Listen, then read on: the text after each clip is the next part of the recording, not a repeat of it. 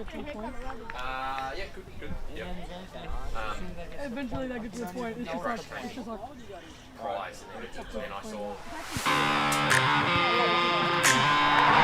You are listening to Radio Eastern FM 98.1. With live and exclusive coverage of the EFNL football season, bringing you the match of the day with score updates from all divisions.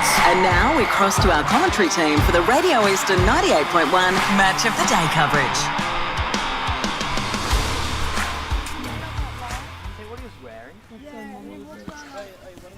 Yep, go.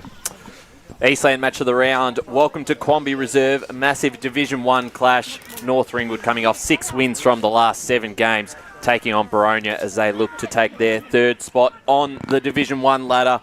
We've got the full crew team assembled this afternoon. Jared Beanland, Blake Tennant, Matt Spider-Lee. Spider, I'll start with you. Great to have you on board this Saturday afternoon for a massive game in Division 1. Yeah, good afternoon to you, Ryan, and all the boys. Great to be out here at Quambee Reserve. Picturesque day, a great setting, and really looking forward to the match in Prospect this afternoon. There's so much on the line for both teams. Boronia looking to shore up that double chance potentially, and North Ringwood, they're like on the march to a potential finals campaign. So there's a lot on the line, for both clubs this afternoon. But really looking forward to the contest. I think we're in for an absolute ripper. Forest Hill, 3-time reserves player and once in the best. Blake Tennant, great to have you on board this afternoon. Yeah, good to be here. Very sunny day down here at Quambee Reserve. Haven't been here in a while, actually. I think the last time I was actually here was I had to do a runner. I was wearing the pink, so doing that as well. And it's a very picturesque ground. Like, do yourself a favour if you do come down to that, that patch on the big hill over there. Great spot to watch footy. It's real. Can you actually get up on that hill? You can. You just go around behind the club rooms and walk yourself up. And yeah, you can. Yeah, I've been up there before and watched. I've been up footy. there. I feel a little bit more adventurous, like all the. I expect they'll probably under 11s or 12s or whatever. They were all running up the hill. Yeah. I don't know how they managed it. I don't know if I could do didn't see too many broken bones coming down. So, yeah. but you should have parked the van up there.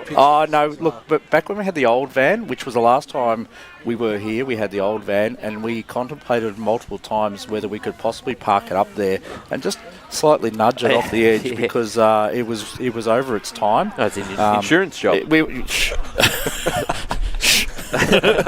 move on from that pretty quickly. This used to be a junior ground actually too, because they swapped. The seniors of North Ringwood used to play up the road at North Ringwood Reserve, and then they flipped, and the juniors went up there, and the seniors have since come down here, and I think they might play a little bit of juniors now down here, but as well. But no, it's certainly the facilities have improved over a long period of time. I've played a few junior games here. I remember they used to have tin sheds on the real far side of the ground. They were green tin sheds. That's going back to about under 10s, under 12s, I reckon. It's going back 1946. Oh, yeah, not quite that long, but still about 30 odd years ago. Yeah, absolutely. We've got the two coaches to join us as well this afternoon, Matt Price and Matt Clark. Two great coaches, Jared, to discuss both sides and the way they're going. Both sides in some really good nick at the moment, and obviously coming into that final series, and we're going to talk about Division 1. That's where we're going to start with. We're going to break this down maybe a little bit differently to other pre-games as we usually break down every single game, but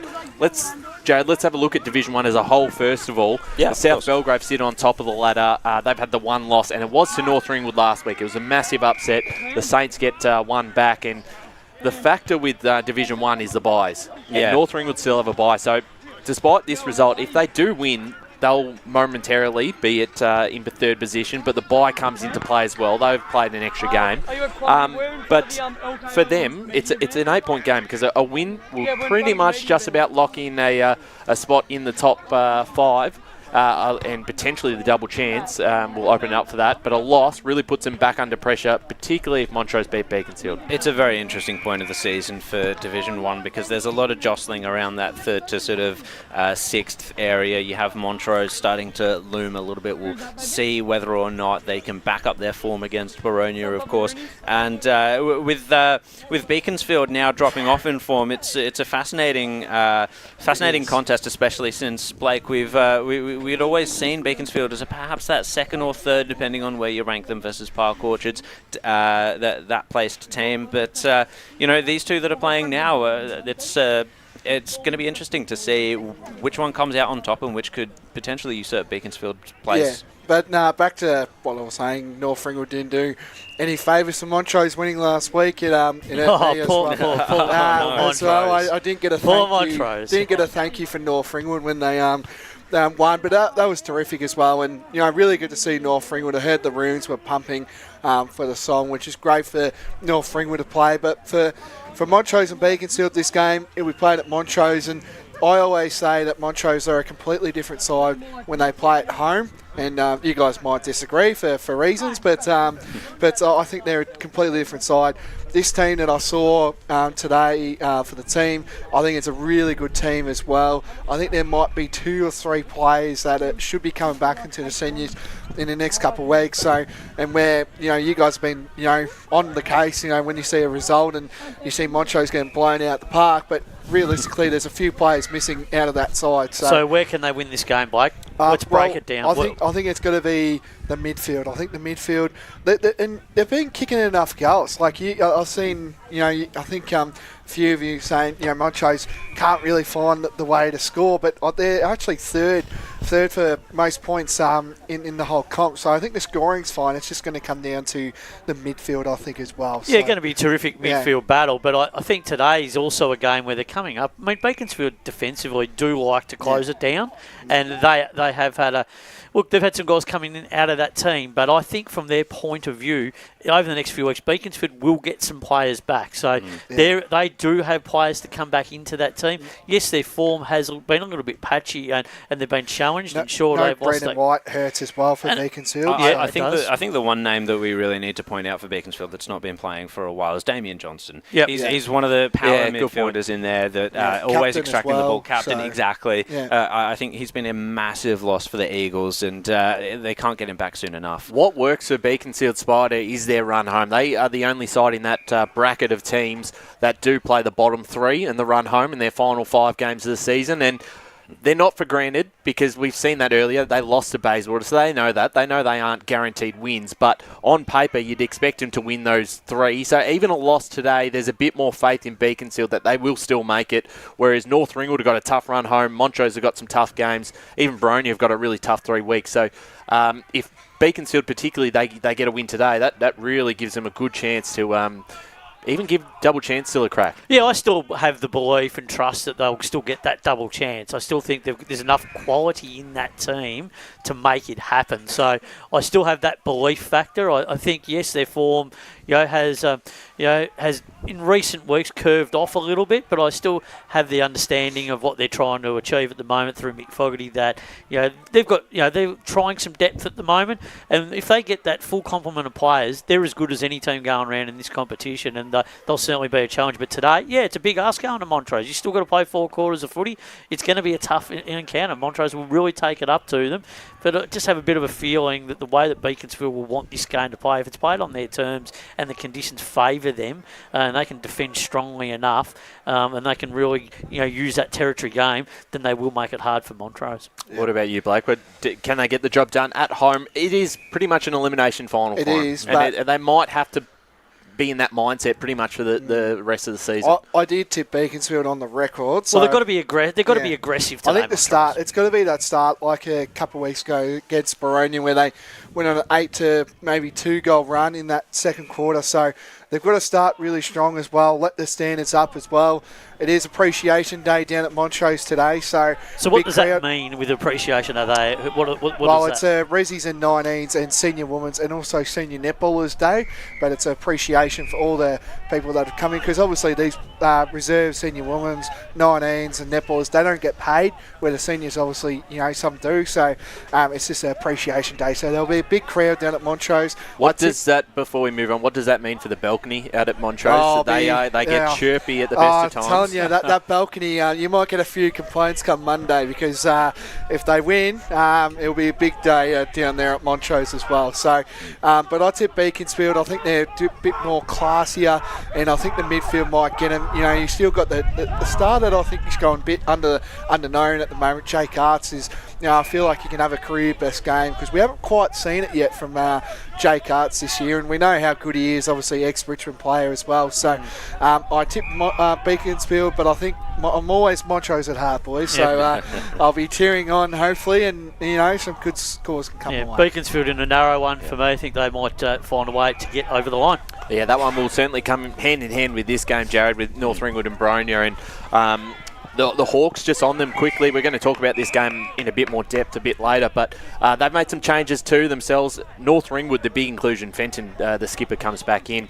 And for the Hawks, they lose a bit of their height. Collins out, Luke Hannon comes out. Braden Wright's the late inclusion to obviously give Josh Hannon a bit of a chop out.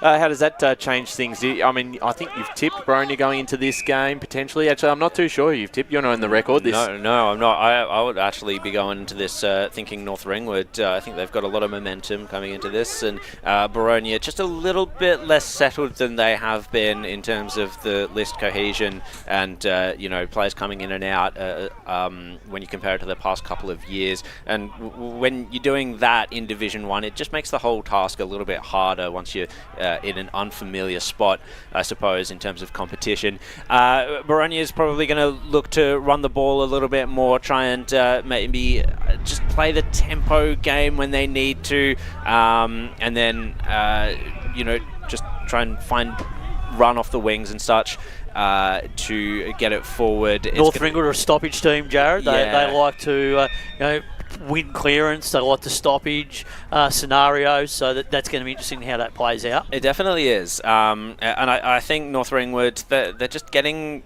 this momentum going. I'm really keen to see what it actually looks like when they take on a potential finals-bound team. It's contrast, isn't it, boys, when you think about today's game, because you've got a team like Boronia that like to transition the ball quickly. They're fast, athletic, and they want to move the ball with some speed and some predictability, whereas North Ringwood, they want to do the opposite. They'll want to do things a little bit differently, play the stoppage game, play territory. They don't care if they kick 8 goals and win. They're just not a side that kicks large scores, whereas a team like Boronia, if they get on a goal spree, they could kick 15 to 20 goals. They're just that sort of side. They've got that flexibility that runs through each line, and their midfielders, like guys like Malice, etc. If they get their hands on the ball, they can really take you apart in just a matter of minutes. Right. Just before, we've got Matt Clark just about to join us, but just got the WhatsApp out, and I've been accused of cheating or rigging the system for the tipping comp. So we're going to have a look into that a little bit later. That's Scott Hardy putting that out there. We're not too sure if that's accurate or not. I think I'm just winning both comps fair and square. Clarky's actually just gone back out on the field, so we'll be able to hear from him. What's going on there? As we see at the half-time result. Of the Pricey's are coming in now anyway. Okay, yep. He told I told him 140, but that's okay. Sorry. Well, Dean, club president, told me he was going to grab him after his little. So they've got the president's function as well. But and they've got Michael Tuck in there today. Michael Tuck, what a legend, Michael Tuck. Tell you what, he told me that yesterday. I said, "What, is he still alive?" Hawthorn legend. Hang on, he's not that old, Tucky. He's probably only he's still probably in pretty good nick to go out and play. Oh, I tell you what, I can't talk. He was such a great player, and he you know what, he wore long sleeves in every one of his games, apart from one game. I think Blake wore the long sleeves. What was that one game? That 1987 grand final. It was a 30-degree day, and he wore the short sleeves, and the Hawks actually lost that one. Oh, that's the problem. You change a tradition, and then that sort of thing happens. Yeah, he was a great player, 426 games. I wore long sleeves too, Spider. They're pretty good. Pretty good to have, especially in these nice warm. Yeah, when I think of long sleeves, I think of Michael Tuck and I think of Blake Tennant. Yeah, there you go. Let's keep Dano King as well. Formerly retired now. Yeah, retired now, happily retired. Have you framed that jumper? I've still got the jumper at home. You have to hand it back. I haven't handed it back. I haven't chased you for it yet. Right. No, before we spend the next 10 minutes talking about Blake's reserves career, two, is it 3 games or 2? 2. I don't know why I'm asking this, but let's keep going. We're talking about the footy here. Yeah, let's get back into the games around the grounds this week before we do get one of the coaches in. Premier Division, I think from what we were speaking about on Friday, Spider, we're pretty much on the same page with these 5 games, tipping the favourites. Doncaster East versus East Ringwood. The lines are in a little bit of trouble. There's a lot of young players that have come in this week from the 19s, the reserves, and they're coming up against a very strong East Ringwood side. No question about that. Yeah, look, they're definitely up against it, and that's just because due to the fact of personnel, whether it's injury and a little bit of form. So they're going up against a high-quality team in East Ringwood, but this creates a little bit of opportunity. So those young players have got to make the most of it, but it is going to be hard work because they're just simply through the midfield. They're going to really struggle to take it up against this outfit of East Ringwood that just dominate the mid part of the ground. They've got defensively very sound. Tristan Tweedy in outstanding form at the moment. That's going to be the highlight today. Tweedy and Shaki going head-to-head, two ex-teammates at the Bulldogs. So that'll be interesting to see how that shapes up. But then when you look at it, down the other end of the ground, East Ringwood, their forward line just structurally working so well at the moment. The only thing that prevents them is their goal kicking accuracy, which that could be the factor in this game, considering what the conditions present. So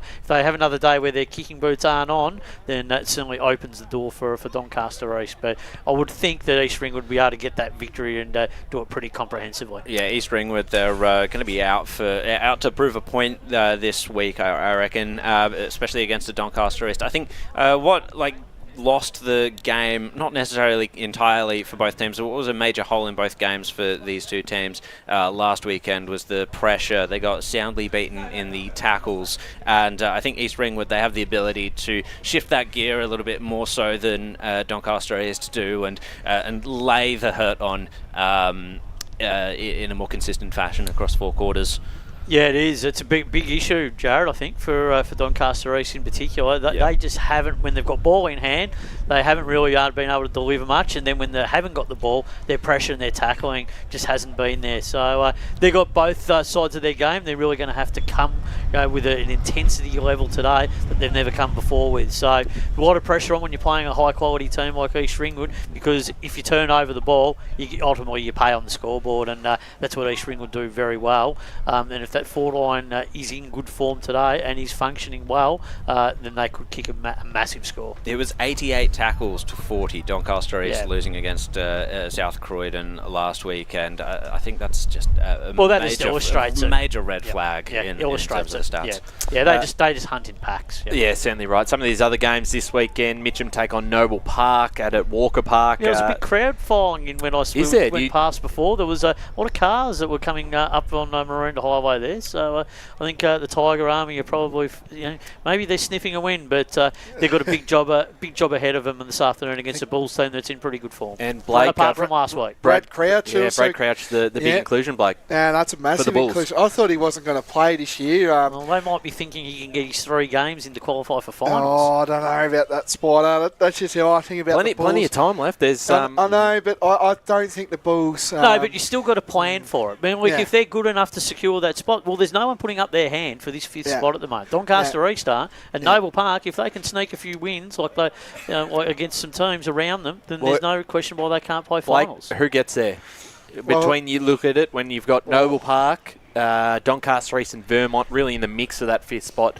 The top 4 are the top 4, and it's very hard to see the top 4 changing from there. But probably Doncaster East. I trust them more than Noble Park. Do they play against each other in the back end of the year? Noble Park and Doncaster East do play in round 17, but a bit more on that later, because we've got the senior coach in potentially just coming in, Matt Clark, about to jump on pre-game now.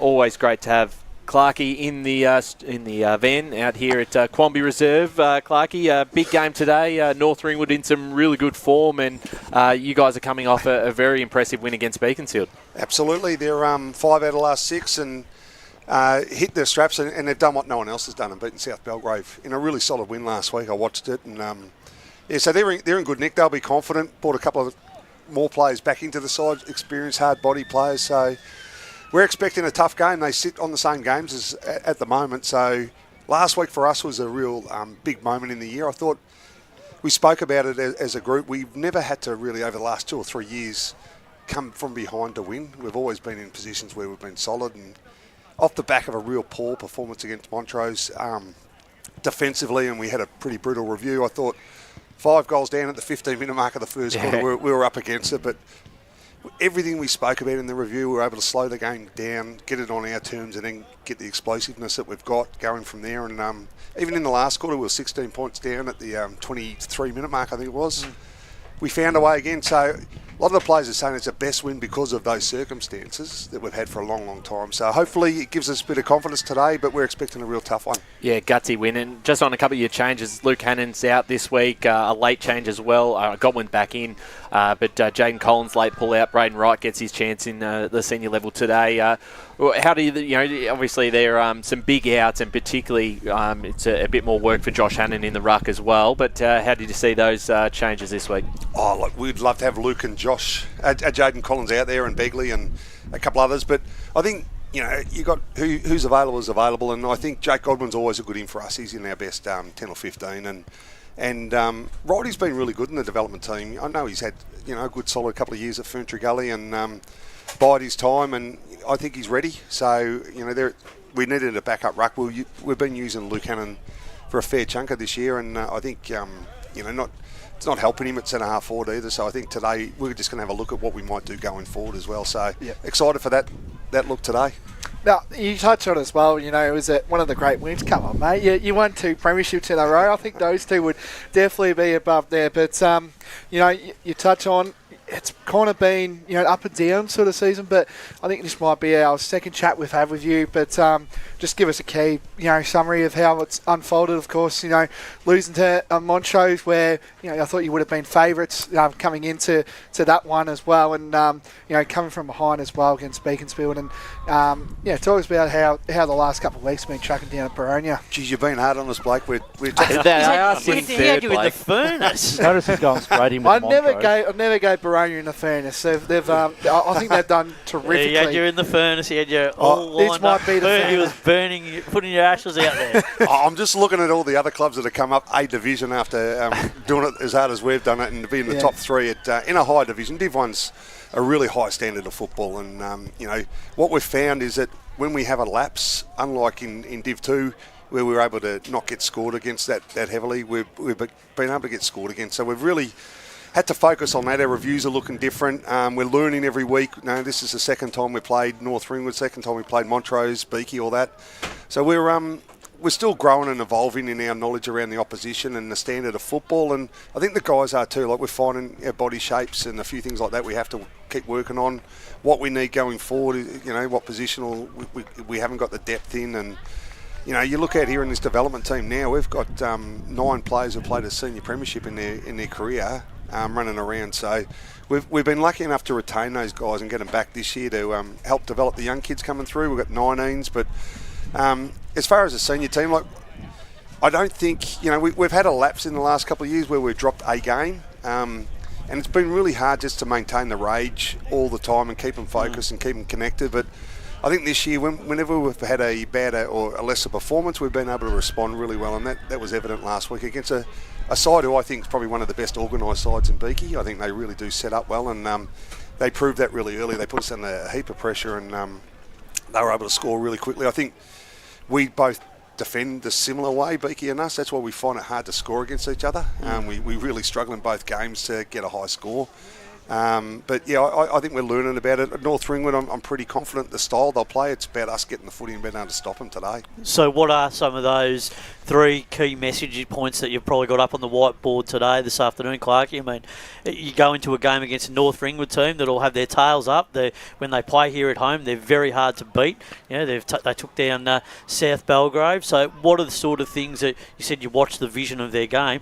What are some of the focus points that you really honed in on when previewing the match with the playing group? Well, I think they contested footy's king for us today. We've got to get the footy right. If they get it, they're going to hurt us. They're able to change lanes really quickly, either by hand or foot, and get the ball into really dangerous parts with their runners. So I think, what Pricey's done really well is early on they were trying to play the game style, and they probably weren't all connected onto that, hadn't trained it long enough. But I think what I've watched over the last couple of weeks, it's really clicking for them now, and they're really got that synergy up and down. So contested footy, we've got to be able to slow them down when they get it, because they will get it, and they'll have momentum. So it's how we defend that patch. We spoke about just some positioning on the ground, how we want to defend to areas. And then the third part, we need to explode on turnover. So we need to make them defend as well. So I think how we use the launch zone for us, we've been guilty of overusing the footy going forward a fair bit. So when you say overusing, are you saying maybe a bit too much with hand, or maybe too much handball, or are we saying maybe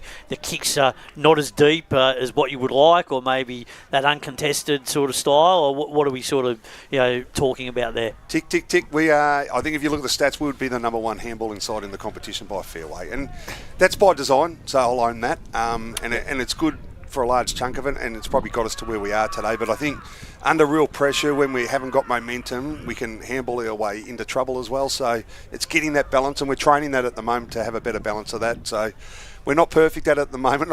I've got to wear the fact that we do handball so much because it is a style that I've got them playing. But I think how deep we kick the footy, we're going really shallow to really non-dangerous areas a couple of times, and we need to get it down to Robbo, and we need to get at his feet and lock the ball in, play that territory game a little bit better than we have at times. Yeah, absolutely. Clarky, good to chat to you again. Given that you've ascended into Division 1 and Division 2, you've had it quite a lot your own way.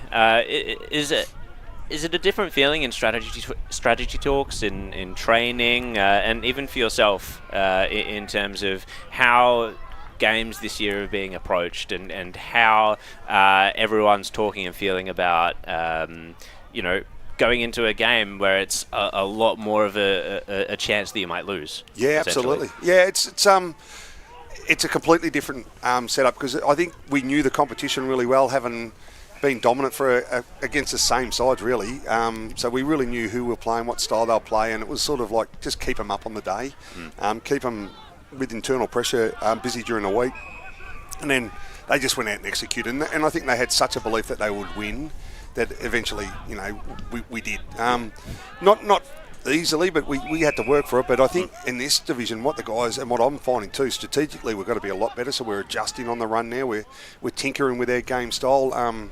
Always mindful as a coach when you do it, you've got to be accepting that it's going to take weeks. It's not going to come. You can't just change your game style in a week and expect them to be, really efficient in it. So, patience is something I've had to really get my head around a fair bit. But not easy for coaches, is it? Patience. Nah, it's not. And I still want us to be a good. I'm still big strong on that. You've got to be able to be a good defensive side, and even though we were dominant, I think it was born off the back of defence. We were the hardest. We were number one defensive side for a couple of years now, and I think when I look at the stats this year, barring the Montrose game, we've held up for large chunks of it, even with some personnel challenges at times. So the Montrose game for me was we just wouldn't and didn't defend the way we had, and it's always an aberration if it's a 1 week thing. But I think I had to come in a bit heavy-handed on that, and the guys have adjusted. But you don't know until you come up and play a high division. But I think the standard for us, we were probably ready for the standard, and the fact that we're in the top 5 now probably says we were. But we're adjusting to a different team too. Like if you look at our team from last year, our grand final side, the side we're rocking out, it's up to 10 to 12 players different on any week, and it's mainly in the front half. So in our front half, we've really felt the difference, and not having Beggs and Luke Hannon out here today, but it's also Nick Noops, it's Jello, it's Grice. It goes on and on, right? So we're probably in 1 week, we've got one forward that we had last year, so the players are just getting used to each other. How do the players feel about feedback like that when you come down hard on them? Oh, because I don't reckon anyone responds to negative feedback all the time. I think you don't in work, you don't in life, and I'm always a glass half full, and they know that. And I did frame it up, I don't mind saying it, I did frame it up saying I love and care for them, and that's not going to change, but you need to hear this. And so the footage I showed, the speed I showed it at, the vision that, people who were in it, they knew. But I think the way they trained that week, I always knew that we'd get a response against Beaky, and I trust them, I really do, and I do care for them. We've got genuine relationships with the players, and that's what I think is the key. I don't think anyone, whether it's a parent or a worker or anything, responds to being yelled at all the time. I don't think that's fear's never a motivator, and I don't use that either. And before we let you go, just the 3 Eastern Rangers boys as well, Chapman, Rangers, and Jamison as well. Great to get some new blood in, and how did they go last week, and all playing again today? Yeah, absolutely. So a 16-year-old and 2 17-year-olds. I mean, we haven't had that at a footy club in my time, so really exciting. Mixed bag on how they went. I think they they felt the speed of the game was really hot, and although they're playing at Rangers, what the difference is I find is that Rangers, they've got to play for themselves a fair bit, where we're asking them to play a team play. I thought Chapman you'll see him today, he moves really well, good size, floats are on the ground. Miles, showed his frustration at times and got sent off at one stage. So, but he's got a bit of aggression. I like that because I had it too. And then, and Jamo's, he's just lightning quick. There's not much of him, but gee, he can move across the ground. So I just wanted to give him 2 games. They're available just to see how they went from one week to the other. And I've got only the future in mind while I'm doing it too. So it's just about setting the club up long term and making sure that they understand that we want to be part of the development. Certainly right, Matt. We've got a big afternoon ahead, so we'll let you go. We appreciate your time as always. A big game today. Clarky. All the best, and hopefully for your sake, another win. Cheers, Good luck with the call. Thanks, everyone. Senior coach there of the Boronia Football Club in Matt Clark, and the side. Great insight. Absolutely. Particularly with the feedback, because when you're a strong club and you dominate for such a long time, when you start losing, you forget about getting feedback. Yeah, that's right. And from one coach to another, we've got Matt Price, the senior coach of the North Ringwood Football Club, coming in. Matt, thanks for joining us this afternoon. Big game with the club in some really good form. Yeah, we have. The last 2 months has been really solid. The boys are getting some confidence in what we're doing.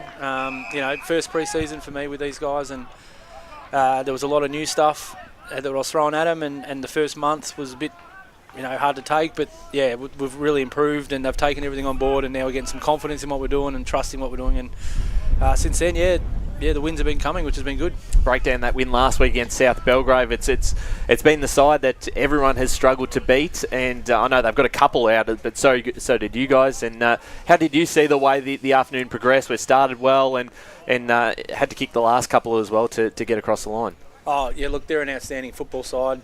Talent everywhere. They don't have a weak link in their system. They got us early. They got off to a really fast start, but we just had to match them at the contest, and then we did, and then we were able to get it on our terms for a little bit.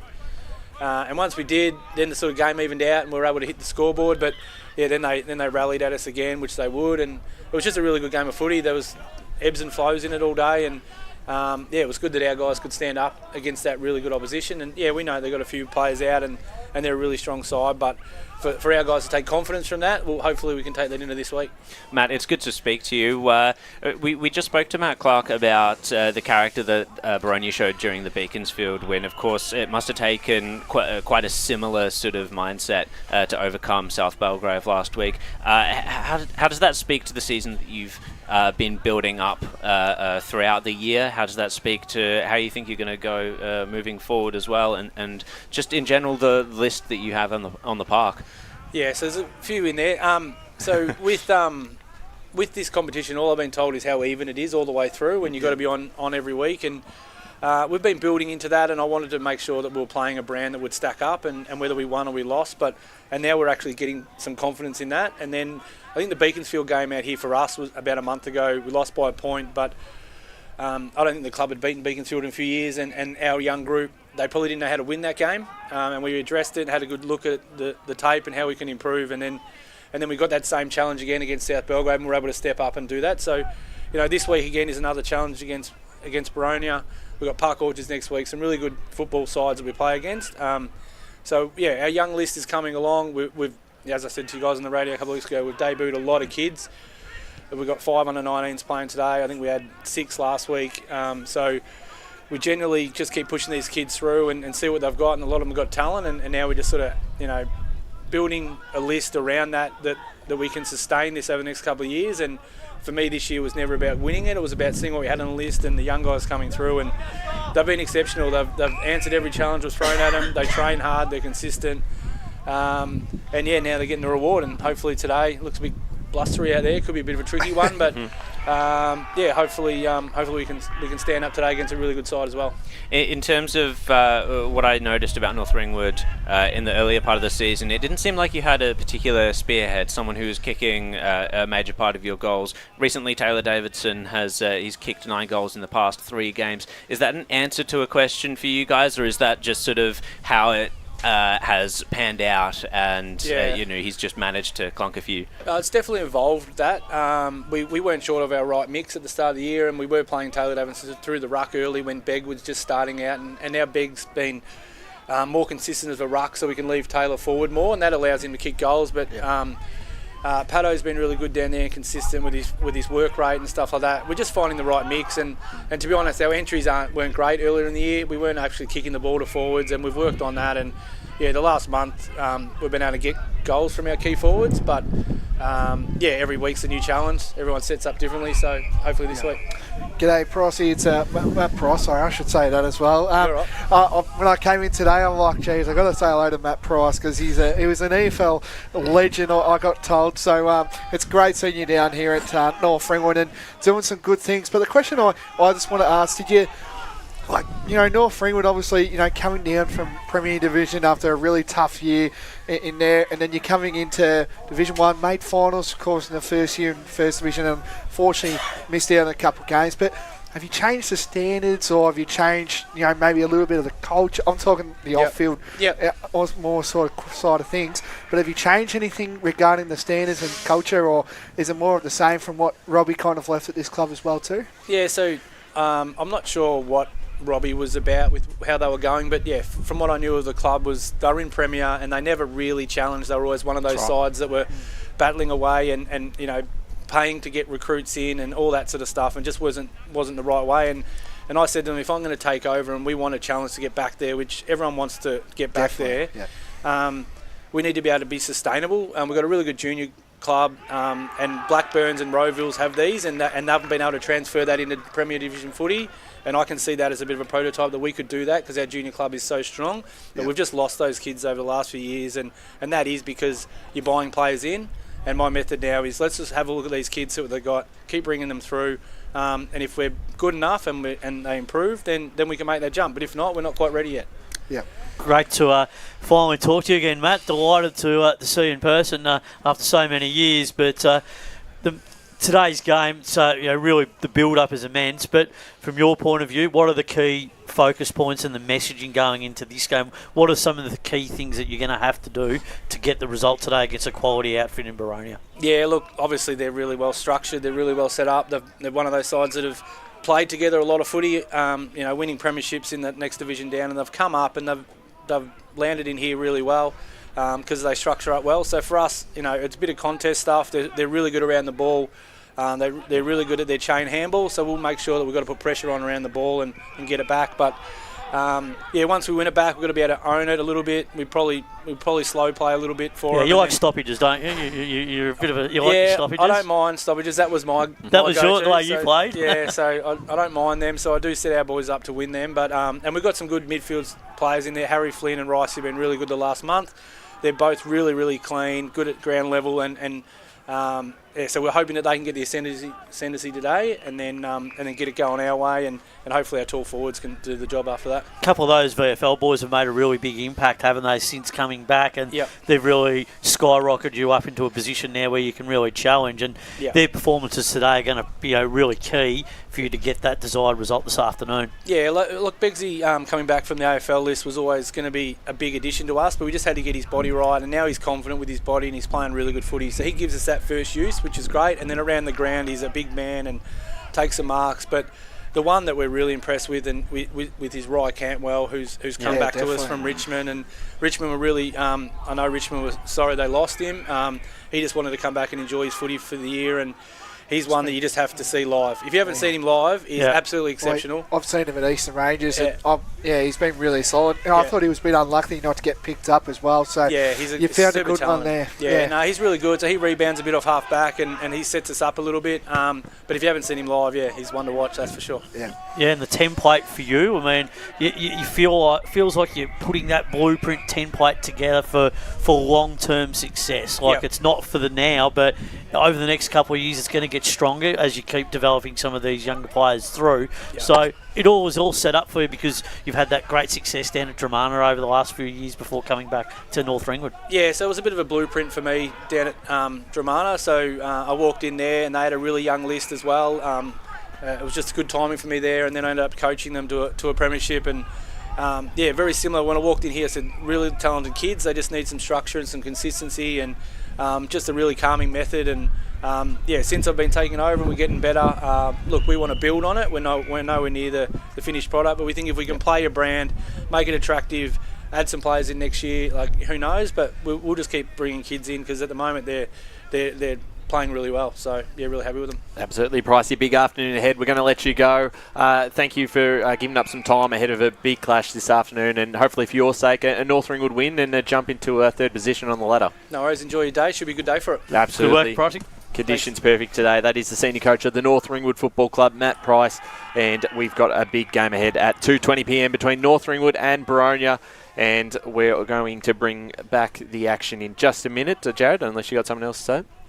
No, you're done. Sorry, I thought you were pointing at something. All good. We're going to go to our first ad break here in the Eastland match of the round between North Ringwood and Boronia.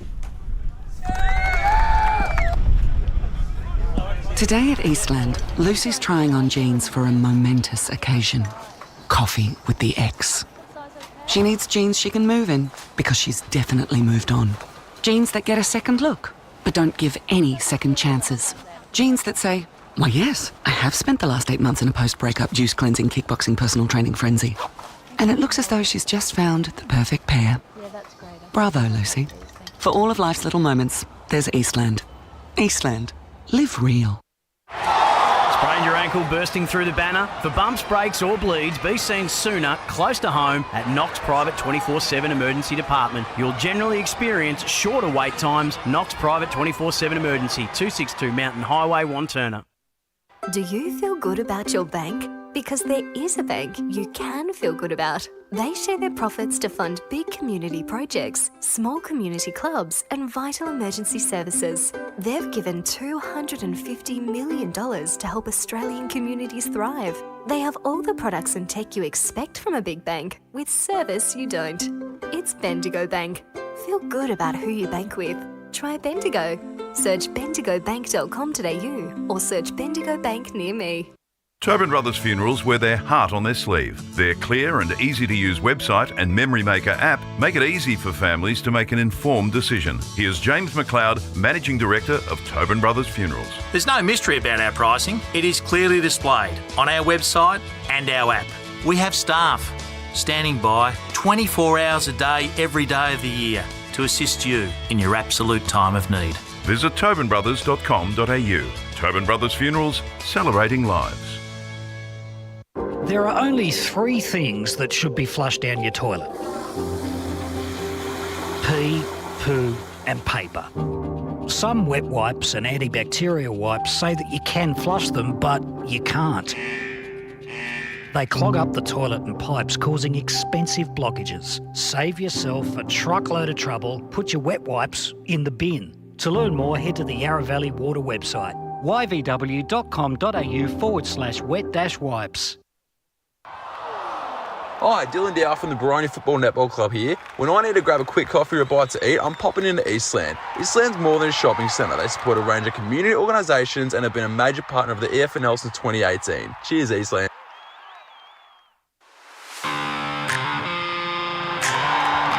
You are listening to Radio Eastern FM 98.1. With live and exclusive coverage of the EFNL football season, bringing you the match of the day with score updates from all divisions. And now we cross to our commentary team for the Radio Eastern 98.1 Match of the Day coverage.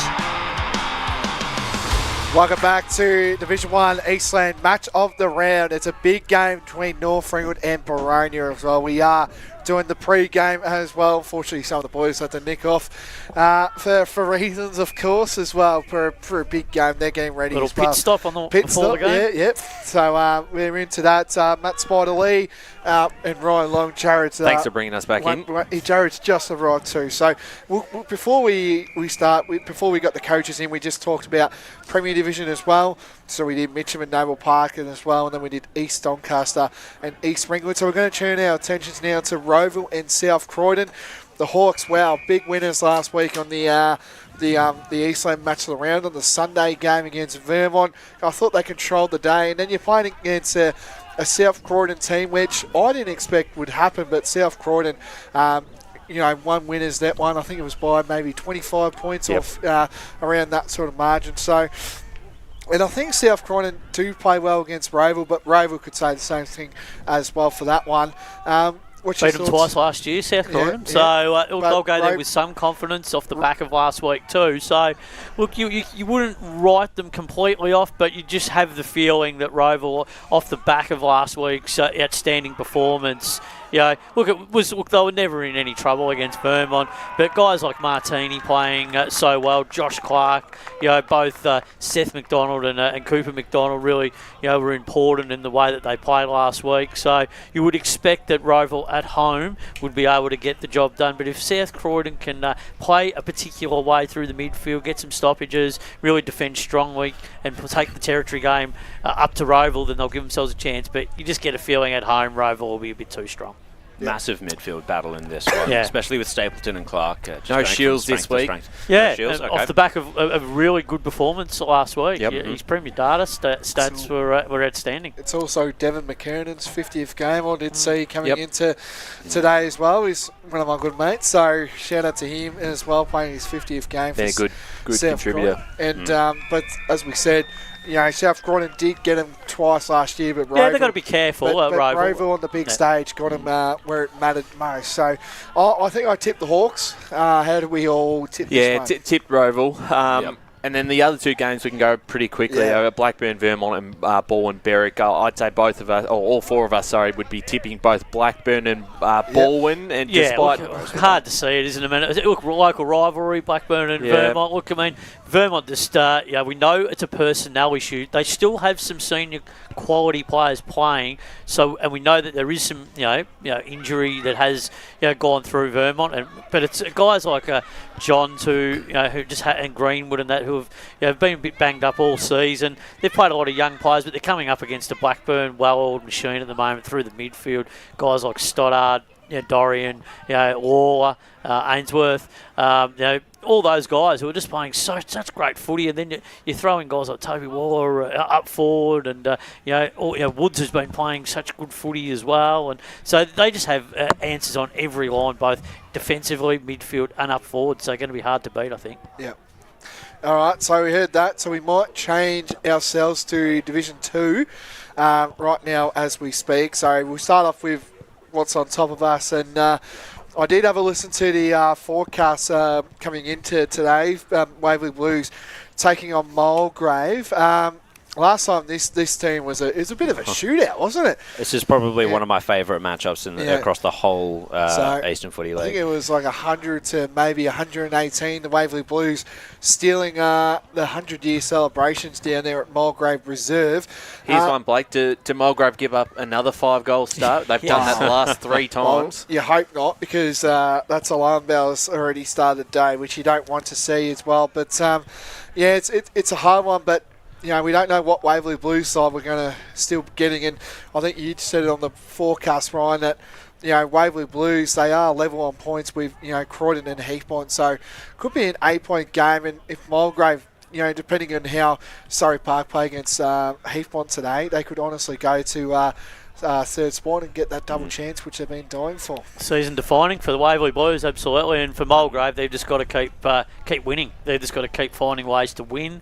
Fletcher Roberts back in the team really gives them that advantage, the flexibility. We know he can play at both ends of the ground, but when he plays forward, he's just so dangerous, and he's a very hard player to match up. So I think Mulgrave will get the win, but Waverley Blues, I think they might push him every step of the way. Yeah. Blake, I'm just looking up at the hill at the moment. If you're watching on from on the Evenel YouTube page, you might just be able to see that in the top right.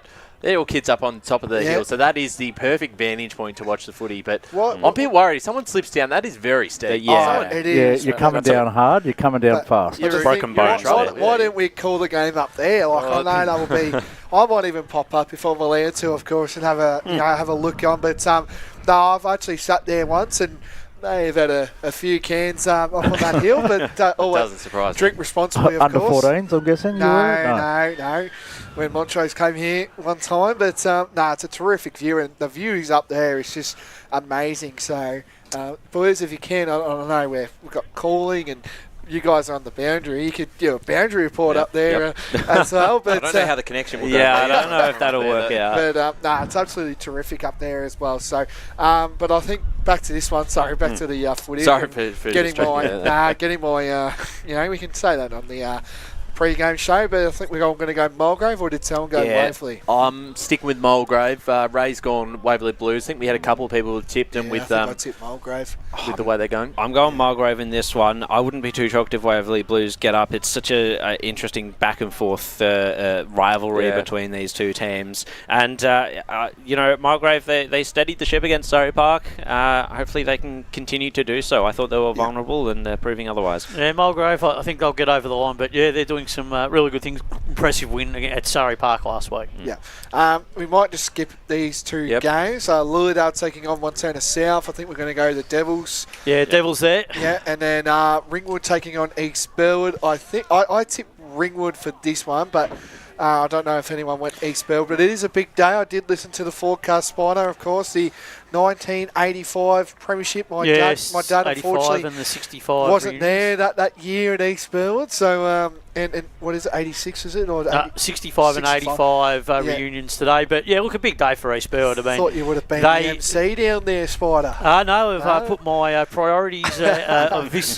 commentary team ahead of that today. But I'm sure they'll organise what they want to do. But I think in terms of the game, look, Ringwood and East Burwood, when they play each other, it's always a close game. It is. But I think what we'll find is that I just don't have the confidence in what East Burwood are doing at the moment. Look, they've got some young players that are promising. Max McArdle is showing some really good signs.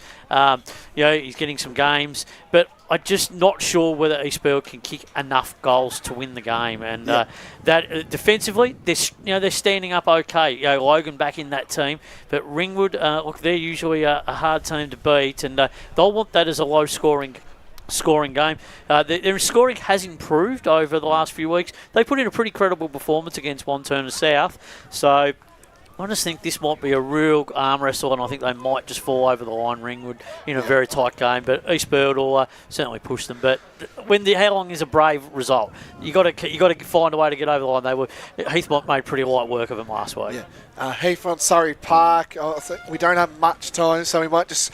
I know it was talked on the forecast, but who are we going for this one? Surrey Park, but Heathmont, good chance. That was the roughie. Tip Surrey Park. I've actually gone Heathmont as just.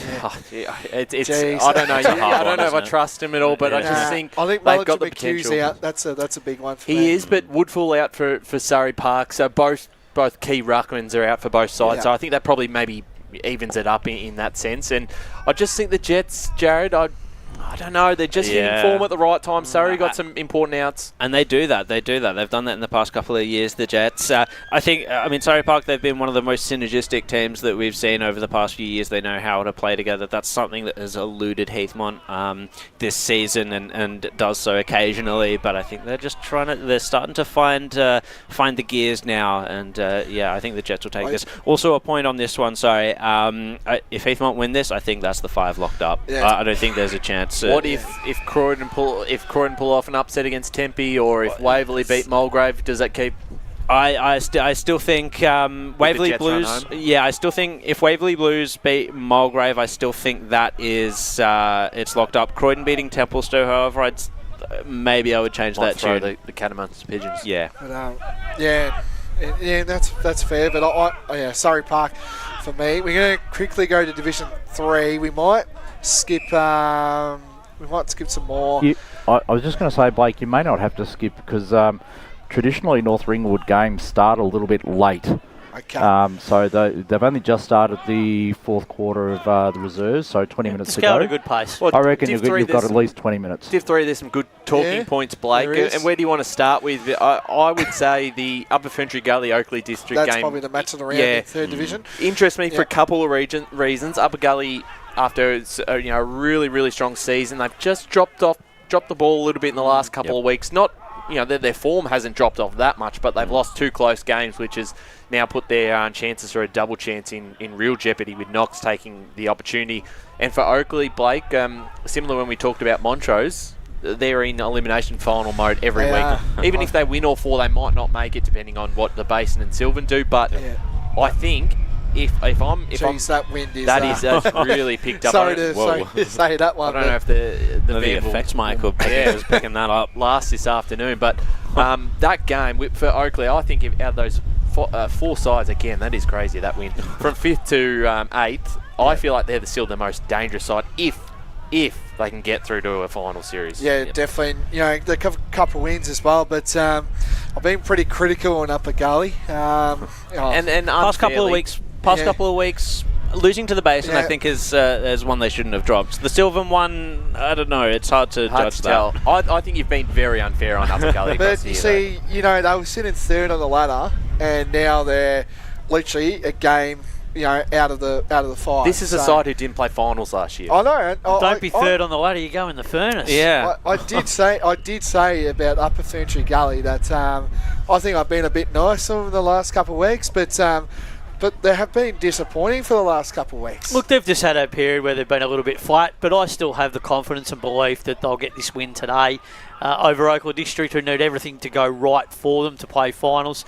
When you start relying, it makes it really difficult. I just think there's too much on the line for this Upper Gully team for them not to play finals now and not to get that 3rd spot. So and potentially, so I think they'll get the win, and I think they'll march on and really be a strong contender to play some finals footy. So with 4 games left, Upper Ferntree Gully still have to play Scoresby and Donvale. Yeah, they're not easy games. If Knox beat the Basin today, I believe it's today. Ferntree Gully. Sorry, if Knox beat the Basin, I think in a week or so, then... Sorry, if Knox beats the Basin in a week or so, then Upper Ferntree Gully have to upset either one of Donvale or Scoresby to get the double chance. I honestly think if Oakleigh District win today, now, I still again might be a bit harsh, I can see him missing finals, unfortunately. I think the Basin will beat Ferntree Gully. Wait, so who will miss finals? Upper Ferntree Gully. Upper Ferntree Gully miss finals from here? I don't see that, because Sylvan's not going to... They're a game behind, boys. So you've got to remember, if they What do you lose, mean they're a game behind? Sorry, if they lose today and the Basin, you know, win today, they're all on 32 points. But for this, Sylvan and the Basin both have to jump them. Yeah. And both of their forms have been... I know, but I reckon the Basin will beat Ferntree Gully today. That's what I reckon. And you think Sylvan will...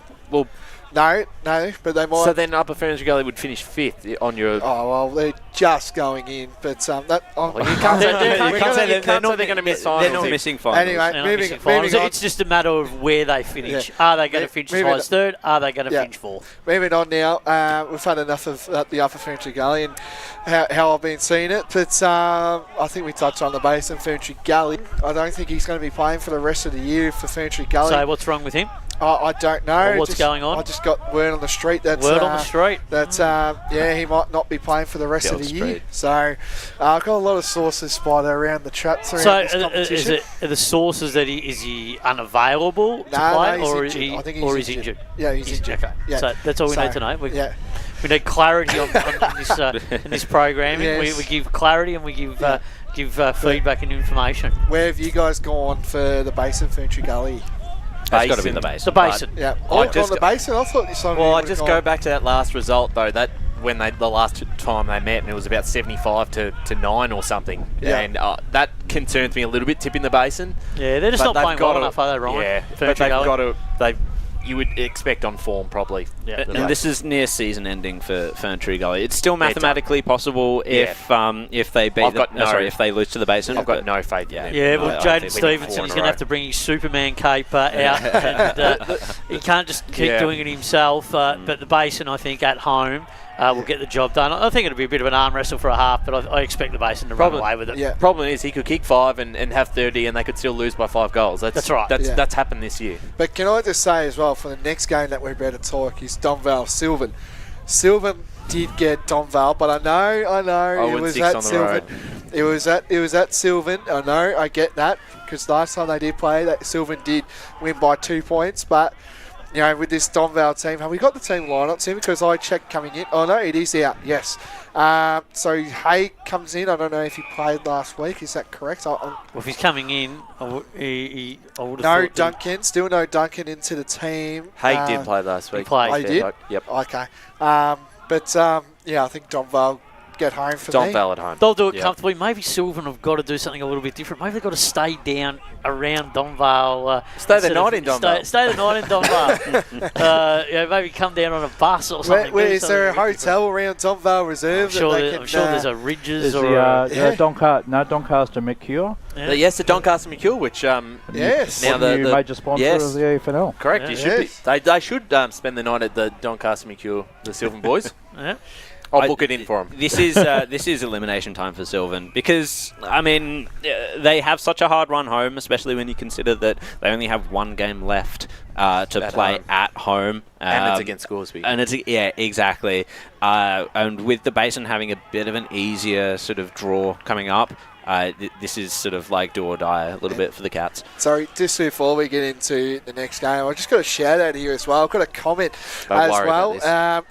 Michael Carnamo, I don't know if you guys know Michael. Yes, from Icon Sports. He just messaged me. He's not there today because he's in Cairns. He's celebrating, I think, his wife's 40th birthday today. So, well on there. And he needs a shout out because they're missing their assistant coach. So, Happy 40th birthday, Michael.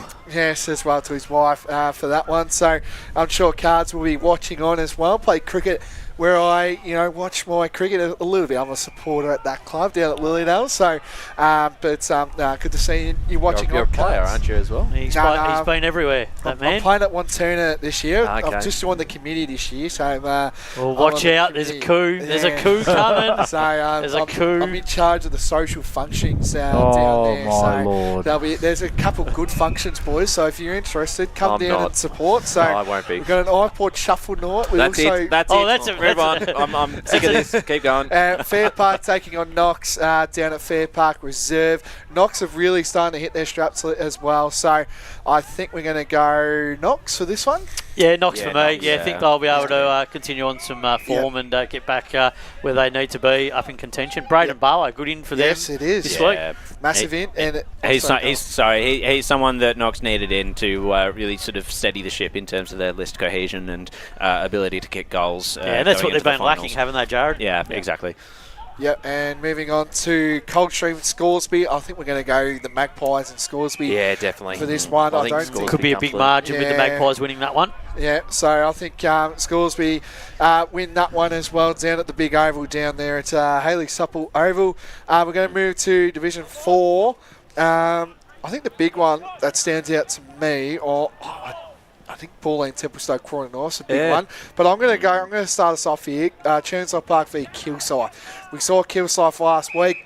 They were okay, I thought, till about half time, and then the Pioneers got going. So how do we see that one, boys? Chernside just too good, or can we make a case for the Cougars? I think it can go one or two ways. I think they could just hang around and cause that nuisance value across the afternoon and really just...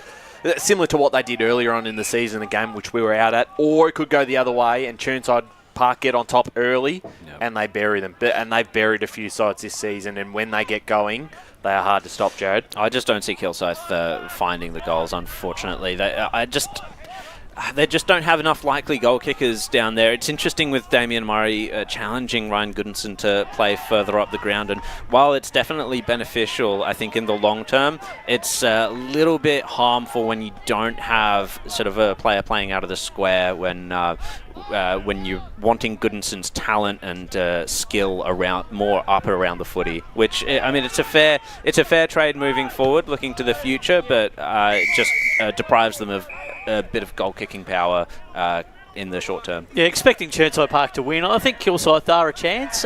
If they can get the game on their terms and the way that the conditions are presented today, with the breeze, if they can defend strongly against what we know is a Chernside Park team that like to take a lot of territory, get the ball into their forward area, and they like to score. That's certainly going to be a factor in the game. But I think Chernside Park in the end will come out victors by a couple of goals. Now, I think this is the match of the round, just judging from my research and analysis. But Pauline Templestowe taking on Croydon North Emlock. Now, this game, at the start of the year, this is how I saw it, this game wouldn't be a game where we all thought, oh, wow, this could be a good game to watch. But now it is, because Croydon North, believe it or not, boys, they could be playing off in their first ever finals campaign since arriving in the EFNL since 2019.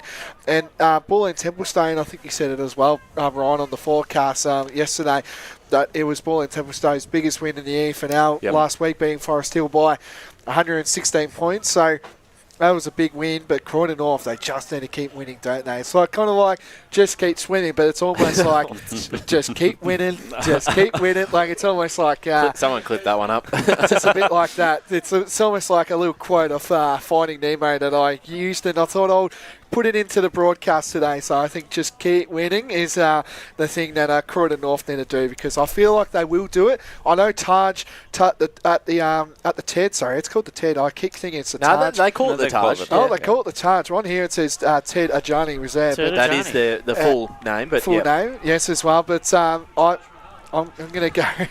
I just heard Wayne Bresh in the background. G'day, Bresh. But I just want to just say I think the big ground might get a bit of use out of Croydon North, because obviously they played Hughes Park, small ground, bit of bigger ground, but I think I'm going to go Croydon North here, boys. I don't know if you guys went Bull and Temp. No, I've gone the Kangaroos. There's too much on the line for them. They've got to keep winning. They play. Funny enough, they play Bull and Temple twice in 3 weeks, so they're going to get a really good look at them. If they can win both games, then they've got Forest Hill and Warrandyte to finish the season. 3 of the last 4 would be enough to play finals. 100%, especially with Kilthurst Straw. Yeah, I think it's great with players coming back into the team too. A couple of their mainstays, Odomat, obviously didn't play last week, so they're winning without some of their stars. So if they can get there and play a 4-quarter performance today on a big ground, Bull and Temple certainly take it up to them. Just not sure they're going to be able to stop the way that Croydon North have been playing in more recent times. Yeah, definitely. And, can I just ask as well, I haven't really been on the recoveries and as much as well, but how are we feeling with Bull and Templestowe? I think I've been pretty happy with how they've been tracking at the moment for their first year in the EFNL. Always going to be a hard, coming down from the VAFA, obviously, and I think they recently got relegated as well. If they would have stayed in the VAFA, of course, that year. So how have we been seeing Bull and Templestowe? I think they've been tracking along really nicely. And no offence to Croydon North, but I think it's been better than when they first came into the competition. Completely different models, different structures. Yeah. Bull and Templestowe, from a long-term point of view, will be a very strong club going forward. They could easily make the runs up the divisions very quickly over the next few years if they can recruit and also bring through some of their younger players. So I think it's a long-term prospect for them. The short-term, I think they've been very good. So I don't think they've. I think they've done pretty well with their expectations this year. They've been pretty realistic where they've been, and I think whatever the result ends up being at the end of the season, they can certainly build upon it. Yeah, it's interesting when you take in the past few years, second from bottom in Division 4. You'd look at that team and it would be a Nunawading or a Croydon North or a Forest Hill, and you'd look at them and say they're struggling. But the performances that Bull and Templestowe have put up this season have definitely been better than that sort of a ranking, and very promising for the future of their success. Good method, in the EFNL. like the build. Jared, I really like the way what they're doing. I think Andrew Verger and all the off-field people there are putting some really good template in place for their long-term jeopardy. Definitely. And the last game in Division 4, Whitehorse Pioneers taking on Forest Hill. I think I actually listened to what Brashy said, and I kind of agree. For this game, I think Forest Hill will be in the game for about a quarter, and I think it's going to take a lot from the Whitehorse Pioneers to flex their muscles as they've been doing. Big win over Kilsyth last week to finally get that mojo sort of back. They win that same sort of form slump as well in last year, of course. So I think that when I put them in the furnace a couple of weeks ago, might have definitely got them up. So got a response, did it? The furnace. Yes. So Blake, just one thing. That game is played out at Springfield Park, so if you are parking at the ground, just be careful because there is someone on the loose who's happy to knock down mirrors and. Have you heard? Now, can we just retrack? Can we retrack? There we go. There's the mirror on the screen. Can we retrack? Have you heard anything or no? Nothing's come through yet. That's so just terrible. I just want an explanation, a bit of justice. It might go on the local leader. You might have to put it on the and speak to our man Dan Sandrick as well if you want. It's up to you now what you want to do there, but. I think White Of course, your dad's fixed the mirror at the moment. He has, temporarily. Is he giving it the old arrow diet like my granddad used to do for almost anything? It's up there now, but I'm worried if someone just accidentally knocks it, it might just come. It'll be back like it was. I think you're in a safe spot at the moment, Ryan. I saw you parking today. So. Yes, silver except Kate's just run into it when she parked, so she wanted to let you know there's a big blue streak down the side. Check that we're out now. back to, and we're going to go to Pioneers as well. So we might take our final break as well. It's been a pleasure joining you, gentlemen, on the pre-game show. Blake Tennant, of course, speaking now. Jared Beelan, our media manager, Ryan Long, and the great Matt Spiderlee. Always great to talk things footy in for now with you, Spider. So we're going to take our break, and then straight after this, you'll hear Long and BWS, the great man, calling this great game of football for the Division 1 Eastland match of the round, played between North Ringwood and Boronia. As Sarah opened her best friend Jackie's wedding invitation, she was overcome with a wave of emotion. While her two young boys wrestled on the floor, tears of happiness rolled down Sarah's cheeks as she saw the words she'd been longing to see. Please note, this wedding will be a child-free event. Well, Sarah, looks like we're off to Eastland for a new frock and some heels. And let's book in that babysitter. For all of life's little moments, there's Eastland. Eastland. Live real. At Yarra Valley Water, we know reducing your shower time, or show time, to 4 minutes can save you an average of $200 a year on water and energy bills. Shower shorter. Save water. Authorised by the Victorian Government, 1 Treasury Place, Melbourne. Sprained your ankle, bursting through the banner, broke a finger, high-fiving the ruckman, or did you run into the goal post again? For bumps, breaks or bleeds, be seen sooner, close to home at Knox Private 24/7 Emergency Department. The preferred provider of emergency care to the Eastern Football Netball League, you'll generally experience shorter wait times. You don't need private health, but there is an out-of-pocket fee. Be seen sooner, close to home at Knox Private 24/7 Emergency Department, 262 Mountain Highway, Wanturna. Do you feel good about your bank? Because there is a bank you can feel good about. They share their profits to fund big community projects, small community clubs, and vital emergency services. They've given $250 million to help Australian communities thrive. They have all the products and tech you expect from a big bank, with service you don't. It's Bendigo Bank. Feel good about who you bank with. Try Bendigo. Search bendigobank.com.au or search Bendigo Bank near me. The first time I met the team at Tobin Brothers Funerals, I felt like I'd known them for years. They're so caring, honest and passionate. James McLeod, Managing Director of Tobin Brothers Funerals, sums it up best when he says, Every day our people get out of bed to assist client families in their absolute time of need.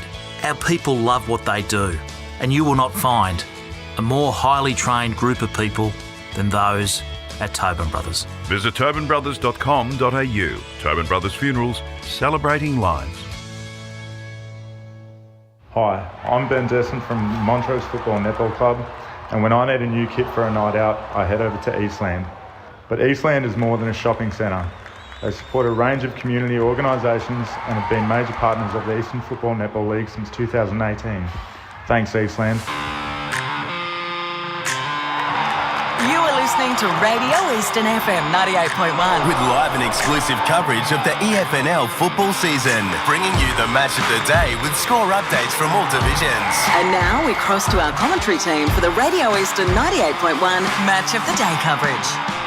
Yes, and welcome out to Quambee Reserve this afternoon for the huge Eastland Match of the Round clash between Division 1 3rd and 4th, with North Ringwood hosting the Boronia Football Club today, and we're really looking forward to this one. My name is Ben Warren Smith and can't wait to get this game underway, which we're a little bit behind this afternoon, so we apologise for that, but it was a 26-point win to the Boronia Hawks in the reserves, 8-10-58 to 5-2-32. There's a decent crowd brewing in the ground, but I tell you what, the wind is howling out here, and we for those who know North Ringwood well and Quambee Reserve well, it is down in a burrow, and the wind is blowing right across the ground, straight into the caravan, straight into the club rooms, in fact. So it's going towards the big hill end, and it's pushing right across to the left forward pocket, where I see Davis Harrigan taking pictures down there, so he might get hit by a few footballs this afternoon.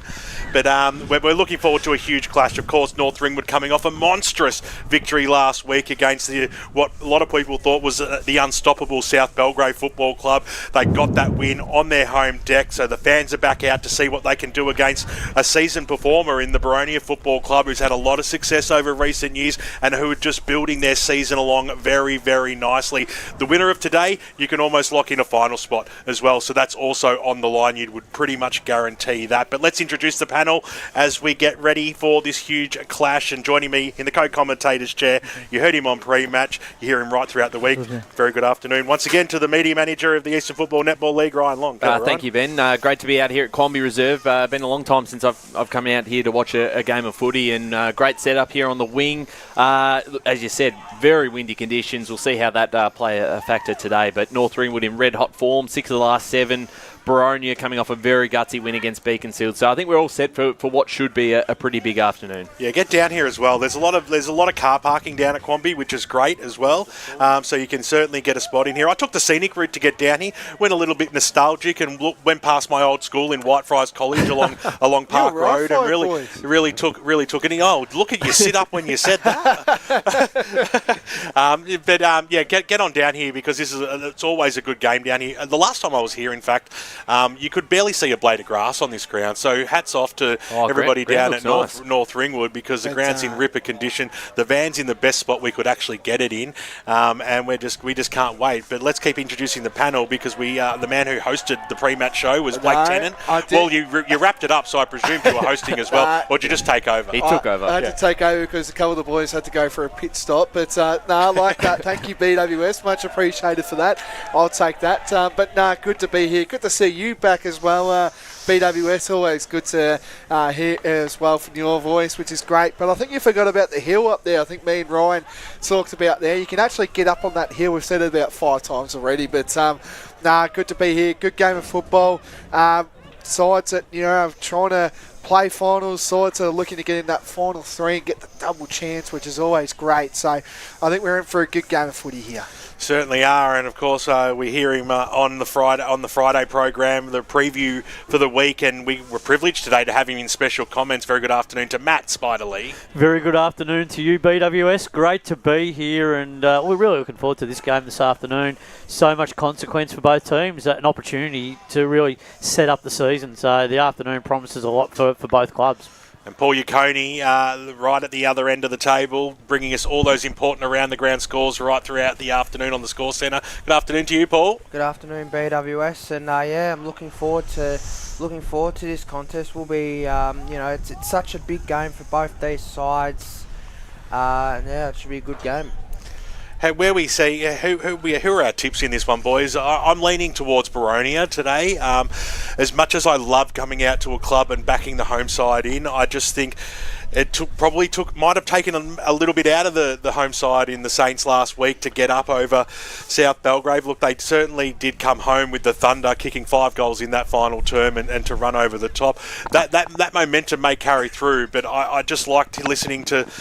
I just love Matt Clark, to be honest, and just the way he runs his football clubs and his sides, and has done for more than a decade. I really can't go past the Hawks today. I think it's going to be a real close one, but for me, I'm tipping the Hawks by 2 goals. How do you see it, Ryan? I've backed in the Hawks. I tipped them on Friday. A couple of changes certainly hurt their chances, I think. Collins was playing some fantastic football to come out of the side, but Braden Wright gets his go today.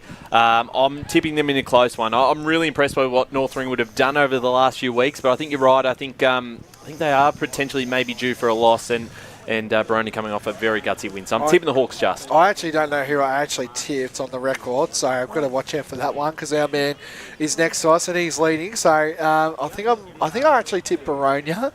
Well, who do you tip? Because if not, we'll make sure that it gets changed anyway. So you're not getting it each way, mate. I can't lose. You're not getting it each way. Because apparently that's a thing, according to Scott Hardy. Yeah, I think I went Boronia this one. I think they're away from home. Yes, Quambee Reserve, North Ringwood would like to play here, but I think Boronia's got the skill. They've got a little bit of form, of course, last week after a big win over Beaconsfield. Spider. Going for North Ringwood in a close one. I think they can follow up that all that momentum that they brought last week against South Belgrave. Big challenge for Boronia with a few players out of the side, so they need to be really generate some enthusiasm and energy today. But big challenge for them when you come to a team that's in really good form. Interesting to see who wins the toss, so we'll keep an eye on that, and we'll be looking forward to crossing down to our boundary riders, which are Jared Beanland and Wayne Brasher, who's going to be no longer a boundary virgin after today. It's been 15 or 20 years later. Brasher's finally getting some grass under his feet down there. You ain't whistling Dixie either, too, BWS. Yeah, thank you very much. It's great to be down in the ditches with the boys this afternoon, and look, the ground's in really good nick. Both sides look really up for the contest, and look, I think Boronia this afternoon, they'll want to hold on to that top 3 spot, knowing they've got a couple of hard games to come. I think it's going to be a close game. I think North Ringwood have done nothing wrong. 5 wins out of their last 6. They took down the ladder leaders last week. They're full of confidence. Great game in store. I'm going to tip Boronia by 3 goals, Jen. Thanks very much, Brash, and it's like he's been doing it for a very long time. Yeah, it looks like it, doesn't it? It's great to see Wayne Brasher on here, but I just want to mention young fella there, Brody Howe. He just had a little bit of a slip and dive on the ground there, and the North Ringwood boys were loving it as well. One moment he was up, and the next moment he was flat on the ground. Yeah, and a lot of long sleeves I've seen for the North Ringwood boys today, so maybe it's a bit cold conditions down there as well. So, the wind is going to the right, and there isn't much I can see. Boys, is there any wind? I don't know if you guys... I think it's blowing across the ground towards the pavilion end. Okay. And I think whoever wins the toss, I think we'll probably need to kick 2 or 3 goals to take advantage of it. Yeah, it's going to have that ebb and flow, isn't it, Brash? You need to really take full advantage of the scoring end. And this is traditionally this ground is a very low-scoring ground, so expect probably a 70 to 55 point type game here. And that does suit North Ringwood. We spoke about it in the pre-game. Matt Price does like stoppage games, and I'm sure he's going to try and get one today. And whereas Matt Clark, other contrast, he likes to move the ball with some speed and really generate that transition game. Let's cross down to Jared Beanland for the first time this afternoon. Jared, what's it like down there? G'day, gentlemen, and of course to all the listeners. Very blustery. I think Brash hit the nail on the head. The wind advantage is going to play a factor in this game, especially with this being such a low-scoring ground. In terms of my tip, I have to go with Boronia for this one. I really like what North Ringwood have been doing. The win against South Belgrave is one thing, but they've yet to best any other teams at finals position, the top 5, of course. I think their momentum has been excellent. Boronia, I just feel like they've got a bit too much quality across all their lines, and a very well-coached side as well, of course. Great stuff to our boundary riders this afternoon. Jared Beanland and Wayne Brasher. Players are taking their positions out on the field, so we're only moments away. I think it was Boronia that won the toss, and they'll be kicking to the left. So, Blake, what are some things that you want to see early from both sides in terms of Boronia and North Ringwood? What are some of the key things in this first quarter you're going to be looking out for? I think North Ringwood, they've got to get that energy up from last week, of course, because it would have been up and about, beating a North Ringwood side. But so is Boronia. Boronia came from behind. Fairchild kicked the sealer, of course, and the energy would have been up definitely for both of these sides, building in. But I think they've just got to start. I think the first goal was crucial because we've seen a lot of young players coming in to these teams. Boronia's got 4 under-19s, so 3 under-19s, and I think North Ringwood as well has got 4 as well. Well, the umpire holds the ball aloft. It'll be North Ringwood kicking to the left of your radio dial and left of your screen. Here's Ryan Long to take us. Hannon and Begg go at it. North Ringwood with the first clearance. Here's Rice getting involved early. Kicks it towards the far side. Picked up this time by James Leach. Is able to control the footy and make the way down the line towards the boundary side. Picked up by Begg. Begg goes inside 50 for the Saints, and they hit up the target. Fenton takes the mark. Good inclusion to the side today, of course. The skipper of the side, and a big opportunity here for North Ringwood to get the first on the board in the early stages of this game out at Quambee Reserve. They're coming off 6 wins from their last 7 games. And he'd love to get this one through for the first of the afternoon. The wind has dropped off just slightly. Kick towards the squares, not quite going to make it. And the mark's been taken, but there's been a free kick here paid towards the Hawks, and it'll be Daniel Wex to take this one. Wexy. Jeez, you'll love that one. As Wex to take the kick towards us. On the broadcast side, Brasher in front position, couldn't quite take it. Hare looked to steal it away. Picked up this time by Braunthal and then wrapped up in the tackle. Yeah, good start by North Ringwood to get the ball out of the middle. Couldn't capitalise on the scoreboard, but good defensive play. Beggs had a good influence. Got the little knockdown and came out now. The right kick, it goes inside forward 50 by Rice. It sits up in the breeze, bounces away, went straight through the arms there of Chapman. He'll have to chase after it again. Scooped upon on there by Leach. He goes backwards to go forwards here. They'll try and squeeze a possession inside forward 50, and a strong mark has been taken by Brody Howie on the chest. He'll have a ping from about 40 metres out directly in front. Well, the man here, of course, had a bit of a slip and dive on pre-game when doing the handball drill. This will be a good slot here for North Ringwood to get them up and about early because they need the energy. Couple of heavily strapped knees there for Brody Howie, but distance won't be a problem. You'll have to start this one out to the right and work it back. He'll come in now on the left. He keeps it low. He keeps it straight. That's how you kick them with the breeze. First blood is drawn by the North Ringwood Football Club, and they lead on the Bendigo Bank scoreboard. 1 straight 6. Boronia yet to score. 2.5 gone. Yeah, clearance work at the stoppage, and then they're able to get an entry inside 50 and then hit up a target, and or how did the rest, and kick the goal. So it's a really good start. Matt Price would be delighted to get that early goal. Yeah, they've done well to start this game. 2.5 minutes in, first term. As we'll go back to the middle here.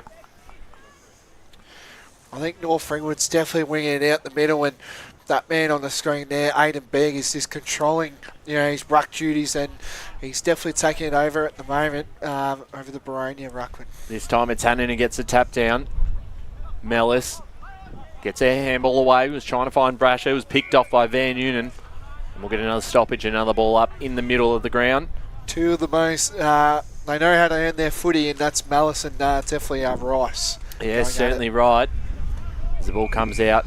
Boundary side, and a free guys. kick has been paid towards North Ringwood. We'll go to boundary in just a moment as they move this on through Rice. Got it off to Flynn. Now Flynn inside 50 for the Saints. Once again, Burgess, the skipper for the Hawks. Underneath that one, couldn't control it. Flanagan towards the boundary line.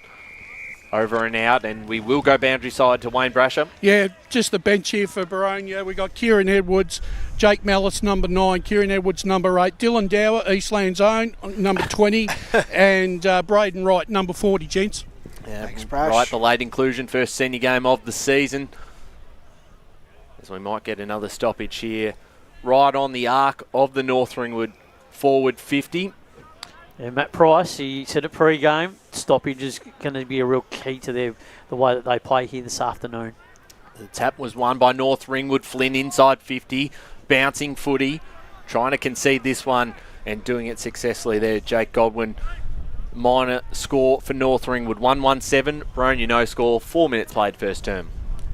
Now the pressure is on that. The Saints can have that forward defensive structure in place to keep the ball inside their 50. Jared Lake to bring the ball back in for the Hawks. Just works out which way his kick was smothered. This is very dangerous. Fell into the arms there of Hare. He got dispossessed of the foot. He goes after it again. Somehow threw it away. Got boot to ball, but eventually the umpire comes in and pays holding the footy. So some really good forward pressure there by the Saints, and they'll have another shot on goal. Aaron Fenton this time. Yeah, that was really good pressure, and as we alluded to, if you really turn up the heat early on the Boronia defence, you force them to kick down that line, they'll turn the ball over. So Fenton will kick from 50, starts it out right, he works it back. What a magnificent kick that was. He loved it straight off the boot, straight over the goal umpire's head. That one goes. And the North Ringwood Saints, well, they've jumped out here to a 2-goal lead. Early in the piece, we've gone 5 minutes on the Bendigo Bank scoreboard, and they lead by 2 straight goals. Haven't really had a clear passage of play, Boronia, at the moment, have they? They haven't been allowed to because of the pressure that the Saints are really extracting, both at stoppage, but also their pressure through their forward line. Boundary, guys. Let's go boundary. They're bringing Aaron Fenton coming back into the side for North Ringwood. We've just lost your Brash, but I think you were making the point that coming back in the side, the confidence. Yeah, absolutely. Early, Fenton. Couple of marks Playing inside forward, 50. Usually he's a midfielder, but obviously first game back from injury. So the Saints again through the middle. They're going to get the clearance through Flynn. Another inside 50 or towards That man again, Fenton, who takes the mark, is off to Kick a the flyer. goal. Can go from 50. He loads up, puts it towards goal, and it's always right. So it stays for a minor score, but he's looking red hot early. That moves busy North early, Ringwood to 2-1, or it should be 2-14 to Boronia, no score. Big responsibility here for Boronia to see if they can clear this ball from their defensive part of the ground. Well, the skipper this time said, I'll take charge of this one, and went for the kicking. So Burgess played on, kicked it out. Van Neunen was in the front spot, couldn't quite take the mark, laid the tackle on Malice, but the Hawks might work themselves out here. Looping handball over the top there by Burgess, fell into the arms there of Hare, who got strongly tackled by Shepherd a little bit too crudely. So it'll be a free kick to the Hawks. So Nathan Hare. First real look we get to see Boronia going inside 50. Just elects to go long, really. It was probably the only real option, but nobody was home. Standing strong was Riley White to take the mark in the back pocket for the Saints, wearing the long sleeves today. So White just hugs the boundary. The wind pushes it to the side. A big fist over the side. Godwin knocks it over the boundary line and out of bounds. Good defensive kick there. Decent crowd in here, though. You might not hear too much in the effects, Mike, because it's so bloody cold out there that everyone's just staying nice and warm, and the mouths inside their jackets type styles today. It's all heating up on the field, though. Little tap there by Hannon, did okay. Straight into the arms there of Nathan Hare, who got gang tackled and rewarded as well. Maybe a little bit stiff, but the Saints, they're the ones going after it really hard at the moment. Short passes on to Van Neunen if they want to use it. Instead, it is Flynn on the right boot, just goes very long, straight inside forward 50, but nobody was home. And an easy as you like mark has been taken there by Jared Lake, who just short passes on, and the Hawks a chance to repel from inside the defensive 50. Here's Burgess, who looks to clear it out on the far side. Josh Hannon takes the mark. Big afternoon for him in the ruck as he finds Wex. Centre wing here for the Hawks. Yet to hit the scoreboard at the moment, trailing by 14. 8 minutes gone first term, has the short option back. And the mark's taken by Kieran Edwards. Just taking a little bit of tempo out of the game at the moment, the Hawks. And Edwards finds Mellis. That's Jake Mellis. Again, centre wing, moves the ball down to Brasher. They've been able to control the footy here. Right in front of our boundary riders. Right in front of his uncle. Brasher on Brasher. Good point is Brasher now sends the Hawks back into attack. A lot of Saints numbers in this pack. Ball comes out. Flynn wrapped up by Fairchild, and we'll get a ball up. And we'll go down the score centre for the first time this afternoon. Paul Uconi. In Premier, Noble Park 2-2-14 to Mitcham 1-1-7. Donny East 2 straight 12 to East Ringwood. Dara off the Fairchild inside 50. Robertson's in there, couldn't quite control it. Saints have got some numbers around this. It was tapped away, picked up by Mellis, gets past a couple, gets the handball off to Brasher. Brasher off the right boot towards goal. And the Saints should be able to mark that, and they do. Jackson Braunthal takes the mark in defence, and he'll look to clear this one out now for the Saints. They've done well here. Here's Rye Cantwell. One player that we certainly will keep an eye on this afternoon was highlighted by Matt Price in the pre-game. He goes down the line, spoilt from behind by Lake, and the free kick here is going the way of the Saints, so they'll get this through Davidson. Davidson has the short option, goes long towards another target, and they take the mark, and they are in red-hot form the moment, the Saints. They'll go back and have a set shot here for their third goal. That was just good ball usage, Ryan. He just spotted up his target, exerted the space, kicked it to there, and it was a really clever mark. Yeah, strong jutes by Patterson. Yeah, absolutely. Just what I've noticed is that they've just got more targets, and Boronia haven't quite utilised that today. Well, here's Luke Patterson to put the Saints third on the board. Just 10 minutes into this third quarter. Patterson comes in, kick on its way. It's just to the right, so a minor score. Let off for the Hawks. 2-3-15 North Ringwood. Boronia no score. Jade being on the boundary. First up, a couple of matchups down in North Ringwood's forward line. It seems that Jared Lake has gone to Taylor Davidson. Harry Burgess has gone to Luke Patterson. So a couple of big matchups there. We'll see if those develop throughout the day. And that kick was perfect as well, just playing the ground exactly how you need to with conditions like these. Burgess found Brasher, who's had a few touches in the last few minutes, kicks it out wide. Stretching nicely there was Mitch Mallis, who takes it just inside the paint, just underneath the Bendigo Bank scoreboard, which shows a 15-point lead to North Ringwood, 10.5 into this first term in the Eastland match of the round. As the high kick goes up, it gets caught up in the breeze that time, gets knocked forward. Nicely done though by Shepherd. On the right boot, squeezed to kick out wide. It couldn't quite hit the target. Running through there was Mallis. He was happy to see the paint of the boundary line. Saw O'Donnell take it over and will have a boundary throw in. Yeah, just took some grass there, which was really important for the Hawks. Just took some of that territory. Around the grounds? I'll just finish off those Premier scores. South Croydon 2 straight 12 to Rover 1 straight 6, Blackburn 1-2-8 to Vermont 3 behinds, and Baldwin 1-3-9 to Berwick 1-2-8. Well, Brasher took the ball inside 50, but it's once again the Saints driving the ball through the middle of the ground. It's the quickest way home. Goes up towards centre half forward. Stubbs was in there. Goes after it a second time. Got the handball release out wide. Couldn't quite link up with Leach there.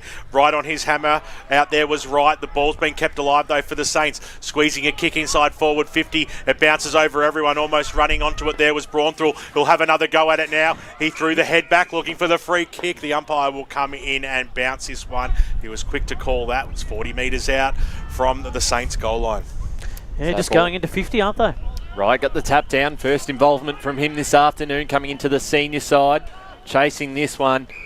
The Hawks apply the pressure quickly around the grounds. Paul Yukoni. In Div 1, Murrelbach 3 straight 18 to Bayswater 1 straight 6, Montrose 4-3-27 to Beaconsfield 3-1-19, and Park Orchards 1-1-7 to Norwood, yet to score. Let's keep those scores coming, Paul. Fairchild out to Brasher. Max Brasher gets past one, and now a bit of time going forward. Duke in front position, controlled it nicely, got the handball away towards the boundary side. Here's Dower. Dower towards centre half forward. Burgess is there. He's able to take the mark on the chest, looks to play on straight away, got the handball off to Reinders, who goes towards goal. And they're on the board, just a minor score though, to the left of the big sticks. And it's one behind Boronia, 2-3-15 North Ringwood. 13 minutes gone first term. Boundary, Jared Beanland. Just a couple of matchups at the other end of the ground. We have Riley White. He's following Ben Robertson around, so that's a bit of a big job for him. And also, it's Damon Fairchild playing a bit up the ground, but we know he's dangerous, and he's got Lachlan O'Donnell for company. So it was Waller to bring the ball back in. It went straight over the head of Valacott's head. It came out. Braunthal got the handball away, linking up nicely. Lawrence drives the ball inside forward 50. It's a bouncing football. It's going to go all the way to the forward pocket. Will it stay alive? It will not. And over she goes for a boundary throw-in right near the cricket nets as we go quickly around the grounds again. Paul Yukoni. In Div 2, Mulgrove 3-4-22 to Waverley Blues, yet to score. Ringwood 4-3-27 to East Burwood, 2 behinds, and Croydon and Templestowe 4 straight 24 apace. Thanks very much, Paul. As umpire throws it in, the wind got really a hold of that as Braunthal snaps it around the body. Bouncing football. It will go to the right-hand side. It will go through 4 behind. So that's 6 scoring shots to 1 as we cross the 14-minute mark here in the first term. And it's a 16-point to 1-point game here. So 15 points is the margin with the skipper, Harry Burgess, to bring the ball back into play for the Hawks. So Burgess look to go back to the other side of the ground here at Quambee Reserve. The mark is taken. Edwards now finds Lake. Again, they've been able to control the footy nicely. As Jared Lake will go down the line on the far wing. Pack of players fly for this one. Spored out of bounds, and we'll get a boundary throw in right in front of Wayne Brasher, who's got the mic ready to go. Yeah. One thing I've noticed with North Ringwood, right, they've made their intentions felt. They want them to play all costs, and Boronia's back 6. They're pushing too far up the ground and allowing the hole. Thanks, Brush. As the tap down from Lawrence results in another stoppage unless the umpire comes in and makes a call here. We'll go around the grounds. In Div 3, the Basin 5-1-31 to Ferntree Gully, yet to score. Donvale 3-2-20 to Sylvan 2-3-15. Knox 3-2-20 to Fair Park 2-2-14. Scoresby 4-2-26 to Coldstream 1-6-12, and Upper Gully 2-3-15 to Oakley District, yet to score. Just haven't found a target inside their 450 at Boronia. So the Saints now looking to use the corridor. Off to the races, taking a bounce there. It's Cantwell who goes towards the goal square, but just bouncing through for a minor score. So despite their dominance, they're 2-5-17 to Boronia, 1 behind in the first 15 minutes of this game. Probably, Ryan, haven't utilised it as well as what they could have. They could easily be 4 or 5 goals up already. Boundary. Definitely. Let's go to Jared Beanland, boundary side. Matt Price said to look out for well, and he was the one that was streaming down the corridor. Just panicked a bit there, I reckon. Burgess went to Godwin, quickly around the grounds, Paul. In Div 4, Bull in Templestowe 3-1-19 to Croydon North, Emlock 2 behinds and Kilsyth 2-2-14 to Churnside Park 1 straight 6. Well, a fast transition through the middle here. Godwin went with the old 1-2. Got the handball away to Fairchild, who goes inside forward 50. Robertson came out, the big man, and it was lace out, and he took it on the chest, and he'll go back and have a shot from just inside the 50. He'll kick against the breeze, but a player of his ilk and power, you'd expect him to get the distance here, boys. Yeah, you would. And that was the fast play that they needed to make, that transition. That was the first time clear passage of play for them, and now it directs in a shot at goal. It was fast movement of football. It was, That was a bit fumbling, those words. But it was really the Very first good one, England wasn't there, it? wasn't Lee? Yeah. Robertson comes in now, so Benny sets up. They really do need this one. Comes in, kicks it high, and kicks it very straight. Fantastic goal there against the breeze. That was the best play of the day, and it goes to the Hawks. They finally get a major on the Bendigo Bank scoreboard. It took them 17 minutes into this first term, but they finally got there. They're now trailing by 10 points, 117 to 2-5-17. And Blake, against the momentum of play that was too, because North Ringwood had all the running, and then on the back flip of that, they were able to transition the ball, get it down to Robertson, who then could finish the work off. That was really good play by the Hawks. It was indeed, and that's the first real look we've seen from North Ringwood, Boronia. Just that 1-2 hand pass, and then you find Robertson with a nice finish. Yep, overlap run. Back in the middle again, tapped down by Hannon. One here by Mitch Mellors, chasing this footy towards the wing now. He has the short option, who is able to find Rangers. One of the 3 Eastern Rangers boys in for their second game of the season. Inside 50, just over the top of Duke. Burgess picked up, got off to Dower. Dower short kick towards the goal square. Eluded the North Ringwood defender there in white. But they still managed to get this one out of play. Here's Walker.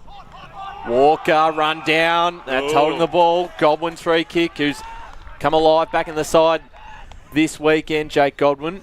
Yeah, just lack of communication there, just awareness. Just got to talk more in that situation. So Godwin puts it towards the hot spot. Who's going to fly for this one? Getting a hand to it was Burgess.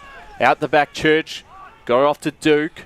Duke goes back to Hare. Hare getting past an opposition to put it on the right boot. Again, back towards the hot spot. Sport from behind by Burgess. Towards the boundary side, picked up by Walker. Walker with the handball over the top as they look to escape. Now the Saints. The Saints wanting to use that corridor back and towards the middle of the ground. Stubbs was there. Tapped forward by Patterson. They maintain the footy here as they go down towards centre wing. Picked up this time by Rice. Rice back in towards the corridor. And we'll get a ball up. Some good contested footy there from both sides, wasn't it? Really hard in at it, both sides. It's really heating up this contest. Lawrence versus Hannon. Hannon got the easy palm down that time, but nobody was there to receive it. Went straight down the throat of Valacott. In fact, it was Harry Flynn, and he gives it back to the umpire. And we'll have a restart. Good pressure around the ball, wasn't it? Yeah, this time Lawrence went up early, got it away, but Hannon was there to mop up the pieces, so he did the Rovers' job there. The big ruckman kicked it towards the Robertson direction, couldn't quite take the mark at the fall of the ball. Duke was there, quickly met and quickly brought to ground, and we will have a ball up 40 metres out from goal. 10 points is the margin. It is deep now in the forward line for Boronia. Nice handball there by Shepherd. Got it away. Nicely done by Flynn. Just poked it out towards the wing position where Howie kicked a goal. Flicked it up very nicely. They can use the corridor here because Rice was by himself. It goes over the top of his head. It was a 3-on-1 situation, and the one's going to win out here. The Hawks a real genuine chance to score as they go inside forward 50 towards a half forward line, and the mark has been taken and swung around there by Church, who goes towards the Robertson direction. And you can't leave a big man like that all alone. He was at the top of the goal square, and all he had to do was stick the big Dukes up spider, and he clunked it. He certainly did, and it was well called by yourself there, BWS, because that transition of play really illustrated what they've been able to do in the last 10 minutes with the overlap run. Once they get that ball moving, they're very hard to stop. Just even the extra effort and reach to spoil that marker initially that pushed it back into the forward. Yeah, it was just always going to be a tough ask, wasn't it? Robertson, he'll come in to kick his second. You can almost mark this down in your Eastern football. Kicks it straight through the middle. 2 goes on the board. 2 in a row now to the Hawks, and they only trail by 4 points after North Ringwood dominating the majority of this first term and having 7 scoring shots to 3. It's only a 4-point game. Just started off, Boronia. They're definitely using their targets, and which is great to see. And just that vision of link up Robertson just there, and they're definitely on top, I feel, right now. Boronia, North Ringwood, just a little bit quiet at this stage, but of course they've had all the momentum for the last 17 minutes of this game. So yeah, it just hasn't been a stoppage game in the last 10 minutes. The Hawks have really changed the tempo of the game. It's just been on their terms, hasn't it, Spider? Yep. It hasn't been on North Ringwood's terms in the last couple minutes of this quarter. So 21 and a half minutes gone first term. As you said, just the 4 points in it. North Ringwood leading. Back in the middle again.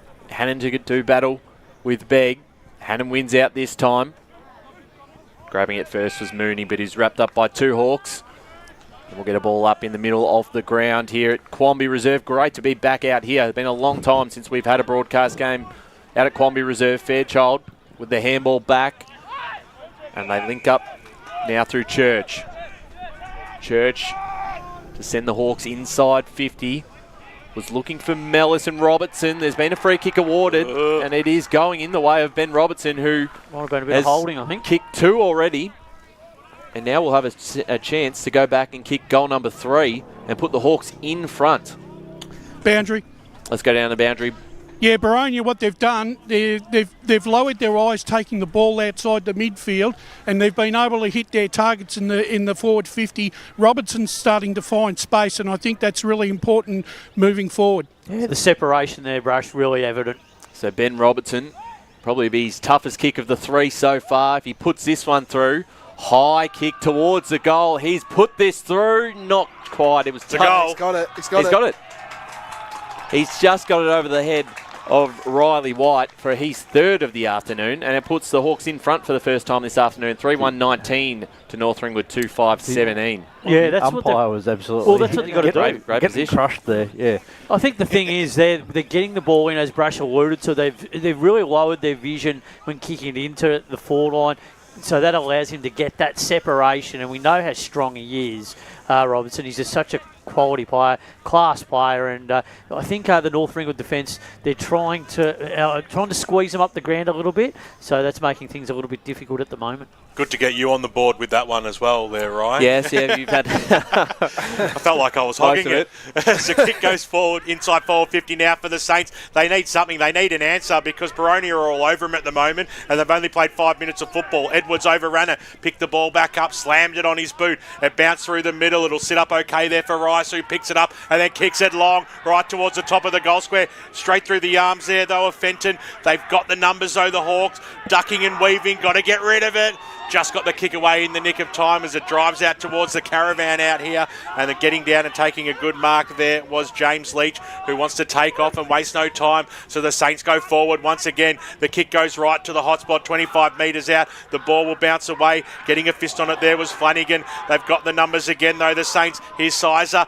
Broke one tackle, didn't break the second tackle. The Hawks will take off with this one. Here's Flanagan linking up through the middle. They want to move the ball fast. Hannon linking up with handball. We heard Clarkey say he loves doing this sort of stuff as it comes through the middle now. Still alive, but barging his way through there was Van Noonan, laying support on top of him, Will Vag, and they got the tackle, they got the stoppage, but it's still across the half-forward line for the Hawks. Needed definitely a big breather out of that one, but how good was that? Just that run and carry.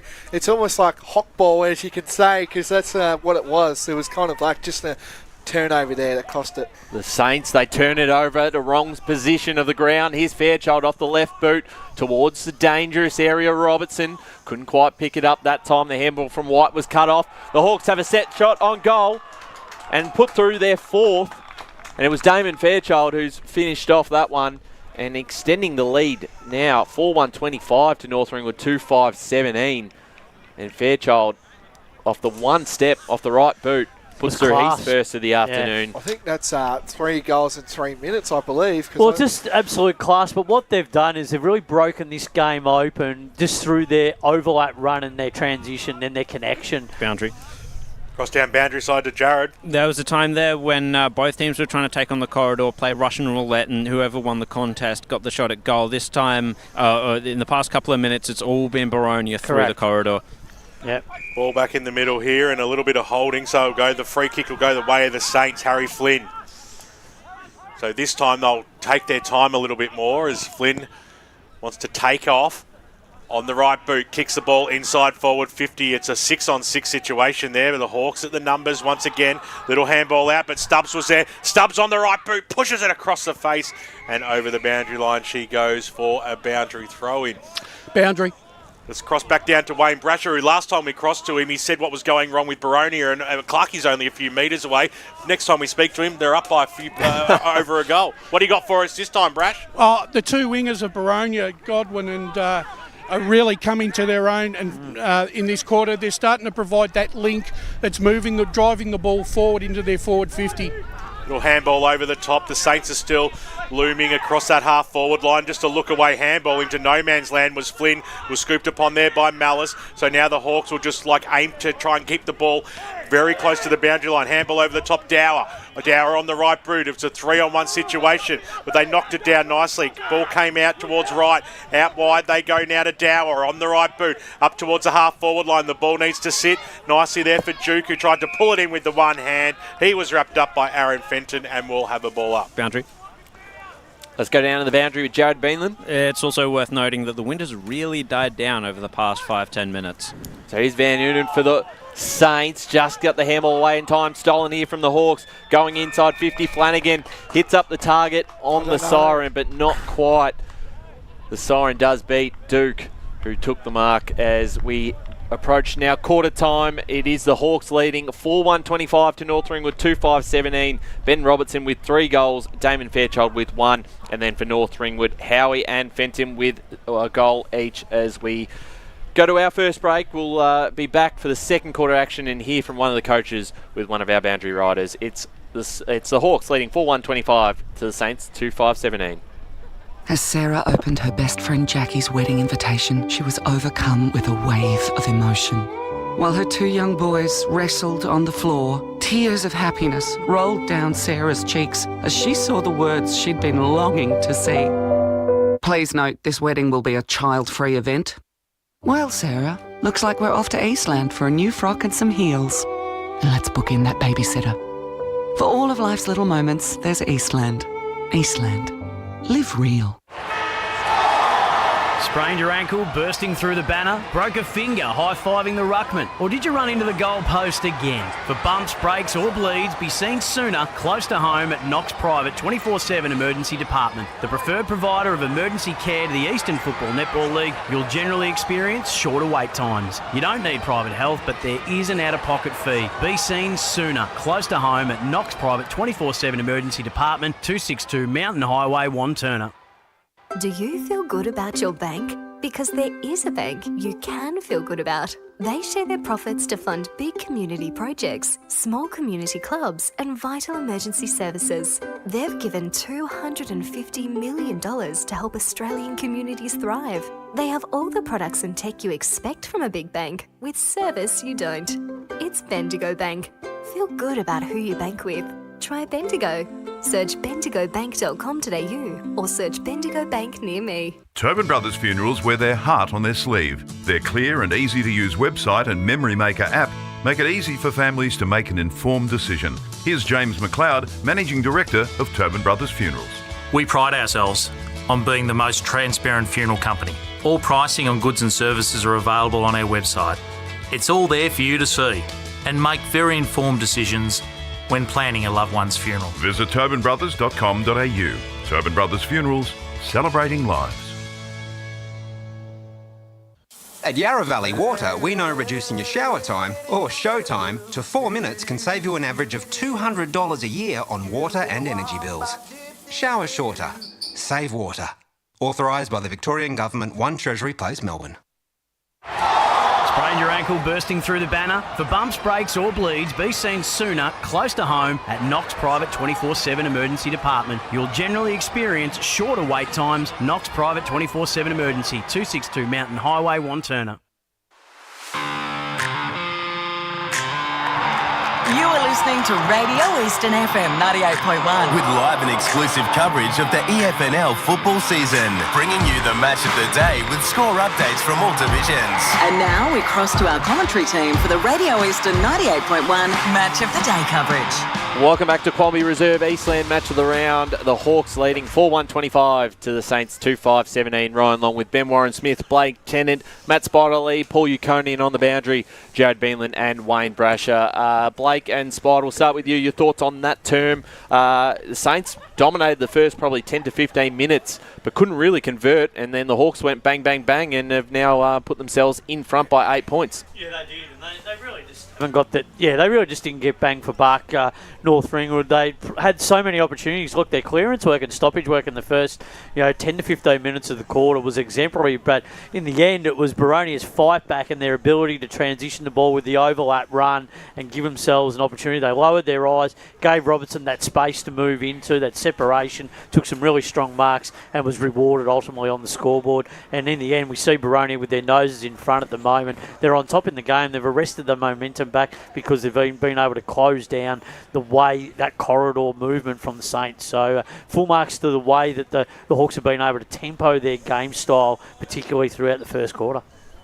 Absolutely. We got some scores around the grounds as before we hit it from one of the coaches. Paul, what do we got happening around the league at the moment? Starting in Premier, Noble Park 6-3-39 to Mitcham 1-1-7. Donny East 4-2-26 to East Ringwood 2-1-13. South Croydon 3-3-21 to Roeville 1-1-7. Blackburn 2-4-16 to Vermont 5 behinds, and Baldwin 3-5-23 to Berwick 1-5-11. In Div 1, Bayswater 4-24 to Murrelbach 3-2-20. Montrose 4-7-31 to Beaconsfield 3-2-20. Keep that score coming, Paul. Enough from you as we go down to the boundary. Gentlemen, I've got Matt Price of North Ringwood here. What was the main message at quarter time? They were able to run through us a little bit too much there. There wasn't enough pressure on the ball carrier. We're just zoning back too much. Probably thinking the wind was going to do it, and we let ourselves down that last 5 minutes, and they were able to hit the scoreboard. They score heavily, so we'll have to be careful. And you had a message to the midfielders in terms of the way they were defending, not pushing up far enough when they were transitioning or dropping back to help out defenders. Do you see that running around? Yeah, definitely. We just spoke to them about making sure that they get all the way inside forward 50, because Boronia do get back hard and then they outnumber us. We just want to make sure we're accountable in that situation. And a bit of a change up when it comes to the conditions, the wind now. Yeah, it's a bit swirly, so we do have it for a bit and then it stops. So you're able to score against it. They were able to do that. They took their chances. We think we can run through this and score at both ends. Awesome. Thanks, Bryce. Thanks there to Jared Beanland down with Matt Price. We go back to the score sound. Sorry, just that last Div 1 score. Park Orchard 7-3-45 to Norwood 1-6. Boundary. Let's go down to the boundary. Wayne Brasher. Yeah, Matt Clark really happy with the response halfway through that first quarter. What he wants them to do is he wants representation around the clearances and the stoppages in the forward line. He wants separation, and he wants the players to start running and running through the lines and looking for key forward options. He's noticed that the North Ringwood backs are dropping off and trying to triple team Robertson. So he said there's plenty of opportunities. He said the wind won't do it for you, but he was very happy, especially with that response, and especially the midfield. He said they made the adjustments when they had to without him sending out the instructions. So all good from Boronia's side here. Yeah, it's really good leadership, isn't it? When you think about what happens there, but Boronia full marks and ready to go. Work to do. Second term, Ben Warren-Smith. Great stuff there by our boundary riders, and we've had a restart here in the middle as Begg went up against Joshy Hannon, and both ruckmen hit the deck, so they'll pick themselves up and have another crack at it here. And this time it was Begg got the knockdown. Saints trying to go forward through Van Unen. Can the Saints now adjust the other way and get some scoreboard momentum? Yeah, they do need it. It does feel like the breeze has dropped a bit, but if you look at the trees on the far side, it is absolutely howling.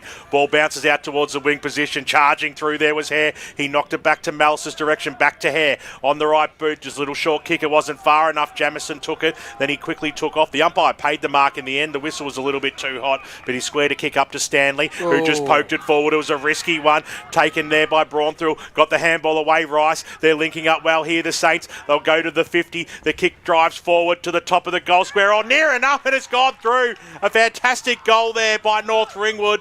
Paul Yacconi, you've got your hand up. Do you need to add something to that? No, it was a great goal there from North Ringwood, and a great turnover there and a great goal.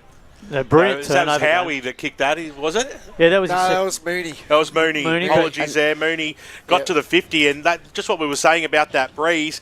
It really has died down because he's kicked that one from 50. But Paul, if you're going to stick your hand up, I'm going to throw you right under the bus every single time. What I will say, it was just a great turnover goal for passage from the Saints. They really worked hard for that. And it was more Russian roulette through the corridor. Yeah. I didn't think that kick was on there. I didn't think that short one in the middle of the corridor wasn't on there.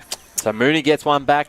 But it's an important one for North Ringwood as Begg gets the tap down, and they link up again through Rice. Rice towards the half-forward line, bouncing over the top of Jake Godwin's head towards the boundary line. First to get there is Stanley. Stanley got the handball off to Dower. Dower goes back to Hare to Godwin, and the pressure laid by the skipper for North Ringwood in Fenton as we go around the grounds. In Div 2, Mulgrave 4-6-30 to Waverley Blues 1-8, Ringwood 4-3-27 at East Burwood 2-4-16, Surrey Park 6-3-39 to Heathmont 2-3-15. Begg towards the top of the square. Lake got a fist of it and went straight into the woodwork. And just a minor score. North Ringwood now 3-6-24 to Boronia, 4-1-25, 2.5 minutes gone second term. And Templestowe 6-2-38 to Croydon 6-36. Oh, shootout. So Burgess to bring the ball back in. The skipper for the Hawks. The general takes charge. Runs out to the far side. The kick goes out towards the wing position. Van Unen hit the deck. He was in there also with Malice. So the Saints have the numbers at the fall of ball. Players across centre half forward if he wants to use them. That went too far in the end. A big fly by Sizer over the back at the fall of ball. Dower was there who laid a tackle. Umpire said it was okay, and we'll have a ball up just inside the centre square. Centre half forward here for the North Ringwood side. Saw them jump out of the blocks in the first term, and it looks like they're doing just the same thing. Begg straight out of the ruck contest, kicked it towards the forward pocket. Bouncing football, bouncing away from Burgess, and over she goes for a boundary throw-in right in front of a couple of North Ringwood fans. Enjoying a lovely can on this cold day.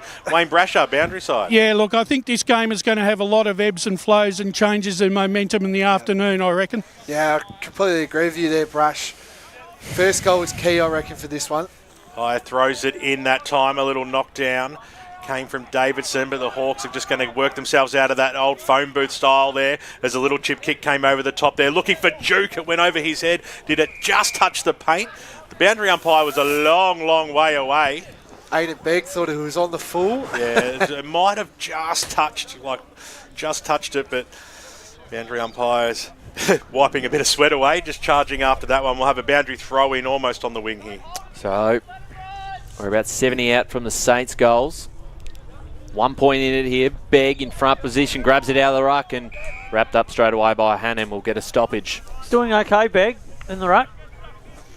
Definitely. So we'll get the ball up.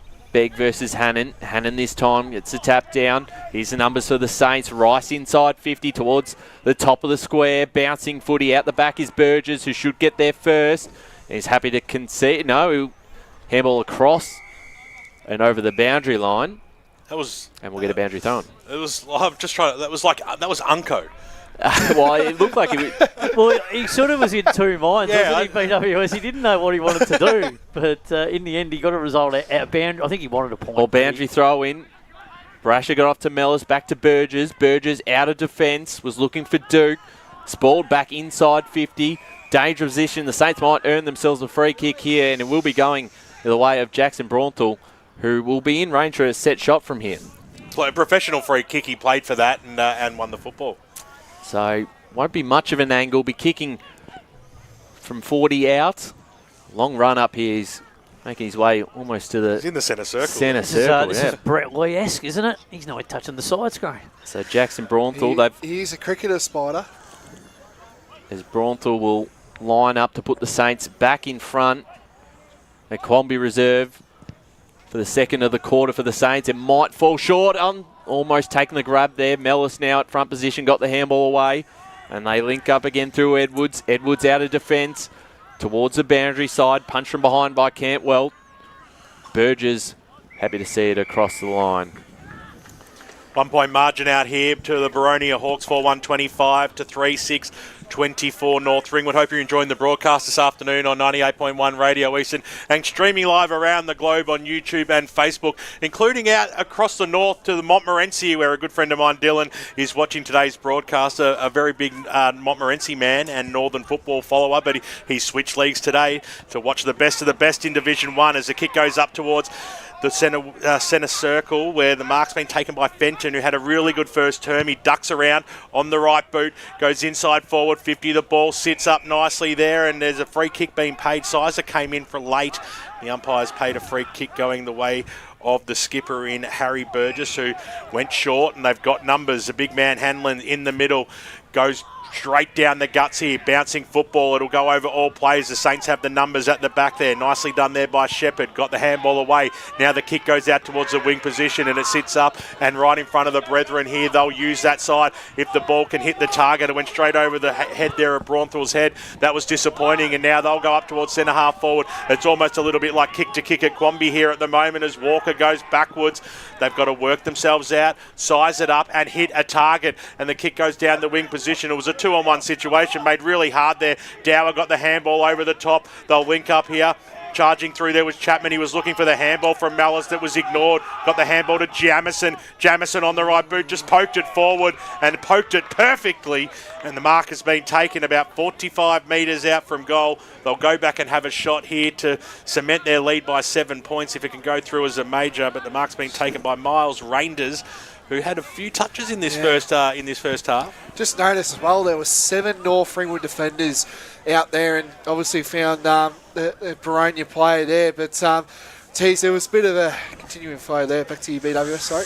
Yeah, Reinders comes in now. The lights are on out here at Quambee. He goes for goal, and that is an absolute perfect kick. He weighted it magnificently and gave the two-finger salute too to the crowd, who might have been giving a few Bronx cheers. He enjoyed that celebration. Boronia enjoy their lead of 7 points. 8 minutes gone here in the second quarter in the Eastland match of the round. Boronia 5-1-31, North Ringwood 3-6-24. But it's the difference, isn't it, Blake? When you hold your position and then you lift your vision and lower your eyes, kick it into a target, that's the result, and you give you opportunity for your forwards to score. Boundary. Yeah, Spider, you're absolutely right there. And it was the ball in the hands of Mallis and Jamison. After a couple of disappointing entries by Boronia, they were able to get it back, and that passage of play with Mallis and Jamison ended up scoring big for them. So margin back out to 7 points. Begg versus Hannon in the middle. Hannon got the tap down. Ball comes out to Sizer. Sizer to Rice. Under a bit of pressure here. Just got the handball away in time to Cantwell. Passes it in front of Sizer, who picks it up nicely on the second bounce. Off the left boot. Bit of a dribble inside 50. Bit of work to do here. Got it off to Flynn. Sells the candy and puts on the right boot. And misses. That's a golden opportunity miss. Let's go around the grounds. Paul Uconi. In Div 3, the Basin 9-5-59 to Ferntree Gully yet to score. Donvale 5-4-34 to Sylvan 2-3-15. Knox 4-3-27 to Fair Park 2-6-18. Scoresby 10-8-68 to Coldstream 1-7-13, and Upper Gully 4-5-29 to Oakley District 2-3-15. Huge let off there. Flynn should have put that one through. It was only 15 metres out, but they'll get another chance here. The Saints, as it lingers around that half-forward line for them, a bit of pressure there on Stanley. Got the handball away. That was okay. Ball in the middle of the ground. It was sit up there for Jamison, but he was intercepted, and now the Saints got straight through the arms there of Mooney, who got dispossessed of the football, holding the ball. It is. The kick goes up towards the half-forward line. Charging through there was O'Donnell. He intercepted it. Got the handball away. Shepherd was in there as well. There's a lot of pressure on the half-forward line for Fairchild. Can he pick the ball up? He tapped it to his teammates' advantage. The kick goes inside forward 50. It sits up in the breeze. A bit of holding going on. Kieran Edwards will be the recipient of it. It was ticking Touchwood at best, and it was a 2-on-1 situation. It was unnecessary, but by the letter of the law, it was there. Yeah, it's the old sucker game, isn't it? He just sucked him into the contact, and he and drew the free kick. Hasn't had the greatest couple minutes, Harry Flynn. He's missed a sitter, and now he's gave away a team a free kick at the moment. Actually, that's a shot on goal, guys, just for perseverance, I reckon. It was, yeah. So Kieran Edwards comes in, really should kick this, but not kick it out of bounds on the full. So it's big a shocker as you can get. And I tell you what, that's the loudest we've heard the crowd cheer all day. That's North Ringwood for you, BWS. What are you trying to say there, Blake? Nothing. We'll go around the grounds, Paul Yaconi. In Div 4, Bulleen Templestowe 5-6-36 to Croydon North Hemlock 1-3-9, Kilsyth 3-3-21 to Churnside Park 2-6-18, and Whitehorse 7-4-46 to Forest Hill 1-1-7. So thanks, Paul, as the ball goes out towards that far side. That's how powerful the wind is. The camera is shaking as the ball goes out of bounds. I hope Megan's got chained up there. I actually have a snatch strap tied down the bottom of the camera, so as long as she holds onto the camera, she'll be right. Oh, there you go. The issue is going to be if it rains later, we have to put a cover on it, and it's basically like a big shade sail. She may go paragliding. Oh dear. So the boundary throw in, Flynn's handball cut off by Mellis. Hannon tapping it forward to Burgess. Burgess goes back to Jake Mellis, who sends it towards the half-forward line. Saints with some numbers, but unable to pick it up cleanly until they do. The handball into space. Still not out of trouble just yet. They work it towards us centre wing. Now they're out. Here's Sizell. Got a Paddock in front of him. Can take a couple of bounces. He does. Has a bit of time to put on the left boot towards centre half forward. The kick almost hit up Stubbs. Was able to control it. Got the handball over the top to Braunthal. Braunthal out to the skipper in Fenton. Fenton towards the top of the square. Out the back. Van Noonan went the don't argue. Lost the footy in the process. And the ball goes out of bounds in the pocket here for North Ringwood. Trailing by a goal. It's 3-7 to 5-1. 12 and a half minutes gone. Just going into the pockets a bit here, North Ringwood. You know, that one was probably, too far into that pocket there. Yeah. Should have gone to the centre. It seemed a bit odd that he put on the don't argue. He could have just done a bit of a curly around the corner. So ball brought back into play. Off the right boot there was Edwards. Looking to clear this one out for the Hawks. Saints with all the numbers. Campwell off 1 foot. Sends a long kick towards the top of the square. It's to the left. There's a mark taken just about. It's been paid. And it's Lawrence. No, it wasn't paid. He hasn't paid. No way. We'll have a look on the replay if you're watching on from EFNL YouTube and Facebook. And that was Lawrence in a pretty good position. Came off the hands of Lake. Yeah, touch. So No way, that's a mark. That's touch. I'm sorry, BWS. So There's about play still 10 live blokes here. Here's hands on that. Stubbs handballing it backwards. Selling the candy. And the Saints still in possession of the football. Now a chance of Leach. Leach towards goals. Can level things up for the Saints. 4-7-31 to Boronia. 5-1-31. 13 and a half minutes gone second term. Well, we talk about a goal about perseverance. That was one because they had to come and do it the second and the third time. Like, there was the re-entry, then there was the out, and then there was the re-entry again. So they finally got it, but it took some time. But at times they do go a little bit wide, the Saints. If they went a little bit more direct to the top of the square, they're probably going to get a little bit more of a better result. Early clubhouse leader for the Tobin brothers goal of the day. Great goal there by James Leach to sell a bit of candy around two players after his teammate was robbed of a mark in the goal square down there. You would make a terrible forensic. There was 10 guys DNA on that footy. The first two bites were yeah, but he was on the ground, and then the next hands. Well, it's just see, how much control did he have? Boundary, guys. Yeah, he had none of it. Here we go. I reckon both sides have lost their structure in the middle a little bit, and this is what's causing a lot of congestion. Yep. Thanks very much for bringing some structure back into the call, Brash, as it comes out now. Edwards bouncing football out wide, looking for Wright, but Wright could only do wrong, and over the boundary line it goes for boundary throwing. One of your mates out there, Ryan Long. Who's that? Oh, Braden Wright. Oh, Righty. Yes. Their first game back in. Good to see. Umpire throws it in over the back there of Hanlon. Linked up well there with Edwards. Got it a further afield. Bouncing football. Who's going to win this foot race? It went through all players. Nicely done there by Reinders, who came in hard there was Braunthal, who's been very lively for the Saints. I've been impressed with his game so far, Braunthal. Yeah, he's been good. A lot of players in the North Ringwood side wearing the long sleeves today. Oh, he's Charlie Haley's brother. As the kick goes out, Waller. Oh, straight down the throat there of Duke. Can Dukey kick one? The Dukey dasher! You little beauty swings around on the right boot, and they get the lead back here, the Boronia Hawks. They are kicking straight, 6-1-37 to 4-7-31. Fantastic goal there by Duke. It was brilliant. Duke. That's that efficiency. When they go in, they score, and that's the big thing at the moment. They're just struggling to cope, the defence of the Saints at the moment, to keep that ball out.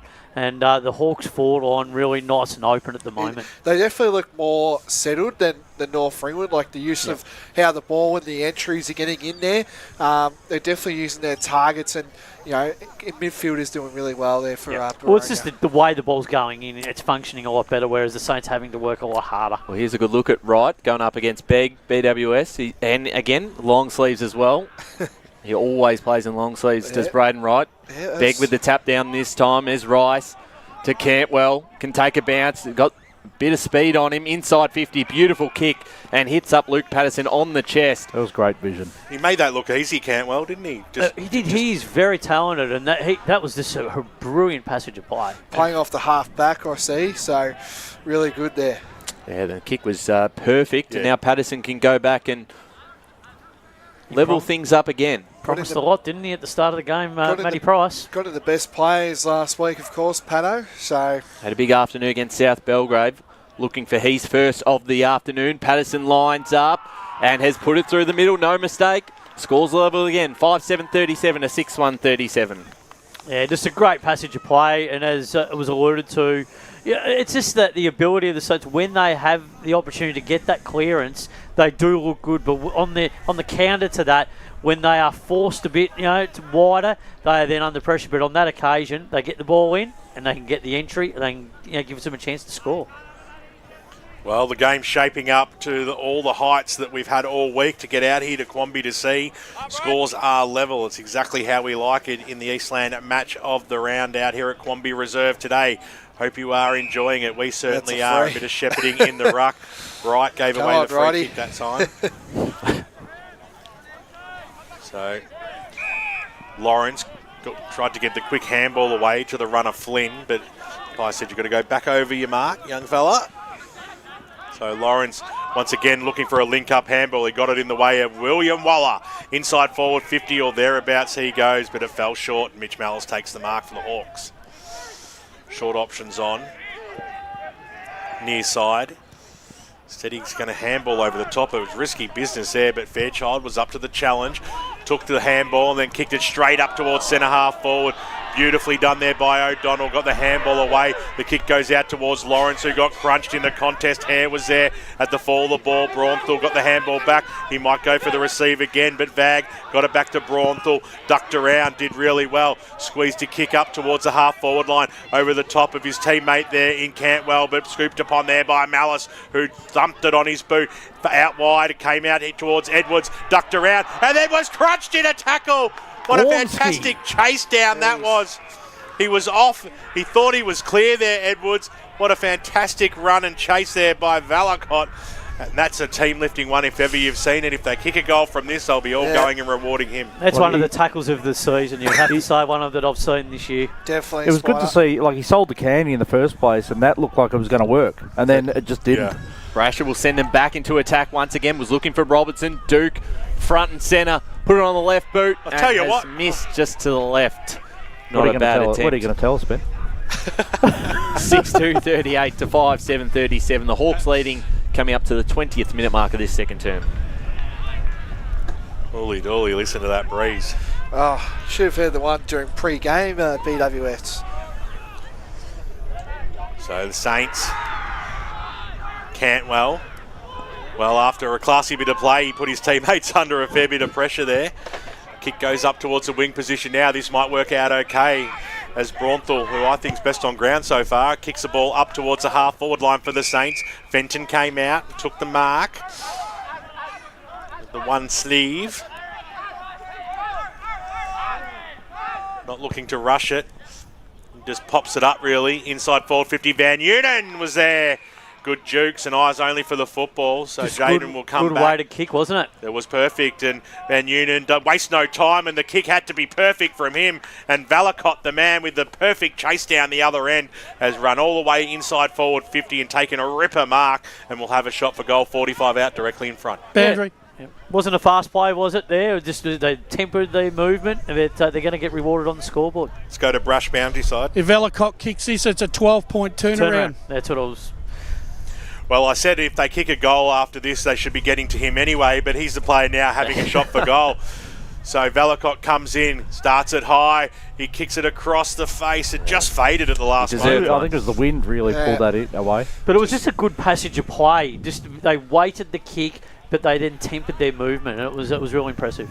Around the grounds, Paul Yukoni. In Premier, Noble Park 9-4-58 to Mitcham 3-1-19. Donny East 4-5-29 to East Ringwood 3-2-20. South Croydon 4-4-28 to Roeville 2-6-18. Blackburn 6-8-44 to Vermont 4-7-31 and Bowen 4-7-31 to Berwick 3-6-24. So Lake with a long kick inside 50. Which resulted in a stoppage here for the Hawks. 21 and a half minutes gone, second term. All tied up, 38 apiece. Duke handballed it forward. Saints with some numbers, trying to clear this one. Out of trouble. Valakot again, got the hands away to Fenton. Fenton off to Braunthal. Braunthal off right boot. Finds a target. That's a great kick.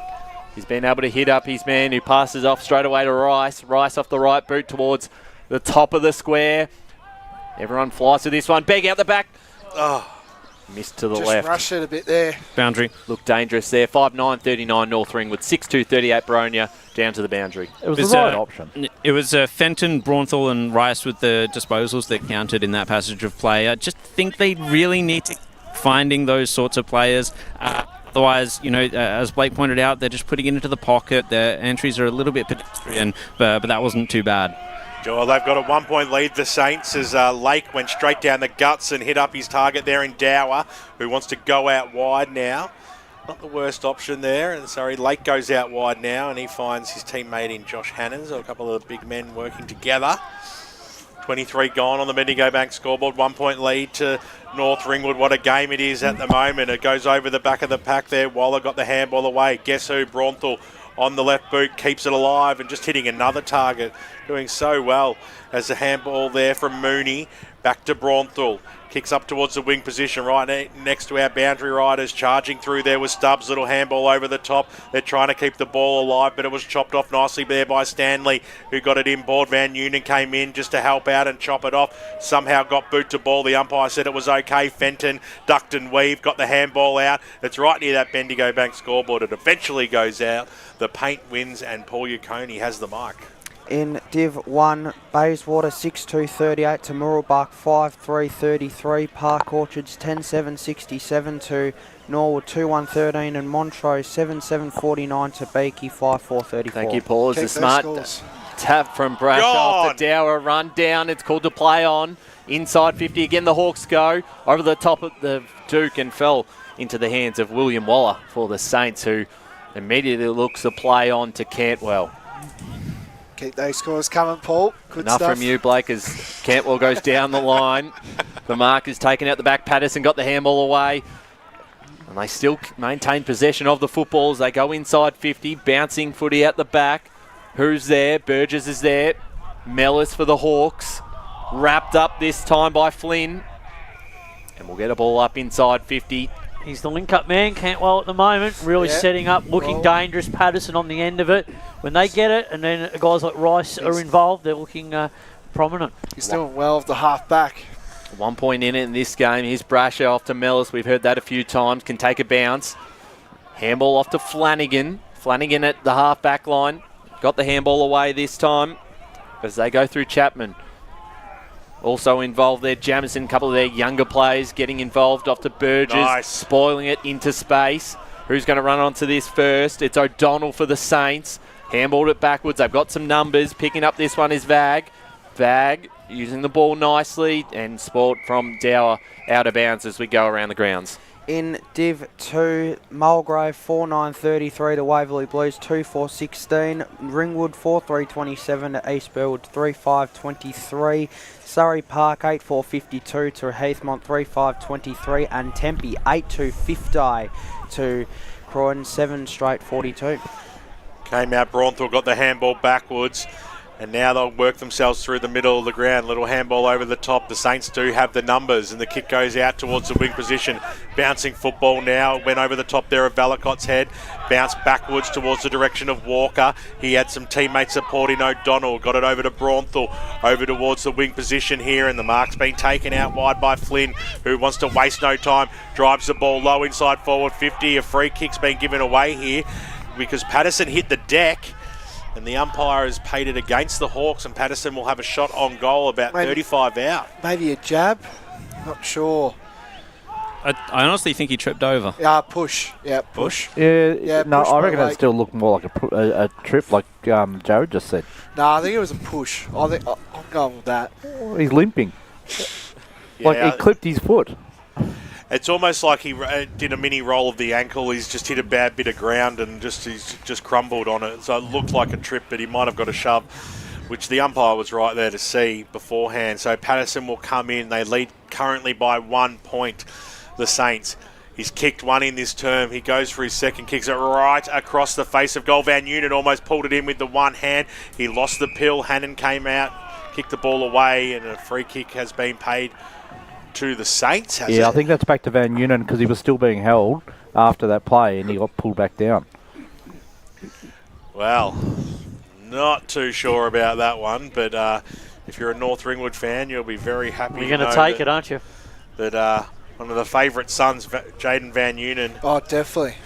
Who's played a lot of football here at North Ringwood, been a superstar of this football club, setting himself up for the quick snap, which he can't do now.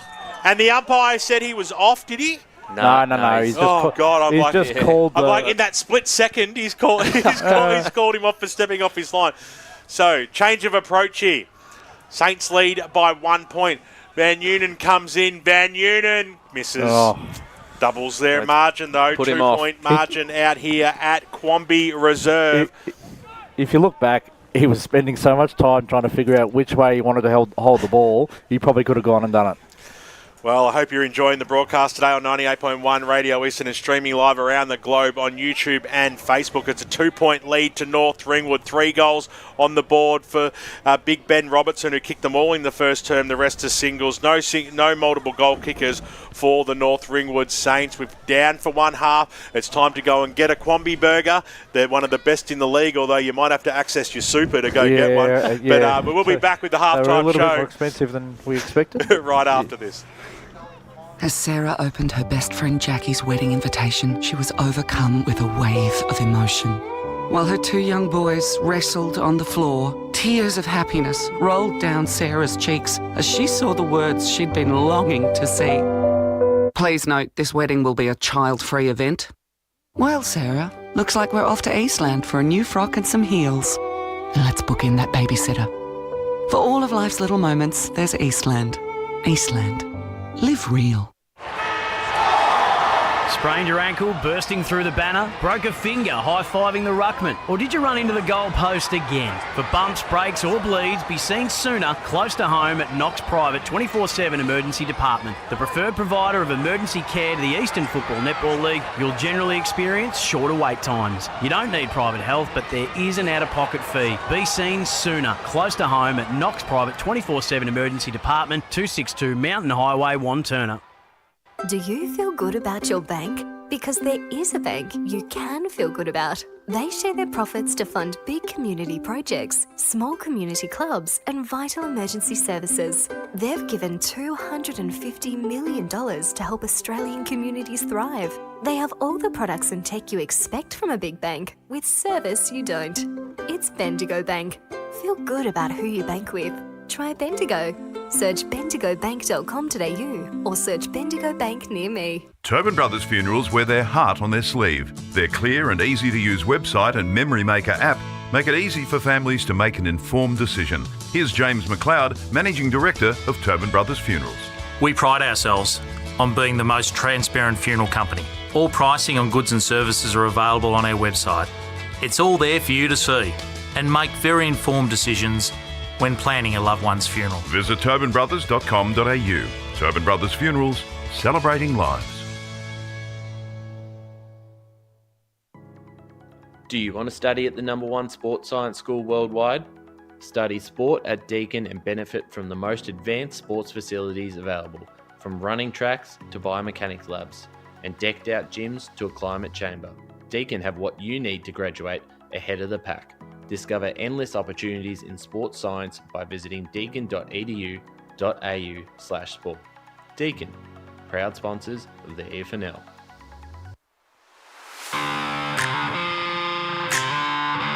You are listening to Radio Eastern FM 98.1. With live and exclusive coverage of the EFNL football season, bringing you the match of the day with score updates from all divisions. And now we cross to our commentary team for the Radio Eastern 98.1 Match of the Day coverage.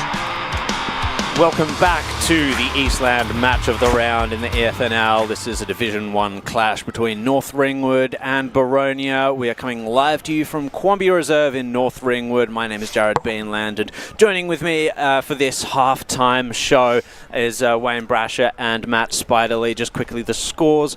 North Ringwood 5-10-40 to Boronia 6-38. So a narrow margin. Gentlemen, I'll start with my fellow boundary rider for the day, Wayne Brasher. How have you seen this contest? What is the difference between the two teams, and what can we see for the second half? Well, interestingly enough, Jared, you look at the score: 5 goals, 10-6-2, and on face value, you'd say that North Ringwood have dominated the contest and have. Right, and should be further in front. But I don't think that's necessarily true. I feel that Boronia, right, have been able to get the game on their terms, right, but I sort of feel like there's a lot of momentum shifts in this game. It's like both sides are getting 5 or 6 good minutes at it, and it's just a matter of who's going to take advantage of the scoring. The other thing I've noticed too, both sides, when they get their running game going, they're equally as good as each other. But it's just coming down sometimes that one handball too many, which leads to the bounce of the ball going in the opposite direction. And when you've overcommitted, then that means that's what's going to create the turnover, Jared. Absolutely. And Spider, of course, we've seen a lot of contests throughout the corridor that could go either way in each of the contests, where whichever team puts the pressure on or whichever team misses their handball, and then the defences just sort of need to be set up properly behind the ball to be able to defend that, and that could end up being the point of difference potentially. Yeah, absolutely, Jared. I think what we're really recognising is there's a contrast between the two teams, the way the defences are actually playing. Obviously, when Boronia are trying to defend, they want to run, gun, go through the corridor with some speed, with handball, whereas when North Ringwood are defending and they have that intercept mark, they're looking to move the ball a little bit slower, then a little bit more unpredictable, take a little bit of pace off the game, and then they've hit up a couple of targets, which we saw late in the second term where we were able to get a couple of entries into their 50 to allow some shots at goal. When Boronia go in, they're just clean entries. They're just absolute clean entries, and the efficiency from them has been just so perfect. So I think that is probably the difference in contrast, and the turnover game has been so evident too. A couple of times North Ringwood have been hurt on the turnover. Actually, there's probably 4 players I think will decide the game this afternoon. Malice and Brasher, and Brasher in the midfield, Boronia, and Brauntel and Cantwell for North Ringwood. Well, Cantwell's been terrific. No, he's had a ripping game. I've got him in my best 2 at the moment. I think he's probably the best player on the ground. Him and Brauntel, and I think Matt Clark might have to put a little bit of work into Brauntel in the second half, because I think he's finding too much space, and Boronia can't afford that, because once he gets the ball, he's able to pinpoint the pass and he's hitting his targets as he's going through the motion, Spider. Yeah, exactly. And we talked about it pre-game about being the contested ball game, and it's not letting us down. I mean, this is the thing, and we know that Matt Price likes to play a little bit of a stoppage game, so he's not afraid to take a little bit of heat out of the game at times as well, and that's what they've been good at. But you got on the flip side of that, Boronia, when they've had their chance to switch the ball, move the ball, generate that transition game, they've really been able to take the pressure off. And Jared, I was just going to ask you, I thought that I thought the tackling pressure of North Ringwood was very evident in the first half. Yep. Yeah. Normally, in the North Ringwood of old would have given up on the first attempt. Not now. They're right on the contest. They missed the first tackle. Right, another player is following up, don't you think? Yeah, absolutely. And I think that's not just intent or willing for the contest. That's also concentration and just knowing where you need to be and being able to read the play in those really tight situations. I think that's something that's really impressed me with North Ringwood, with ball in hand as well. It's just the mercurial ability of some of those players to know exactly where their teammates are going to be and find the running player also. And something that Boronia just needs to shut down a little bit. They've been able to at times throughout the game, of course.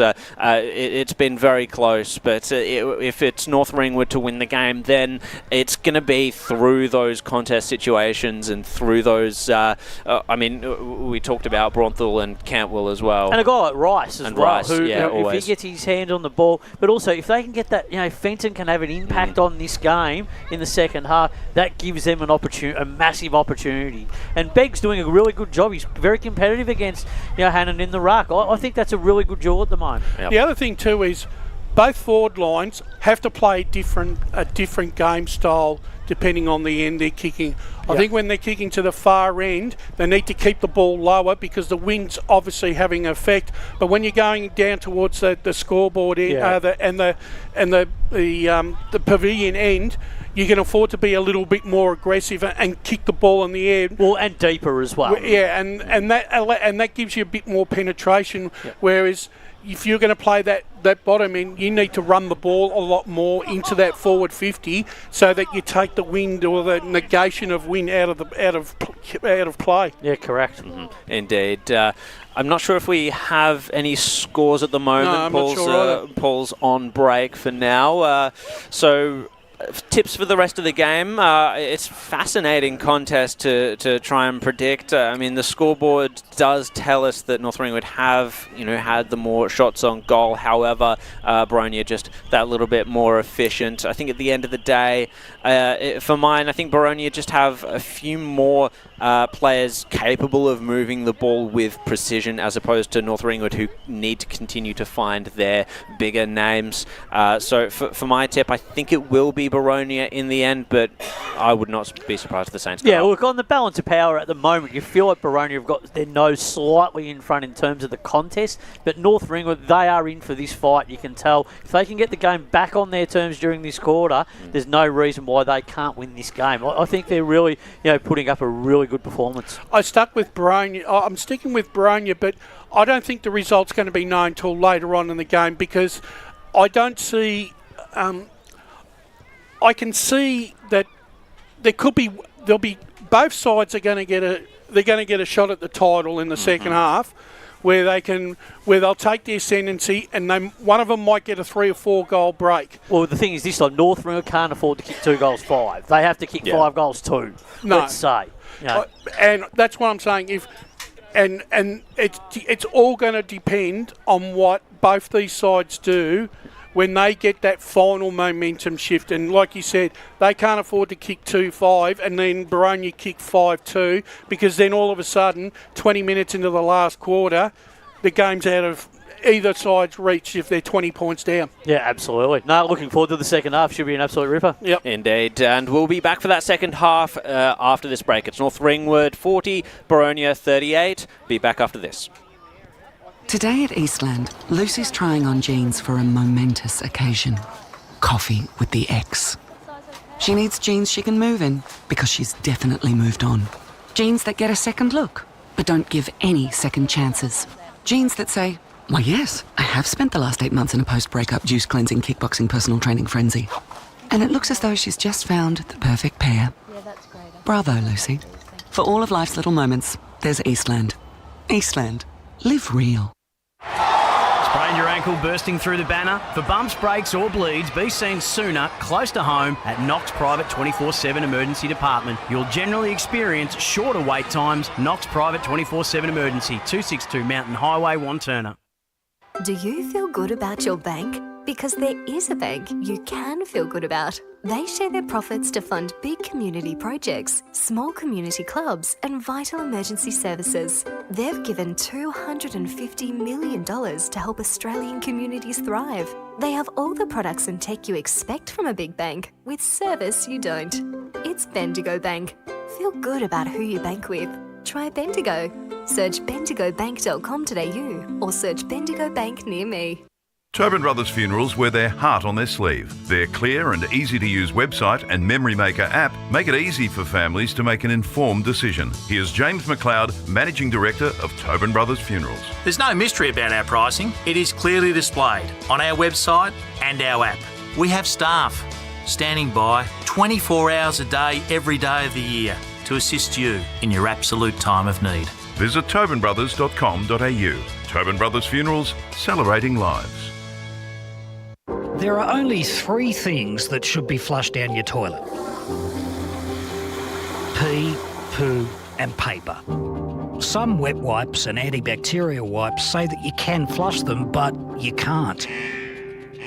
They clog up the toilet and pipes, causing expensive blockages. Save yourself a truckload of trouble. Put your wet wipes in the bin. To learn more, head to the Yarra Valley Water website, yvw.com.au/wet-wipes. Hi, Dylan Dow from the Boronia Football Netball Club here. When I need to grab a quick coffee or a bite to eat, I'm popping into Eastland. Eastland's more than a shopping centre. They support a range of community organisations and have been a major partner of the EFNL since 2018. Cheers, Eastland.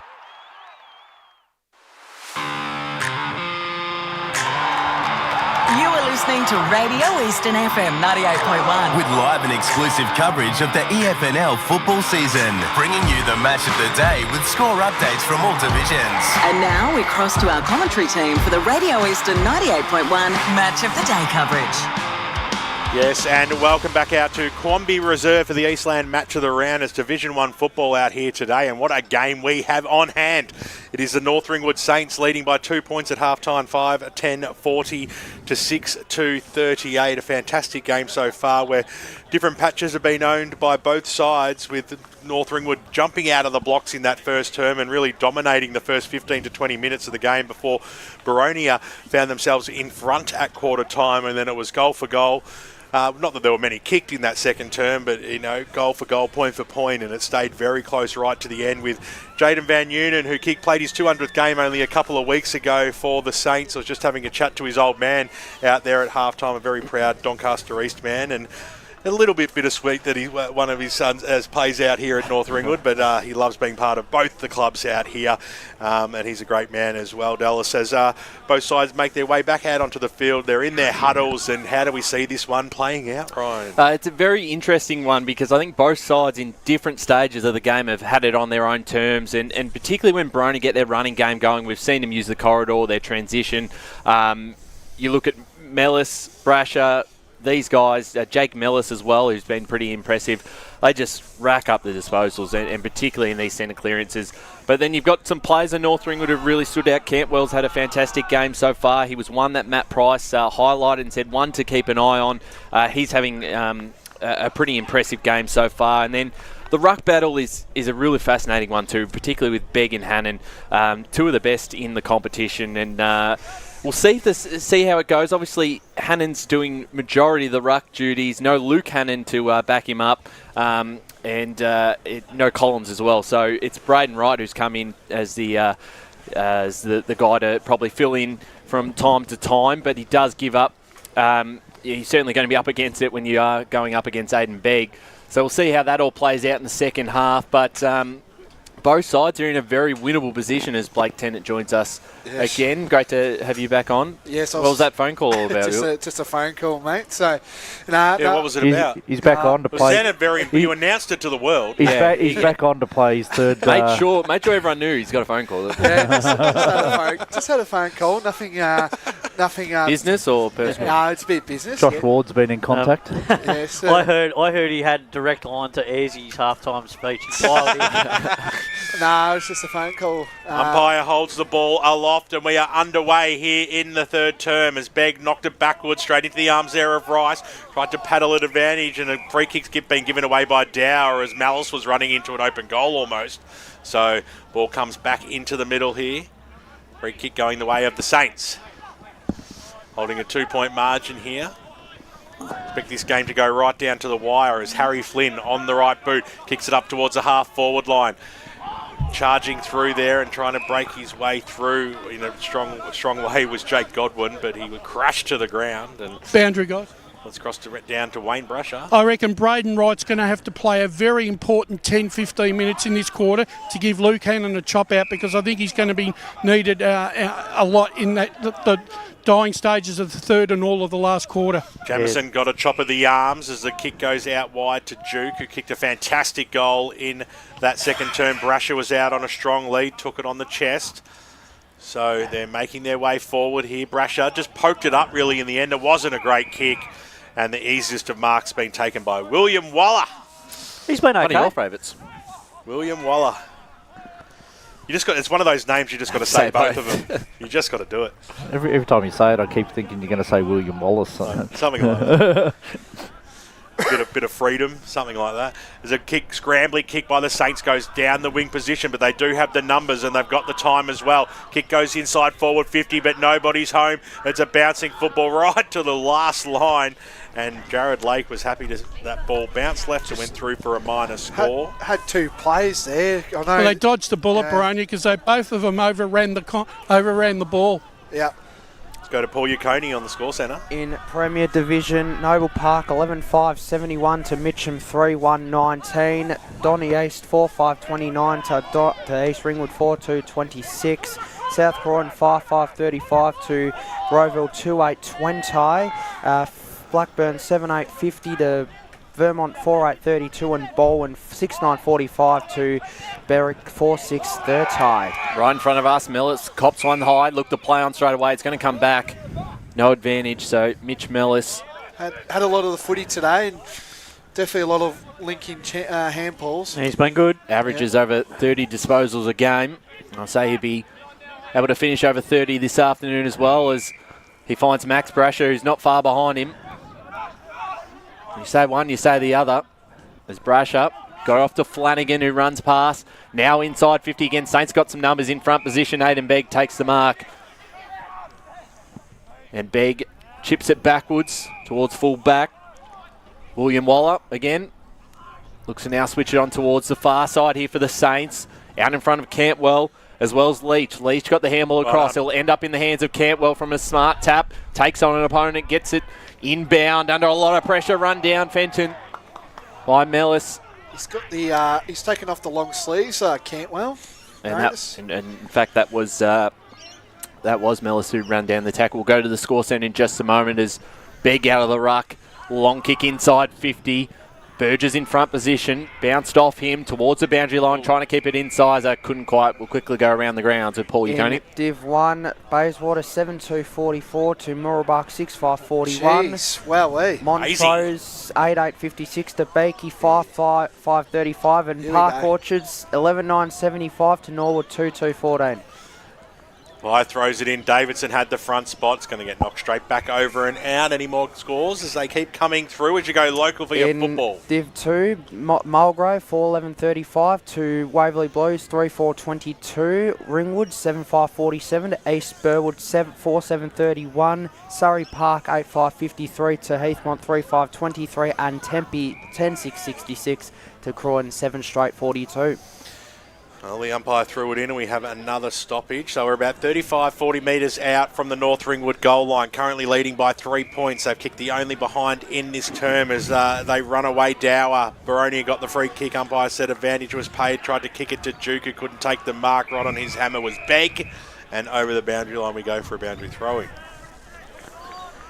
Just got to be able to get the ball into their hands here, Boronia. Move the ball down the field, get some territory. Division 4, Paul. in Division 3, the Basin 10-7-67 to Ferntree Gully 2 behinds. Jeez. Donvale 10-9-69 to Sylvan 4-3-27. Knox 4-6-30 to Fair Park 3-7-25. Scoresby 11-10-76 to Coldstream 3-8-26. And Upper Gully 6-9-45 to Oakley District 5-3-33. Great stuff as the umpire throws it in. Begg, who started this term quite well, he's won a lot of the hit-outs so far. They're working their way forward, and just happy for us to keep going through the scores at the moment. The players, there's another boundary throw-in as we go to Division 4. Good on the players there. Is in Division 4, Bulleen Tempe 7-8-50 to Croydon North Emlock 3-5-23 and Churnside Park 5-7-37 to Kilsyth 3-3-21.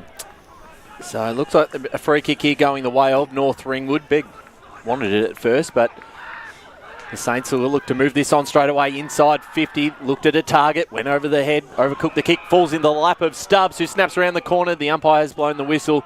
It's coming back, and it is going the way of the Hawks. That should have been 25, I reckon.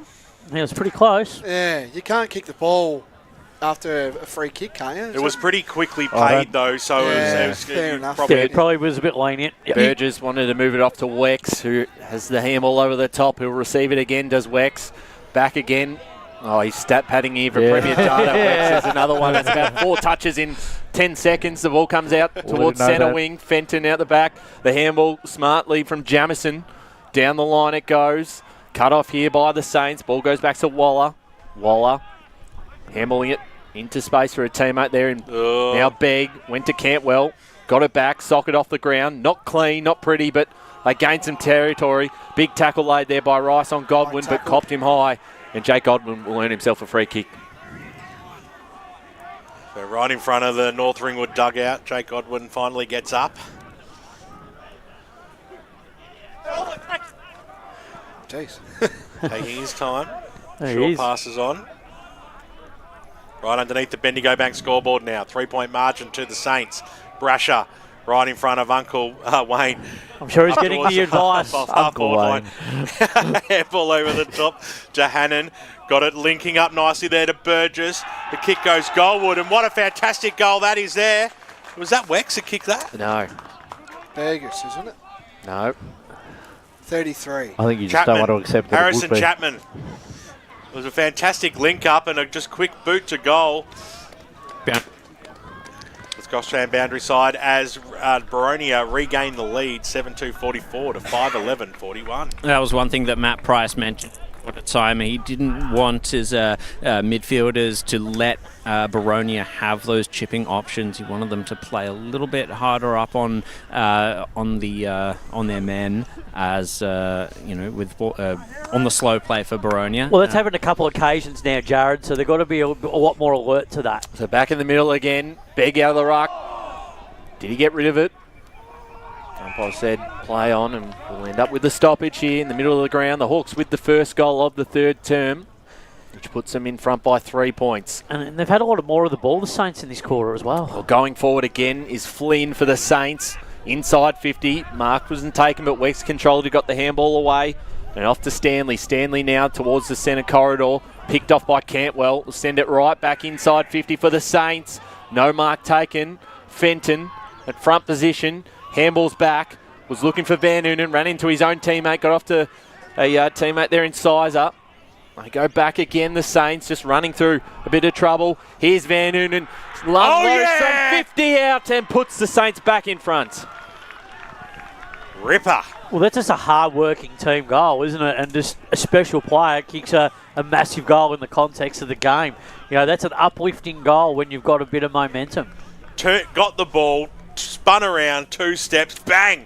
Post high from 50. Yep, that's what do you say, the Tobin Brothers Goal of the Day leaderboard? Yeah, he's right up there. Yeah, that has to be. Legend of the North Ringwood Footy Club as well. Premiership player, of course.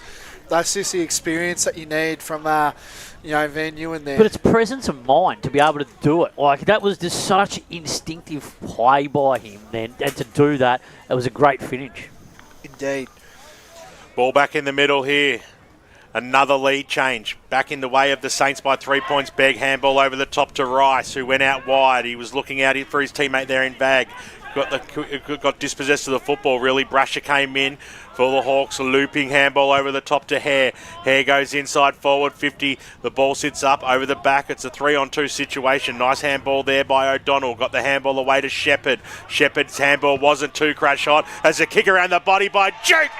And Duke kicks another ripper. He kicked one in the second. He's kicked one in the third. That's 2 to him. And once again, the lead has changed and is back in the way of the Hawks. 8-2-50 on the Bendigo Bank scoreboard. Leading by 3 points. 6-11-47. Wayne Brasher, boundary side. It almost seems like that whoever wins the centre clearance at the moment is going to kick the goal, because both sides have had their chances. And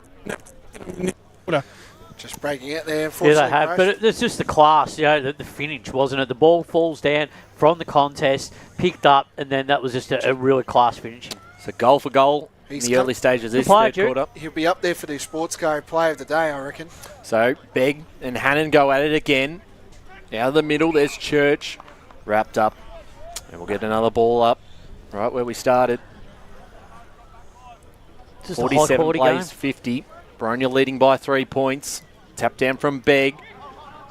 And this time it's Church on Flynn. We'll do it all once again. 11 minutes gone third term. Thanks for joining us, Radio Eastern 98.1 FM. Here's Josh Hannon out of the ruck, inside 50. Quick kick. Was looking for Burgess, who used his body well. Pushed off Shepherd and was able to take the mark on the chest. And Corey Burgess can go back and have the set shot. From 45 to 50 metres out, be kicking from outside the arc. It's a tough kick from here, bit of an angle. Any relation to... they are brothers. Yeah, there you go. Corey and Harry. Well, I thought I just had to ask that question. Yes, that's okay. As Corey Burgess can put the Hawks back to a 9-point lead with back-to-back goals here in the last minute of this game. Burgess comes in. It comes back. It bends back. It's through. It started right, and it made its way through the middle. And 9-2-56, Boronia now lead North Ringwood 6-11-47. 12 minutes gone third term. Well, it was just good forward craft, wasn't it, really? Just knowing where to be in the right spot. Outmanoeuvred his defensive opponent in Shepherd, and then to go back and finish like that, that's a outstanding effort from Burgess. Well done. Yeah, you're spot on about outstanding, because the wind hasn't been going that way the whole time, so to work the ball back like that, it was super. And that's actually a good point, BWS, because even when you look at North Ringwood with the 11 points, almost every set shot from every player has been a goal. Like, they haven't missed, right in front. Yeah, and it's the efficiency that Boronia have been able to exert, where early in the game the Saints haven't been able to do it. Brasher's kick goes out wide. It sits up nicely there for Duke on the right boot. Kicks the ball deep inside forward 50. Robertson's there. Over the back of him it goes. The Saints do have the numbers. Handball in towards Shepherd. They're in the danger zone under a lot of pressure in this back pocket. Mooney on the right boot. Slammed it out towards centre half back. It was basically a throw there to Malice, who was just running into an open goal. That's twice now Malice has been open. The umpire's called him back. So a little bit stiff there, but, rules are rules, and you got to follow them. Fenton on the right boot, kicked it out wide. Here's Braunthal linking up well. Nicely done there by Vag. Up towards centre half forward. This is good play here by the Saints. The mark's been taken out there by Patterson. Could have almost been a 25-metre penalty. Telling his opponent to go back. Patterson's going to kick it right to the Van Unit direction over the top of him. He almost played for the free kick. It's been kept alive and it's been kicked by Howie. You little beauty. He did a little pirouette, Howie. Slammed it on the boot, and now the Saints are back to within 3 points once again. 13.5 gone on the Bendigo Bank scoreboard. This game's got everything, hasn't it? We're just seeing so many great moments with goals kicked at either end, but that was just a brilliant finish. The ball was in flight. He was able to shark it, and in the end, absolute ripping finish. And the Saints, they're well and truly in this contest. I think that one might take the lead for the Tobin brothers' goal of the day. Yeah, it's hard. It's in contention. Probably not. Going to be hard to beat my boy Van. Oh, okay. The Van Unum one would be. A bit of bias with that. I've already put the graphic up. I'm sorry, I can't. So back in the middle again. The margin back to 3 points. 7-11 plays 9-2. Boronia leading as they look to get the clearance through Dower. Wright has come back into the middle. Brasher's handball cut off there by Van Noonan. Van Noonan inside 50 for the Saints. Out the back is Godwin. So is Burgess. Picked up here for the Saints. Fenton's there if he can pick it up nicely. He's able to. He's got a player at the top in bed. Couldn't quite get it to him, so had to go backwards under a lot of pressure. Doing well was Mooney. Mooney to Van Noonen. Van Noonen back to Lawrence. Off one step towards the top of the square, and it's marked by Wex. Just a bit of a magnet change from Matt Price. He's put Aiden Begg full forward, so he's not playing ruck. Wex having a bit of an influence this score. He's done some okay things. As Wex goes out of defence here, was looking for right. Did well there, got the kick away. Thank you, BWS, as the ball comes in. Wellicott towards the top of the square. Thank you, Lee. As we go inside 50 here for the Saints. Godwin under some pressure. Got the handball away in time. Was looking for Chapman. Chapman picked up nicely and towards Fairchild. Couldn't quite take the mark, but out of bounds as we go down to the boundary. Jared Beanland. Yeah.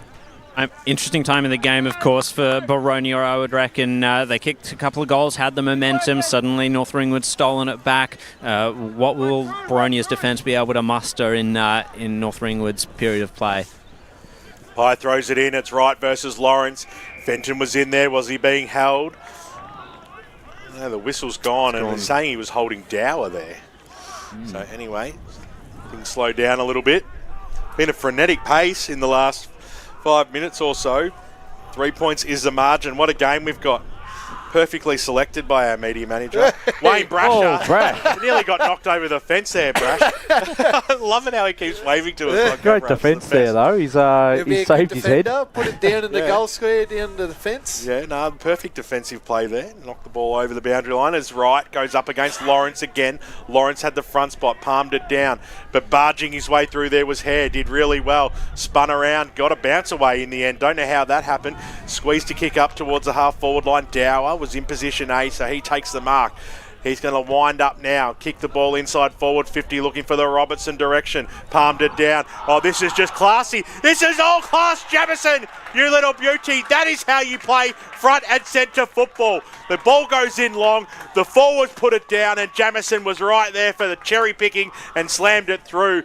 Margin back out to 9 points out here on the Bendigo Bank scoreboard. 17 gone in the third term. 10-2-62. Geez, they're kicking straight, aren't they, the Hawks? Yeah, North Ringwood 7-11-53. They are, and that's one of, I believe, maybe the Eastern Rangers players that... First ever goal? Yeah, first ever goal, and that's a beautiful goal there. Good, actually, you could not describe it even more better than BWS. But the influence of Dower he's having in this game has been really important. He's set up a couple of really important passages of play for the Hawks. Been good, Dylan Dower, Eastland's very own. Yeah, absolutely. Runs his own business, Grow Club. Shout out to all the Grow Club fans out there. As Beg looking at the clearance here for North Ringwood towards the half-forward line. Out the back is Jake Mellis.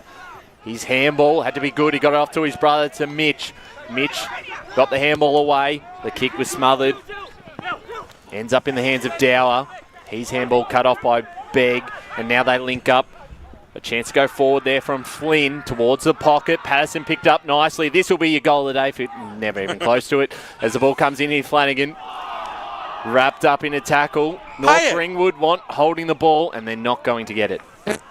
Guys, I reckon both sides are really giving it all at the moment, and you know, there's no beg your pardons out there.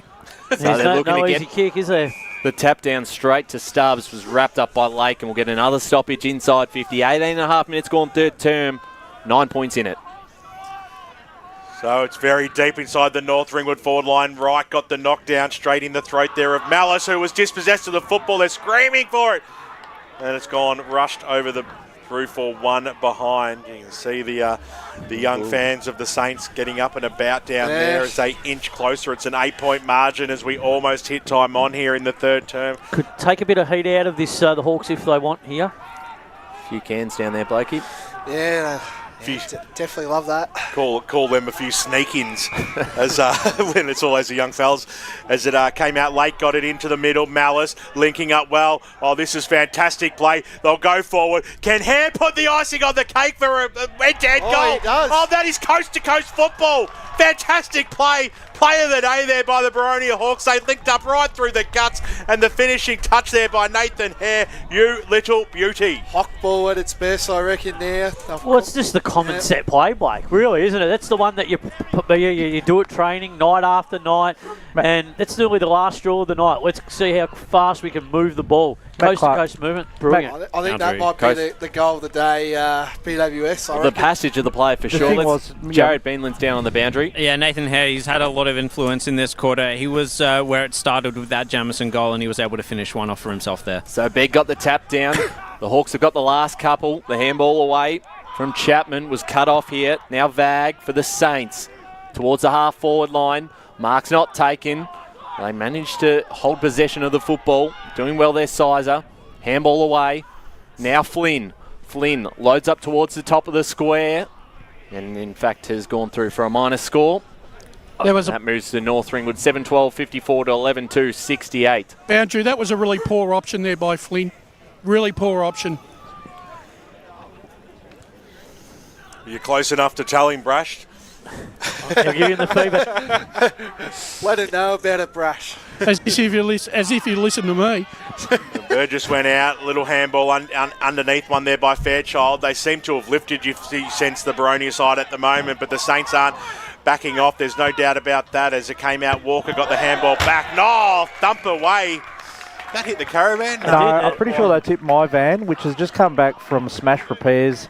Thanks to Phil Mondays for getting that done for us on time for the weekend. Donna and Andy down there. The look of horror on Katie Green's She just face. walked right past. She's just walked in front of the van. As it sorry, Lee, I shouldn't be laughing, but the look on her face, oh my God. As the kick goes up there from Fairchild, he hit the target there in Rangers. I'm sure the car's fine.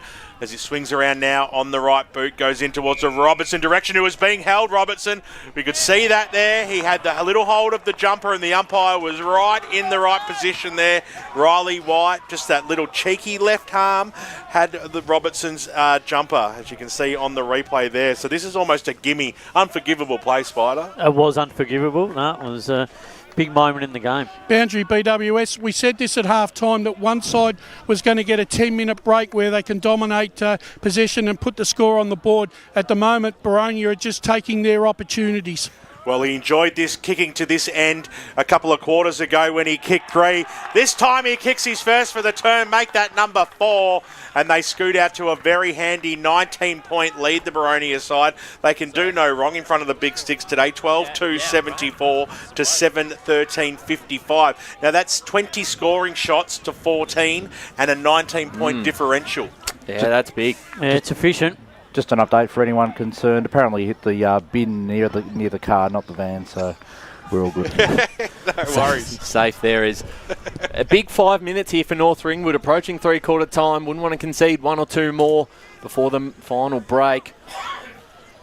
But they've certainly been right in this contest for the Hawks. Just starting to get the better of them. Hannah now the middle, the clearance forward.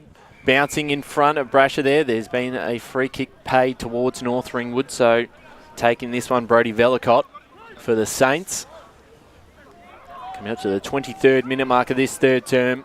Been an exciting third quarter as Vellicott send it long down the wing on the far side of the ground here at Quambee Reserve. Chasing this one, able to pick it up was Leach. Got it off in time, Fenton. He's chased down, run down there by Chapman. Nothing called. Brash ends up with the footy. He goes back to Wex.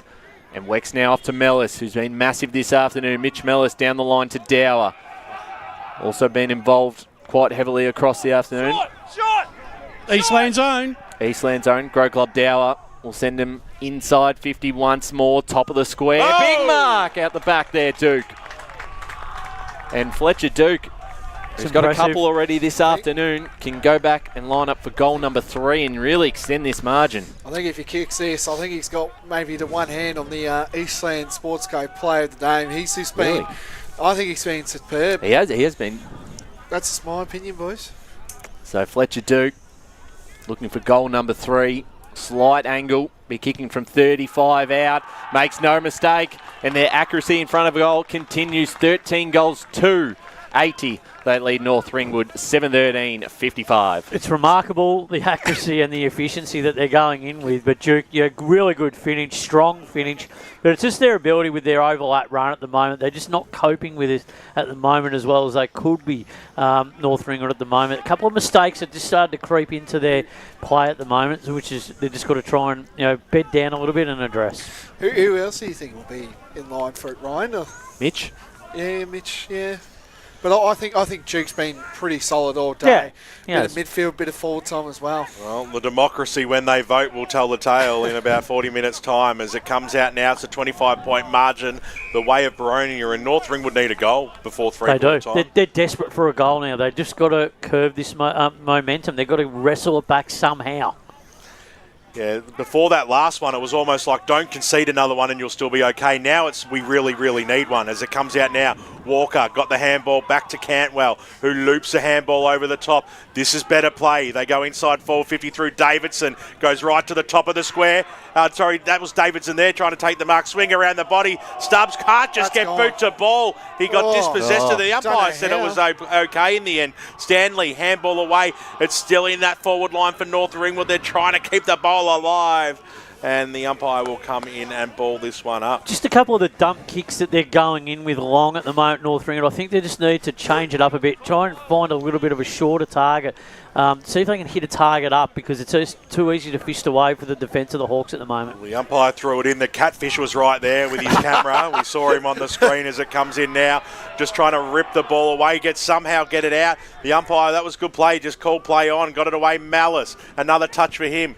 Kick around the body, out towards the half back line. Big fist over the top there by Begg to keep the ball alive. Eventually he goes over the boundary line and out again. We'll have a boundary throw in 26 gone here in the third turn. He plays 55. Yes, Brush? Yeah, the umpires are letting it go a little bit, and I'm liking what I'm seeing because they're not paying the touchwood free kicks. They're paying the genuine ones. Yeah, the obvious ones. Yep. Boundary throw in here. 25-point lead to the Hawks. Is there another goal in this third quarter before the three-quarter time siren? Big tackle by Begg. We'll get a ball up, still outside the forward 50 here for North Ringwood. Thanks for joining us on Radio Eastern 98.1 FM or our Facebook and YouTube streams. Let us know where you're tuning in from today. Is Begg out of the ruck? It's not going anywhere, so we're getting another stoppage. The defence has really stood up this quarter for the Hawks. So again, Hannon Begg, it's been a fascinating contest in the ruck. Fenton wrapped up, and the Hawks will be happy just to see that clock keep ticking. They'll be very happy to go in with a 25-point lead at three-quarter time. Now let's take Hood out of this game at the moment. Yeah, Flynn, once again going nowhere, wrapped up by Dower. Yeah, just take time off the clock. Been happy with Dower's game, Spider? Yeah, he's been brilliant. Yeah, no, I think he's been a really solid performer. I think he has too, Spider. He's just been, the spark that Boronia has had. Here's Church. The handball was cut off by Fenton. Couldn't quite trap it. Big tackle laid there by Braunthal.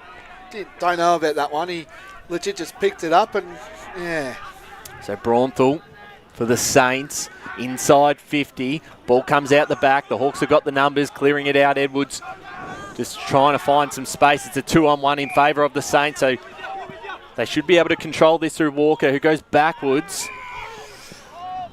And they've conceded some ground. Dangerous kick in the middle of the ground. Cantwell did enough to pick it up to go inside 50. Can they hit up a target? The Hawks have got the numbers out the back. Burgess is there, clearing it out of defence. They'll be out of bounds on the full, so still time for the Saints.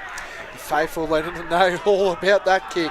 Matty Shepherd, can he have a ping from here? He's going to wind around now. He's going to kick it right to the hot spot. They need someone to clug something, and they've got it. I think the mark's been taken by Davidson down there. Davidson. He stuck the big jukes up 20 metres out, and you heard all the crowd get behind that one. Someone had to stand up, and the big man, Taylor Davidson, did just that, and he'll go back from point-blank range and put it through and get the margin back to just over Look at 3 the faithful goals. There.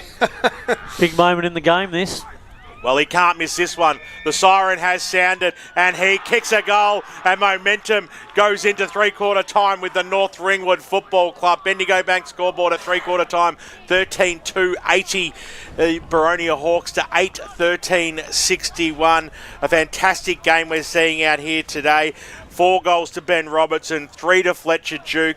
whilst for North Ringwood, Howie has 2. The rest are singles. Hope you're enjoying the broadcast today on 98.1 Radio Eastland. It's streaming live around the globe on YouTube and Facebook. 3 down, 1 to go on the Eastland Match of the Round. It's Division 1 football at its best. Stay with us. We'll be back shortly. As Sarah opened her best friend Jackie's wedding invitation, she was overcome with a wave of emotion. While her 2 young boys wrestled on the floor, tears of happiness rolled down Sarah's cheeks as she saw the words she'd been longing to see. Please note, this wedding will be a child-free event. Well, Sarah, looks like we're off to Eastland for a new frock and some heels. And let's book in that babysitter. For all of life's little moments, there's Eastland. Eastland. Live real. At Yarra Valley Water, we know reducing your shower time, or show time, to 4 minutes can save you an average of $200 a year on water and energy bills. Shower shorter. Save water. Authorised by the Victorian Government, 1 Treasury Place, Melbourne.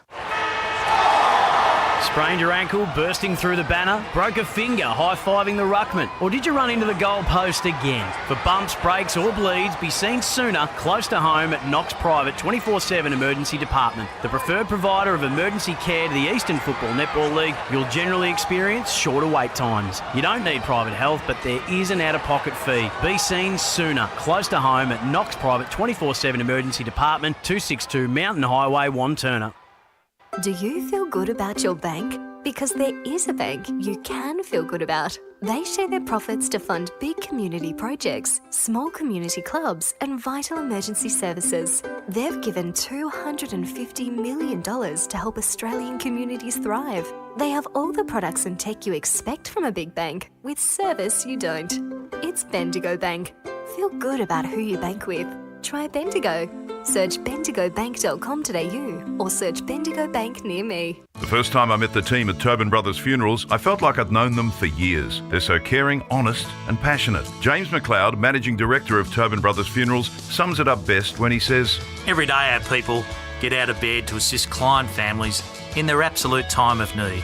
Our people love what they do, and you will not find a more highly trained group of people than those at Tobin Brothers. Visit tobinbrothers.com.au. Tobin Brothers Funerals, celebrating lives.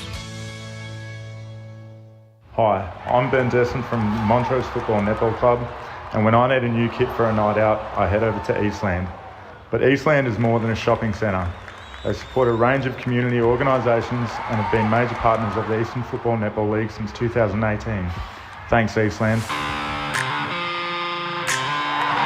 You are listening to Radio Eastern FM 98.1. With live and exclusive coverage of the EFNL football season, bringing you the match of the day with score updates from all divisions. And now we cross to our commentary team for the Radio Eastern 98.1 Match of the Day coverage. Welcome back to Quambee Reserve, Eastland Match of the Round. North Ringwood taking on Boronia, and at the final change, it is the Hawks leading 13-2-80, kicking very accurately this afternoon to North Ringwood, 8-13-61. Fascinating contest. It's been a great game so far. We've got one more quarter to go. Before we hear from Matt Clark down on the boundary, we'll go to some of the scores around the grounds with Paul Uconi. In Premier Division, Noble Park 12-8-80 to Mitcham 3-4-22. East Ringwood 6-2-38 to Donny East 4-8-32. South Croydon 8-7-55 to Roeville 5-8-38. Blackburn 9-16-70 to Vermont 5-10-40 and Baldwin 11-14-80 to Berwick 4-8-32. In Division 1, Murrelbach 9-9-63 to Bayswater 7-2-44. Montrose 12-11-83 to Bakey 7-7-49. That's over. And Park Orchards 20-10-130 to Norwood 3-2-20. In Division 2, Mulgrave 9-12-66 to Waverley Blues 3-6-24. Ringwood 8-6-54 to East Burwood 6-8-44. Surrey Park 13-8-86 to Heathmont 5-6-36, and Tempe 22-10-142 to Croydon 7 straight 42. Oh, that was a shootout early, so they've really kicked away with that, Tempe. And in Division 3, the Basin 13-11-89 to Ferntree Gully 1-4-10. Donvale 12-14-86 to Sylvan 4-3-27. Knox 8-12-60 to Fair Park 4-9-33. Scoresby 15-12-102 to Coldstream 4-10-34. And Upper Gully 7-11-53 to... Boundary, guys. Let's go down the boundary. Yeah, thanks. I got Matt Clark. Matt, the quartet of Malice, Bracker, and Dower got down and dirty halfway through the quarter and started to really take control of the centre clearances. Yeah, that was our theme for the day too. We know that they're a good stoppage, and when they got that one ball up clearance from it, we're on the back foot. So we just spoke about getting our hands dirty, digging in a bit, and causing second and third ball ups. And I think we were good for most of that quarter doing that. And every time, the first quarter and the third quarter, when we've done it, we've been able to get the game on our terms. Yeah, the back line really stood up, especially after that initial assault by North Ringwood early on the third quarter, and they actually in the end up starting to support that midfield. Absolutely, I think. When the mids are actually putting pressure on and the half forward lines are chasing out, the backman's job becomes a lot easier. But caught one-on-one a couple of times. I thought they were really dogged, dug in, stuck the tackles, and we're in for a hell of a game in this last quarter, I think. Yeah, basically more of the same in this last quarter. Absolutely, and we know they're a good side. They're going to come at us, and most of the goals have been scored up there then for some reason today. But we've got to have that same mindset we had that quarter. Thanks, Clarkie. All the best. Boundary. Let's go down to boundary now. Jared Beanland. I was Matt Price, or in the huddle with Matt Price, Ringwood. He was acknowledging the fact that Boronia did want to hold it in and congestion. He wanted North Ringwood to continue to find their width and continue to play the outside game, and he was not happy with their entries inside 50. And I think that was perhaps watching the game is that he's out. I think is that they just need to lower their eyes and find the easier option. Well, thanks, boys. Great job. Boundary side at three-quarter time. The final quarter is underway. Is a nice little tap there by Hannon. Went straight down the arms of Malice, but he got dispossessed of it. Ball goes up and under. Charging through there was Church, who got brought to ground in a tackle. They screamed for holding the ball. The umpire didn't want a bar of it. Charging forward there was Godwin, but straight down the throat there of Walker, I should say. Old mate Liam Walker out there. So the mark's been taken by the Saints. A bit fumbly in this first part, and that's me, not the players. As the kick goes in towards the middle, Duke took the mark. Love child of Blake Tennant. As the kick goes inside forward 50, and he's giving away a free kick, Blakey, and that might lose him a vote or two. Maybe BWS, but I think into the furnace. Maybe the one voter or two voter, maybe. The old deductions. So Begg, just like going, who's leading for me? Like, someone do something. Kicks the ball straight down centre half forward.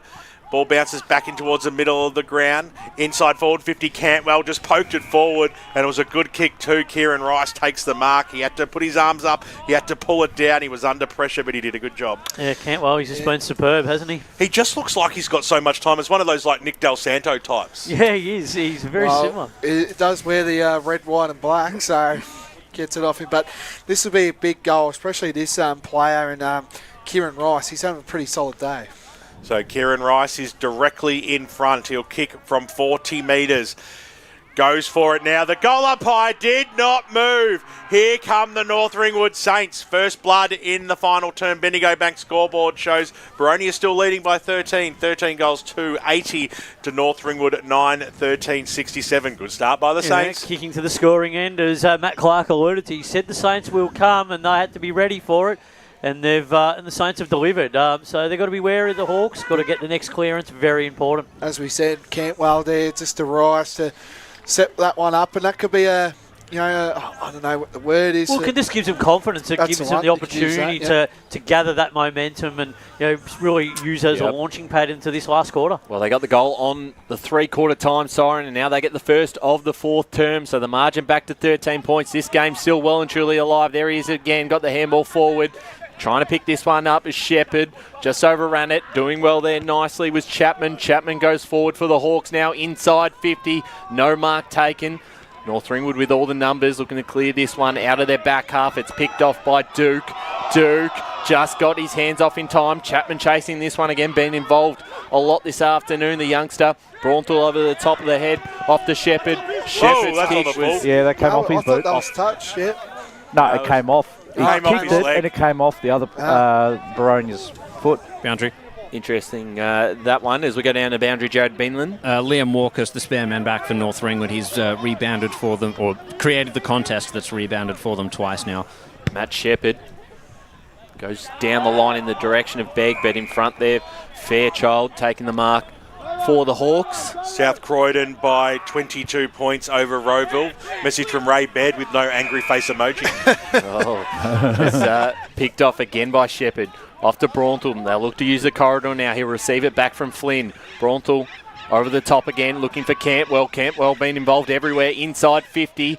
Over the top. Out the back is Wex. He's got Stubbs can compete with. Doing well. Stubbs off the right boot. Stubbs towards goal. Has missed to the right. Minor score 9-14-68 North Ringwood. Boronia 13-2-83. Coming to 4 minutes gone final term on the Bendigo Bank scoreboard. It's an even 2-goal margin. 2 goals the difference just in behinds. Crazy. They've kicked today. Yep. 23 scoring shots to 15, trailing by 12 points. The ball's been a lot in North Ringwood's hands this quarter. Haven't quite seen it in Boronia's pulled 50, but as Clarkey said, it is the scoring end where North Ringwood are going. It's sort of been the trend all day with North Ringwood really starting each quarter a lot stronger than the opposition, but Boronia will settle down at some stage, you would think, as a handball from Vag was in the middle. Nicely done there. Cantwell just linked up well. Geez, he's having a good game, Cantwell, as a kick goes up towards the half-forward line. Braunthal came charging through, almost could have been paid the trip. Or yeah, he was legged. He was legged.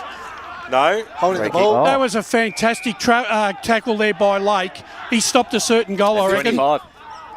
25 metres to boot there. I thought you were going to say trap then, Brash, but no, tackle. Well, he was trapped. So Jared Lake, it's a handy 25 metre. You see players streaming forward, so there's going to be a lot around this ball because he's going to drive it very long. Robertson at the back, nicely done, and not sure if that was... He had the first one and then... so you're going to say that one's allowed, is it? Yeah, obviously. Rightio. Yeah, see how this goes. As it comes out, Sizer takes the mark. So Sizer for the Saints looks to play it on straight away. The Saints moving the ball down the line out the top, just getting a hand to it there with Stanley. Lake off to Mellis. Mellis runs into Lake and now he's run down in the tackle. Fenton ends up with the footy, plays on straight away. Missed the handball to Flynn. They're still in control of the footy. Godwin laying the pressure. Back out to Fenton. Mellis is there, and that was a few errors from both sides. There? Both sides had probably a couple of moments to forget. The Hawks got out of there, that one, out of trouble, definitely. They get out of jail, but Fenton there missed an opportunity. Flynn wasn't looking. Could that be the moment? Well, we'll see. They're still in attack, but Mellis will clear this one out for the Hawks. So on the far side, bouncing in front of both Brasher and Velicott. Velicott picks it up for the Saints. Has an option back. It's turned over. Duke, and then gives it out to Walker now for the Saints. And they go back to go forward through Vag. Vag now towards the centre wing, bouncing over the top of his intended target and fell into the hands of Godwin and got off to Brasher. Brasher's kick has been cut off. The intercept mark taken by Will Vag once again. Good mark there by Vag. Heavily strapped right knee. Getting a lot of advice from the fans over the fence. Vag goes wide out towards Van Unen. Great mark. His hands are just sensational. And he's an amazing quick handball player. Away to Leach. Back to Van Unen. What's he going to do here, Jaden? Just weighing up his options. Put his teammate under a lot of pressure in Vag, who copped one around the neck. A bit of a clothesline situation. So he'll be happy. He'll be happy that happened because he was under a fair bit of pressure and he just was able to stop the play here. Once again, they're going to kick it along the boundary line and too far as well. Jared Lake, has that gone out of bounds on the full? Not quite. Over. No, the perfect backman's defence, BWS. Just knock it over the line, my son. Brash looks real comfortable out there. He's leaning up against the fence. Having a blast. Having a blast. It's like it's like he's always been on the boundary, Brash. Tell you what, if he's got nothing to do during grand finals, I reckon he's putting his hand up. Kick goes over into the middle. Brasher got the handball away. They go forward now. Here's Jamison, who's brought to ground. Ripping tackle and rewarded as well. Timely, if ever I've seen it, is a fantastic tackle by Shepherd there. Kick goes out wide, and the free kick's being given away. It's going the way of Boronia for over the shoulder there on Hannon. That was against Begg. So Hannon, true centre wing position. Kick goes up towards the half-forward line. It's good that they've hit the target here. Dylan Dower. Thanks, Eastland. Is someone waving at us? There's a guy waving. Dower kicks it right towards the top of the goal square. It looked like they had the numbers, the Saints, but step around the body by Renders. No. Through for one behind. Bronx cheers from the North Ringwood brethren at the back there. They're up at about. 81 plays 68. It's a 13-point margin. Boronia have it 8.5 gone final two. So the Saints to take the kick in here. They'll look to go towards the far side of the ground. The mark was dropped. Back into the hands of Duke. Couldn't take it, could Leach as we'll get a ball up outside 54. Boronia leading this game 81-68. Coming up to the 9th minute mark of this final term on the Bendigo Bank scoreboard. Once again, Cantwell went backwards with the handball and wrapping up in the tackle. Velicott caught by Duke. So they get a little bit closer to Boronia's goal. Around the grounds, Paul. Got a final score from Div 2. Ringwood with a 10-point win over East Burwood. Ringwood 8-7-55 to East Burwood 6-9-45. My tips are in trouble this week, I think. Oh, you're into trouble, aren't you? We'll get a ball up here outside 50. Once more, Begg tapped it down. North Ringwood with the clearance. No mark taken. Sport from behind by Lake. Braunthal wrapped up by Mellis. Over the line it goes. And we'll get another boundary throw in. Big shout out to Tim Curry, Mr. Boronia, who's watching from home today, not feeling too well. Hope you get well soon, Tim, and your boys are looking pretty good, mate, as the umpire throws the ball back in now as Hannon got the knockdown, scooped upon there by Flynn. Snap around the body, goes bouncing in towards the middle of the ground. How's this one going to sit? Rice got the timely knockdown. The Saints can go forward. The kick goes deep. It's a one-on-one situation. Fenton was there. He took the first bite. Right on his hammer, though, was Stanley, who did really well. But Shepherd was there. Got it to Fenton. Went the don't argue. And Chapman went, heh. And he got it nicely. I think he actually got called for the high fend off there. Yeah. So, now well done by the young fella to keep his composure. He did really well. Yeah. Did really well. Short pass into the back pocket. They've got Dower down there to take the mark and a chance to move out of that defensive zone, Ryan. So, was it Dower? Wex, sorry. Yep. As he goes down the line, out the back, Rangers. They've transitioned this well. If Burgess can get on to this one. Picked up cleanly with the one hand. Has an option over the top in Fairchild. Fairchild can nail it from here. He was clutch last week. Oh, yeah. And he's clutch again. And that extends the margin to 19 points to the Hawks. 14-3-87. He's second of the day. North Ringwood 9-14-68. 11 minutes gone, final quarter. Boundary side, guys. Let's go down the boundary. That was a magnificent goal by Fairchild. Starting to get back to the form that we know he was when he produced that match-winning performance in the grand final in 2022. Yeah, he's a quality player, Brash, and that was just a quality finish from a player that, with all his experience, he just knows where the goals are. Certainly shut everybody up behind the goals as that went sailing through. That was all class and a great call by Ryan Long as well as the ball's back in the middle. It's a 19-point margin, a handy buffer, you would say, but still plenty of football yet to come in this final term. A big thump down there by Hannon that time. Brasher was in there, Van Noonan as well. Umpire crosses himself and we'll have another ball up right in the guts here at Quambee Reserve. It's been just turnovers, hasn't it, BWS, where they've just, Saints, they've turned the ball over and it's cost them goals. Yeah, certainly. Hannon, an up and under kick, was looking for Brasher, who showed a lot of courage going in after that one. The ball comes out. Van Noonan was almost left for him. Brasher came back in, got the handball back towards Malice. He eventually gets it, copped one in the back there from Stubbs. So, Mitch Malice, who for me is best player on the ground today. Yeah, he's been brilliant. So, Blake, what are you doing now if you're the Saints? What are you doing if you're Matt Price?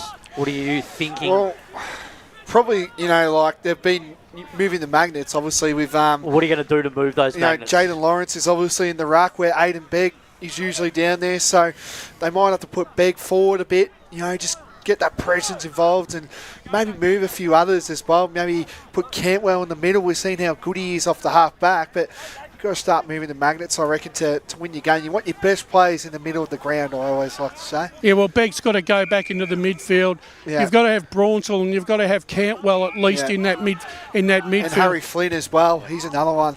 Godwin goes forward, knock away. It's a dangerous one there from Davidson, but he had support there in Walker on the left boot.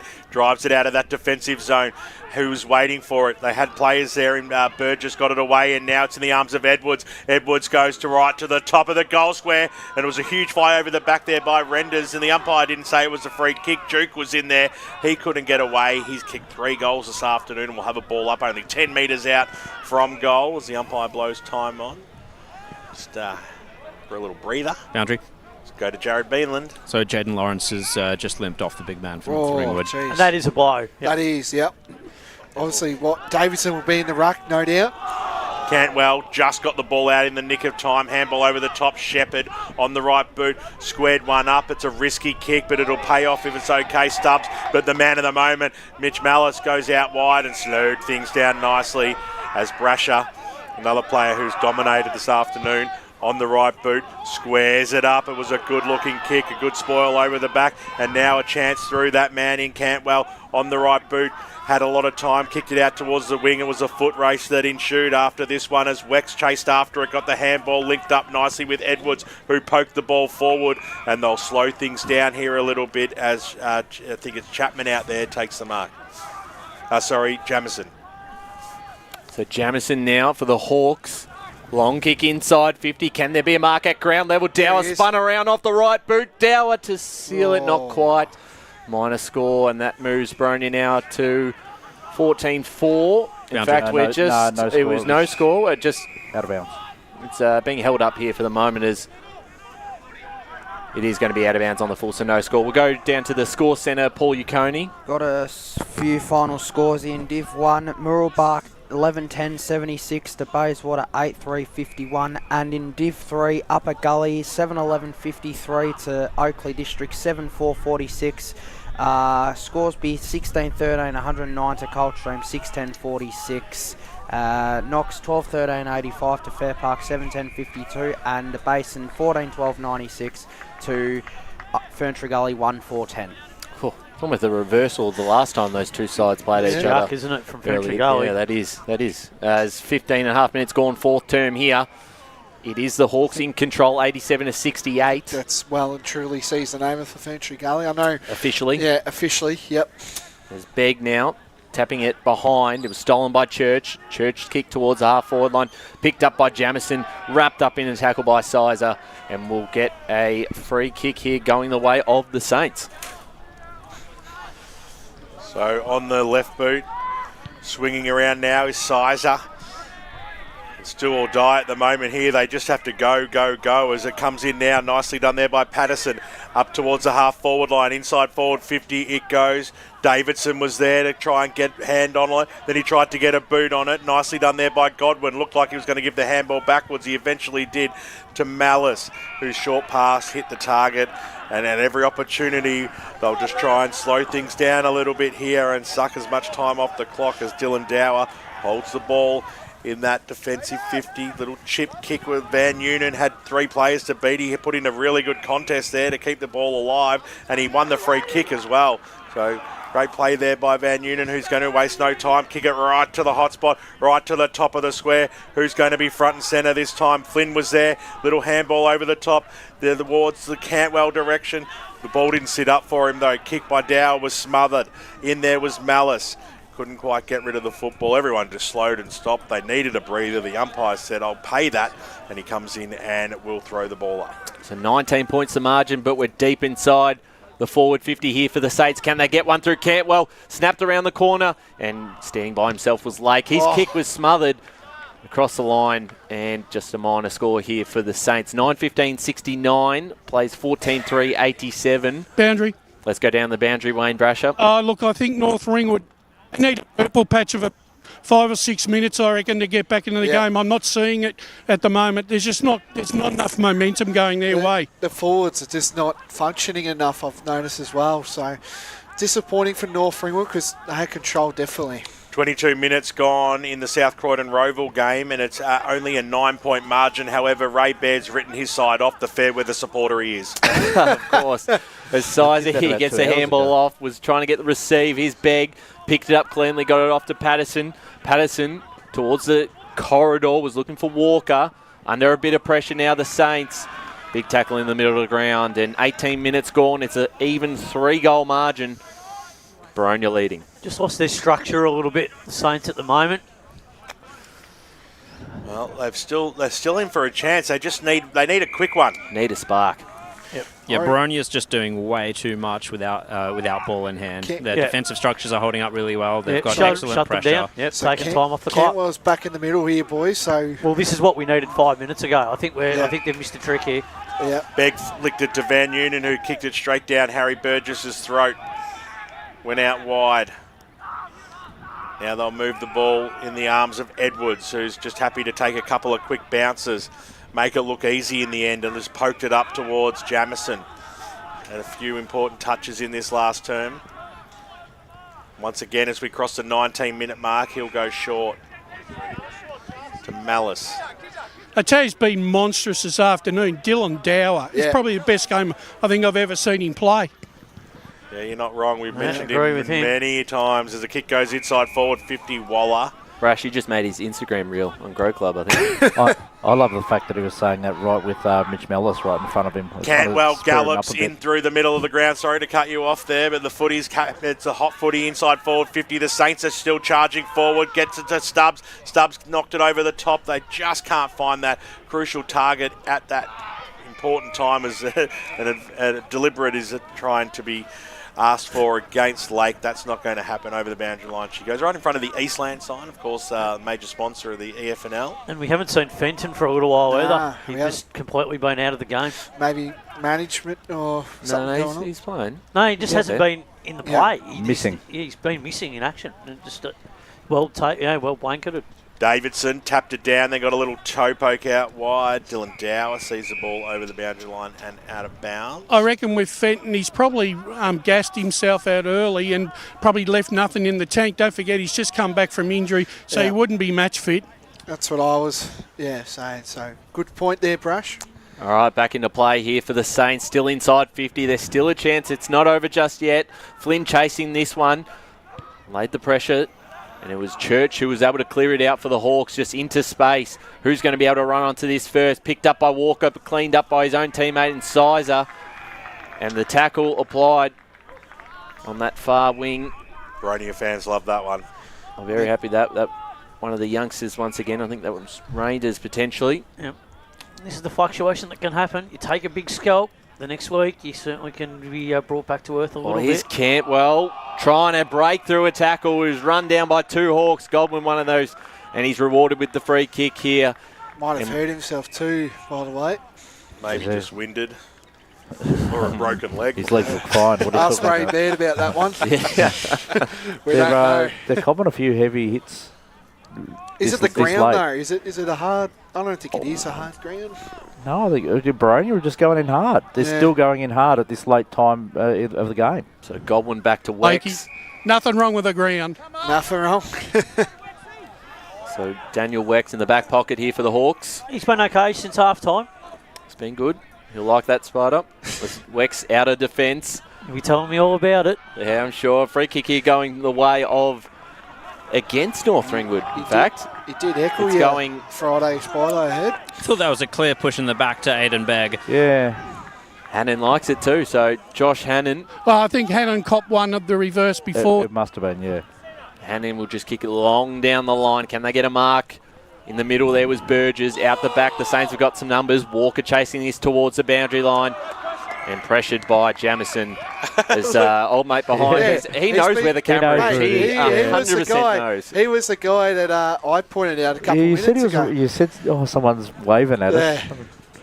That just seemed too random, but now 2 times in a row. Yeah, see what?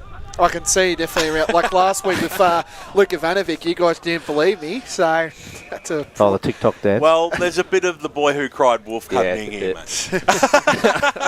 Oh, you guys didn't I'm only believe, joking, you guys didn't I'm believe only me that joking, he crossed the road when he did. So. And it's a bit on here. You don't miss a beat, Blake, is what I've picked up here today. Yeah. I love calling the footy with you, mate. As it comes out, Begg on the right boot, goes in towards the middle of the ground, bouncing football away, Cantwell. He needs to spark his side, create a bit of magic, but it's going to be hard when you got Mitch Mallis diving through the middle of the ground, picking up the ball and handballing it like that. Mallis went backwards of the Jake variety. Now they've got right in front of us here on the wing position, bouncing football right in front of Harry. Lost the ball. He had numbers to beat though. Van Noonan will link up here with Flynn on the right boot, inside forward 50. Where's a Yelp? It comes out now, Fenton. He had to duck around. He has to get creative. He just needs to hit a target, really, back to Van Noonan, who's 50 metres out from goal. A little bit too far for Jaden. Someone needs to move for him. Short passes on, looking for Davidson. Was it? Yes, and he comes out and takes the mark, the big man in front. And this will take his best effort. He'll have to kick from 45, almost directly in front. But at least he presented there, BWS. He moved up the ground. He presented, gave an option. Yep, definitely. So, if he can kick this, there might be a little bit of spark left in the Saints. Maybe a pulse. They trail currently by 18 points. He gets very close to the man on the mark, and has he worked this one back? He has. Magnificent kick. Well, there is the spark. There is still life left in the North Ringwood Saints. And Taylor Davidson kicks his second. The margin is back to 12 points. Well, 2 goals of difference. 24 minutes gone, Spider. Last term. Boundary. Yeah, it'll be a long quarter. I still think there's 5-6 minutes left. Jared? There's not that much. There's not much sound coming Ringwood bench, nor the field from what I could. But that was very much the first sort of inside 50 they've had in a long time with any sort of method. You just got the feeling that the inside 50s that they had earlier in the quarter just needed some sort of a miracle to get a goal. That was methodical. Well, let's see if they can get the clearance here. If the Hawks can wrap this one up. Here's Rice out of the middle. Takes the bounce. Almost lost it. Controlled it enough. Inside 50, the Saints go. And free kick's been awarded. Is going the way. He was pushed after he got rid of it. Surely so it's coming downfield. back to North Ringwood. It's going to be the free kick here. Downfield free kick. It's got to be downfield free kick, sure. Stubbs, who we'll see if he's in range. He'll take his best. Van Noonan. 25 minutes gone. Minutes gone. Take his best from here. He'll be outside 50, and with an angle. It's never going to make the distance. In there be a mark in the goal line. Stolen by Hare. Just slams it on the boot. It's coming back though. The mark is taken by Shepherd. Shepherd inside 50 here for the Saints. Can they get one? They do get a mark. What a mark. And it's Rye Cantwell, I believe. And the siren goes. So the siren will beat the Saints here. Great game. 14-3, 87 to 10-15, 75. There will still be a set shot on goal to bring the margin back to 6 points, the final margin. But the Hawks will walk away with the 4 points and remain third on the Division 1 ladder. Well, not 4 or 5 minutes left, Spider. 45 seconds. I think that's what he meant. It just felt like it was a couple of more minutes left in the game. Yeah. It just felt like a 24-minute quarter. It's a bit short. Cantwell comes in and has missed it, so it wouldn't have mattered. They finish on 10-16-76. The Hawks 14-3-87. Incredibly accurate today. Great contest between two sides who really went at it. And Boronia get the chocolates. Oh, yeah, thoroughly deserved. Look, I mean, Boronia, that was a really strong performance. I mean, the game started at a high-tempo pace, and in the end, the Saints just couldn't keep up in the back end of the game. But they were brave at some parts of North Ringwood, but in the end, Boronia just much better, efficient up forward. Yeah, certainly right. We'll see. All right, guys, boundary side. All right, we've got Wayne Brasher down on the boundary. Down boundary side with Max Brasher. Max, really hard-fought win today for the boys. Yeah, absolutely. Obviously, both sides were coming off 2 great wins last week. I think they beat South Valley, and obviously we got Beaky, and we knew a great fight. So they played really well, and just happy to get the 4 points, to be honest. It was probably the last 20 minutes of the third quarter where you and the midfield really started to get on top and set up the victory. Yeah, absolutely. I think in the first half they had us in the midfield. They were all over us. I think all over us in stoppage. So. Coming out for the third quarter, we knew we had to respond in the midfield there. Over to you, Dylan, it was an excellent, hard-fought battle out there. About North Ringwood and what they could bring to the table? Yeah, of course. Like after last week's win against South Belgrave, like you can't take that lightly. They're a really good outfit. We knew we'd have to bring our A game. It's tight up the top of the table, so we knew this win would mean more than just the 4 points. So it's good to get it done. And how you and of course the rest of the team. It's going to be a different environment, no doubt. Mate, it's great fun. It's the challenge that we wanted. Obviously we loved last year. It's hard not to.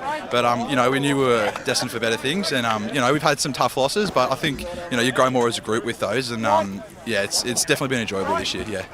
Excellent. Oh, that's it. Thanks, mate. Ask him about his grow club. I've been asked to ask you about your grow club. How's that going? Yeah, everyone go and make sure you get some jackets. Congratulations. And what about Eastland today at Eastland? No. Can you do that? Boundary side again, guys. Oh, we got Wayne Brasher again on the boundary line. Walk with. You've got the big man, Braden Wright. Yeah. Walk with him. Well, righty. You've had to wait a long time to get a gig in the seniors this year, but you really paid your part this afternoon.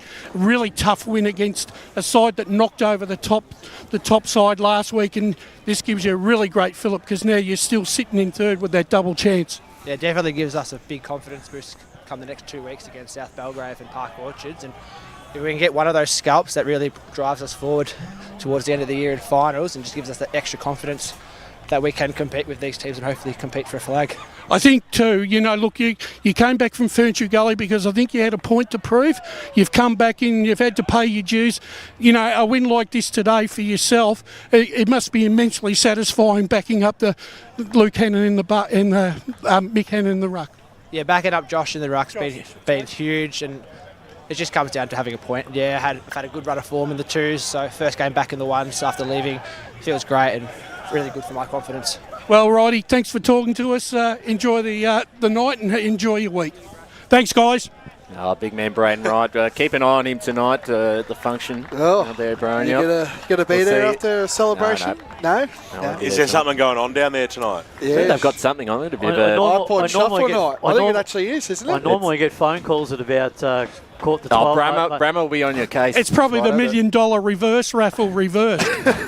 And I tell you what, I reckon that's 3 votes Wayne Brasher for a performance on the boundary day. Awesome. A natural the boundary. Yeah, we've got a natural media performer. Got a budding boundary rider on our hands. Yeah, absolutely. Yeah, King and man of all talents. I think it's a call out to get Ray Baird to lift his game. Oh, he has done it. He's let us know 1,000 times. I know he's been out there. He sends his photos every once in a while. He sends his photo about 5 times every year. So the Hawks 11-point winners out here, 87-76. We're going to go to a break and then we're going to wrap it up with the Sportsco Eastland best on ground, all the scores around the grounds, and the Tobin Brothers goal of the day.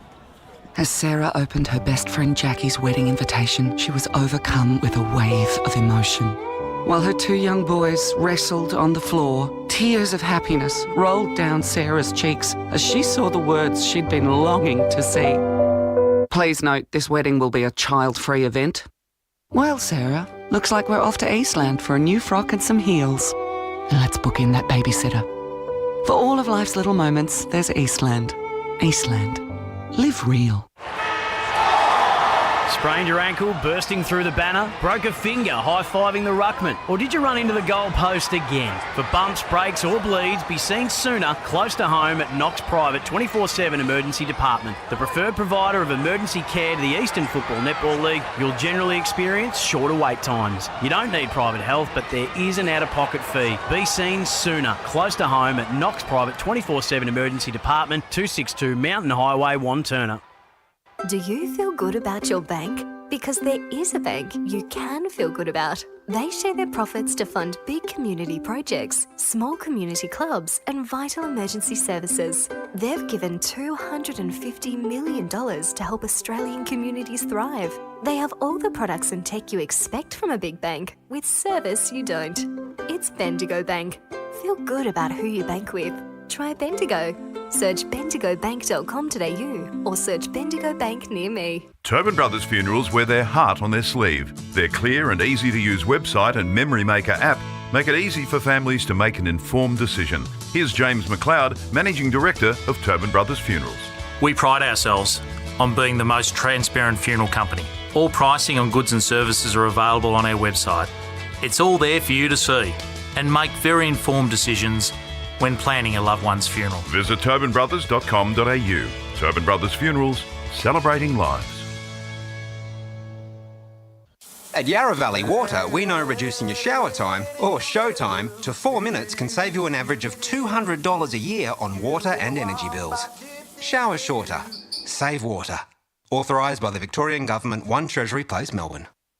Sprained your ankle bursting through the banner? For bumps, breaks or bleeds, be seen sooner, close to home, at Knox Private 24/7 Emergency Department. You'll generally experience shorter wait times. Knox Private 24/7 Emergency, 262 Mountain Highway, Wanturna.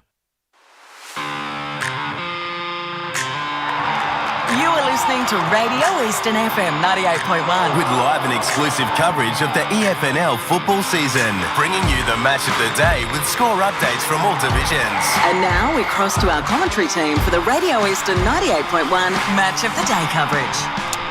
Welcome back to Quambee Reserve, the Eastland match of the round. Final score, Boronia 14-3-87 defeating North Ringwood 10-16-76. And yes, that is accurate. That's 17 scoring shots to 26, so in favour of the Saints. They had plenty of opportunities today. Boronia incredibly accurate in front of goals. And efficiency just going in. Yeah, absolutely. Big win for the Hawks. It's a statement win too, because it does put them in that real driver's seat now for the top three spot. They can afford another loss on the run home.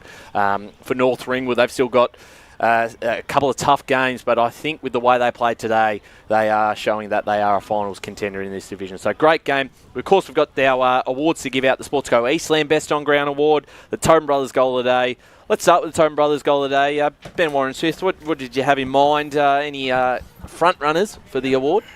We had a few contenders this afternoon. A lot of them were kicked in the third quarter, actually. We saw that great goal by Jaden Van Unen. It was a bomb from 50. Nathan Hare kicked a fantastic goal as well. But I thought the young fella, Darcy Jamison, his goal in the third quarter was the Tobin Brothers Goal of the Day. That's my vote. I'm happy with Jamison. I thought I thought that was a good one. So Jamison walks away with the Tobin Brothers Goal of the Day award.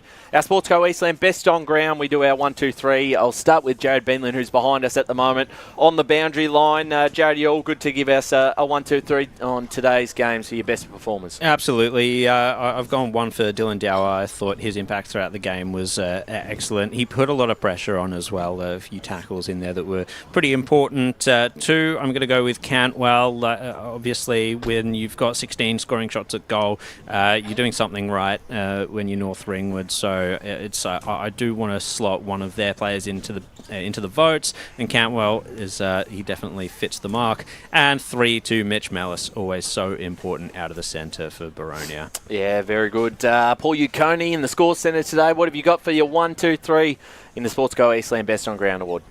My 1, 2, 3. My 1 vote goes to Dylan Dower. 2 votes go to Fletcher Duke, and my 3 votes go to Ben Robertson. Beautiful. And while we've got it, because Duke reminded me of Blake Tennant's awards, Blake was all over Fletch bumped him for 2.5 quarters, and he's given 2 votes. He's given Dill Dower the 3. Is anyone actually tallying this all up, or I probably should start work that out. And he gave 1 to Cantwell as well. So I'll start to work this out as we'll go to Spider for your 1, 2, 3. Yeah, thought Cantwell was 1 vote. It had the result gone the other way, he probably could have elevated it up had they got the win. Dylan Dower, 2 votes for me. Superb performance. He was really instrumental in several of their transition movements through the day. I just thought he was so instrumental. And I thought 3 votes. The best player on the ground by a very long way today was Mitch Mellis. He was the most influential player on the ground. His ball-winning ability is just sensational and second to none. His class factor, his finishing ability, but his ability contested ball, but just generally around the ground. Some of the ways that he plays, he's just He's a bulldog. He's just a bulldozer. He just bursts through. He's just so clean when he disposes of the ball, and that's a real good example for people. When you watch a player like him, you can just understand why he has played up levels as well. So Mitch Mellis clearly the best on ground and deserving of those honours this afternoon. You can certainly understand why he's a back-to-back league best and fairest winner.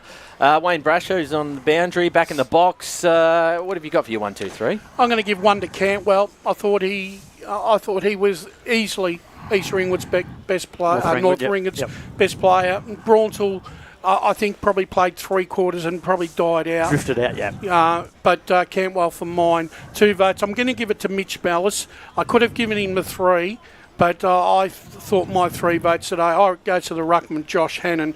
I thought he was monstrous in the ruck, especially in the right around the ground. I know he's involved in rotation, but every time he went back on, and no disrespect to Braden Wright, who did exactly what he needed to do, Hannon, when he went in there, he was the difference, especially in that last 15 minutes of the third quarter when the game needed to be won and centre clearances needed to be won. He was the man. Yeah, that was a good set of votes there, Brash. And he was unlucky not to be in mine. But I agree. After half time, he was superb. He really controlled the ruck. And probably apologies to Dower and Brasher and there was a quartet of players that you could have put in for the votes. Yeah, and Begg actually played okay in the ruck as well. He just ran out of steam. He just ran out of steam, yeah. Ben Warren-Smith, you 1, 2, 3? Yeah, same players as Brash here. I gave 3 to Mitch Mellis. I thought he was absolutely super all day. I thought the ruckman, Josh Hannon, was superb. He gets my 2 votes. 1 vote goes to Rye Cantwell. Apologies to Braunthal. Apologies to Dower. Apologies to Brasher. And I thought Shepherd really stood up in the second half. That was a good contest with him and Burgess, wasn't it? Yeah. Yeah, it was, yeah. I also just want to shout out Jamison as well, Darcy Jamison. He was in and out of the game, of course, didn't put it all together, but when he got close to the ball, he did something special each time. Yeah, he's a very good player. Just got such a good blend and spread of players, Boronia, don't they? Their depth is quite amazing, and the players all stepped up today, as Matt Clark alluded to in the pre-game. They had that depth, they knew it, they brought it in, and they baptised it in a sense. It was really important for them, and they got the win. And I'll go with... I'm going to leave out Dower. He's had enough love today. I'm giving Hannon 1, Cantwell 2, and I'll go 3 to Mitchy Mellis. I thought he was best on, and that means he is a clear winner of the Sports Go Eastland Best on Ground Award. BWS, he's had a few of these, I'm sure, so I don't know if he's just got them all at home inside the closet and put them away, chucked them away, but they do expire, so definitely get down to Sports Go Eastland and get something there. You can probably put all these vouchers together and get something pretty big from Sports Go Eastland. We're going to start to wrap things up as we're already pushing the 5:15 cut-off time, but we'll start with the boys on the boundary. Jared doing a fantastic job. Great to have you back this Saturday afternoon, and what's on for tonight? Oh, don't know yet. We'll see. Hang around for a beer? Yeah, definitely. Oh, very good. Wayne Brasher, fantastic to see you on the boundary, and some very good work from you. No, it was a lot of all talents. Brasher TV, it was at one point too. It was a lot of fun. I tell you what, it was a hell of a lot of fun. I really did enjoy my day. And you got to interview your nephew down there, which I'm is sure is it a highlight for We can call him Waving Wayne too. Waving Wayne too. Wayne. We should get you down roaming in the rooms.